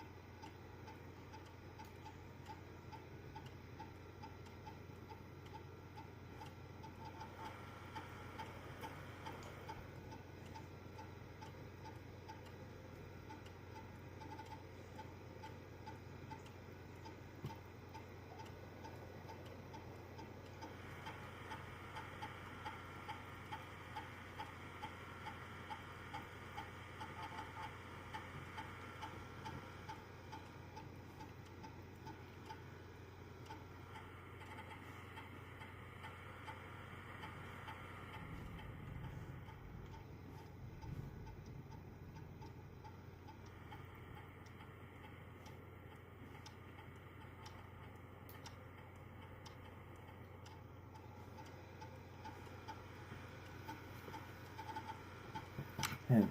Very important data.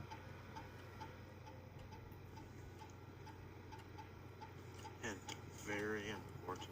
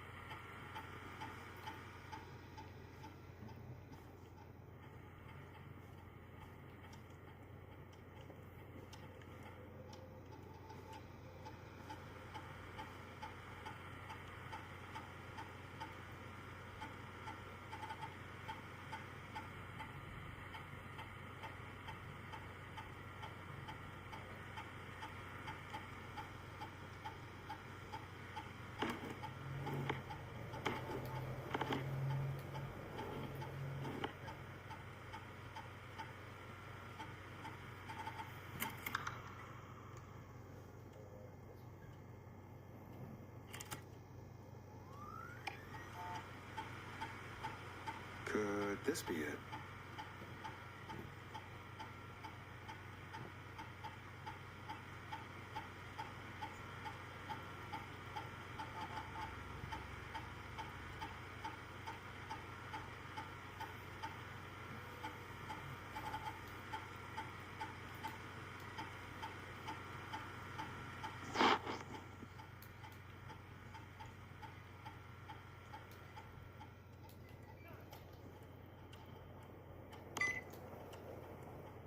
Oh, come on. Nice!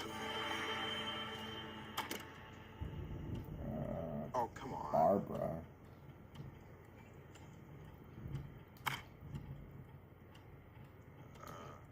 Barbara.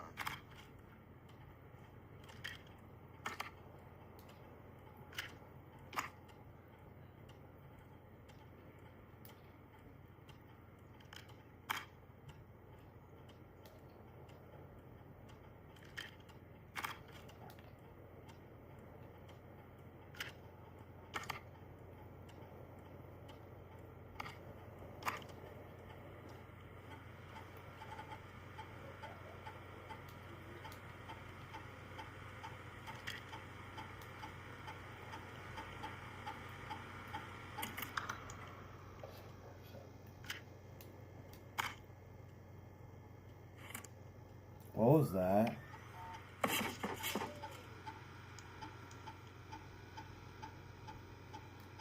What was that?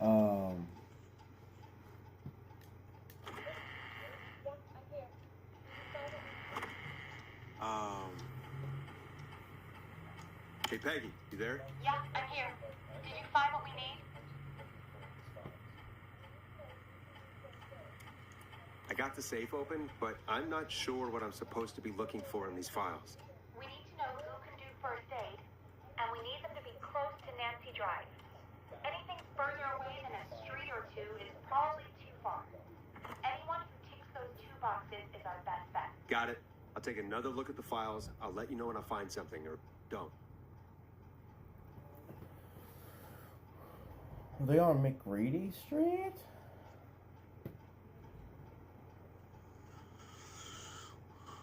Were they on McReady Street?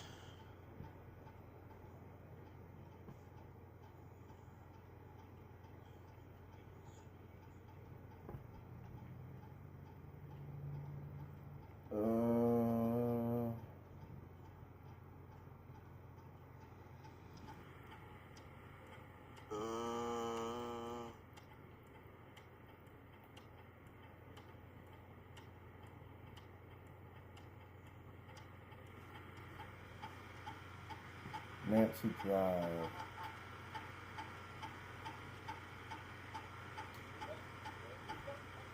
Nancy Drive. Hey, Peggy, you there? Yeah, I'm here. Did you find what we need? I think I know who our best bet is to help Casey and Jason. All right, good work. Who should I... Hello? Is anybody there? Please, pick up! Casey, I'm here. What's wrong? Jason started going pale. I tried to get him to rest, but he just threw up everywhere. What's happening? What do I do?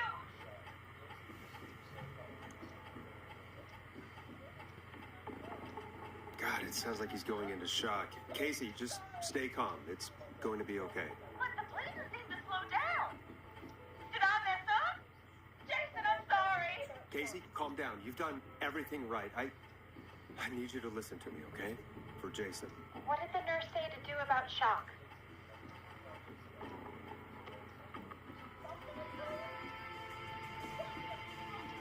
Casey, I need you to prop Jason up. We need to raise his wounds. Both of his wounds? You want me to fold him up like an accordion? Did the nurse really tell you that? That doesn't sound right, Forrest. We really need to be careful. If we get anything wrong now, then I'm looking at my notes. We need to get Jason as warm and comfortable as possible.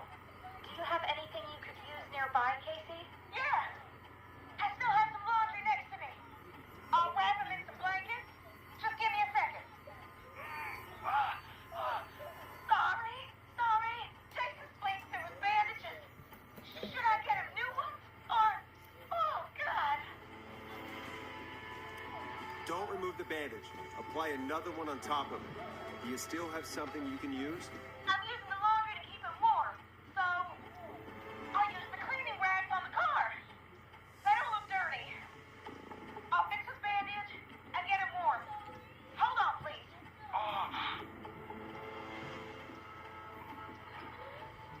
Sorry. I'm done.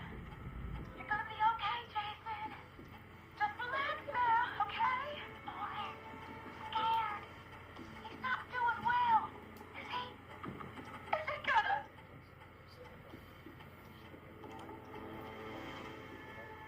Casey, I need you to be strong for Jason. Sit with him and reassure him that everything's gonna be okay. Okay? Okay. Please. I can't give him what he needs. Please sit down. I can't lose him. All right, Forrest, we need to hurry. Jason doesn't sound like he's doing too well. You said you knew who to call earlier? Who was it?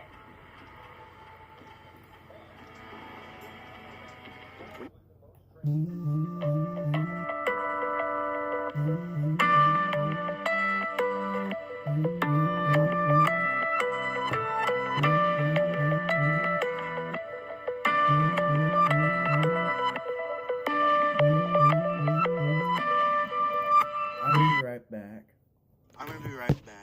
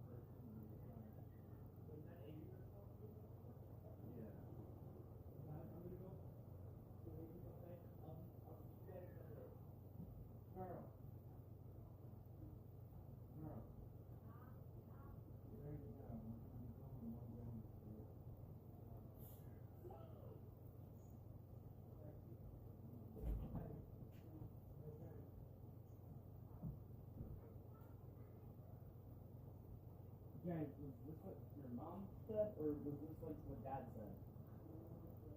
Oh, okay. I gotta go change, man. Alright. Turn off thy stream.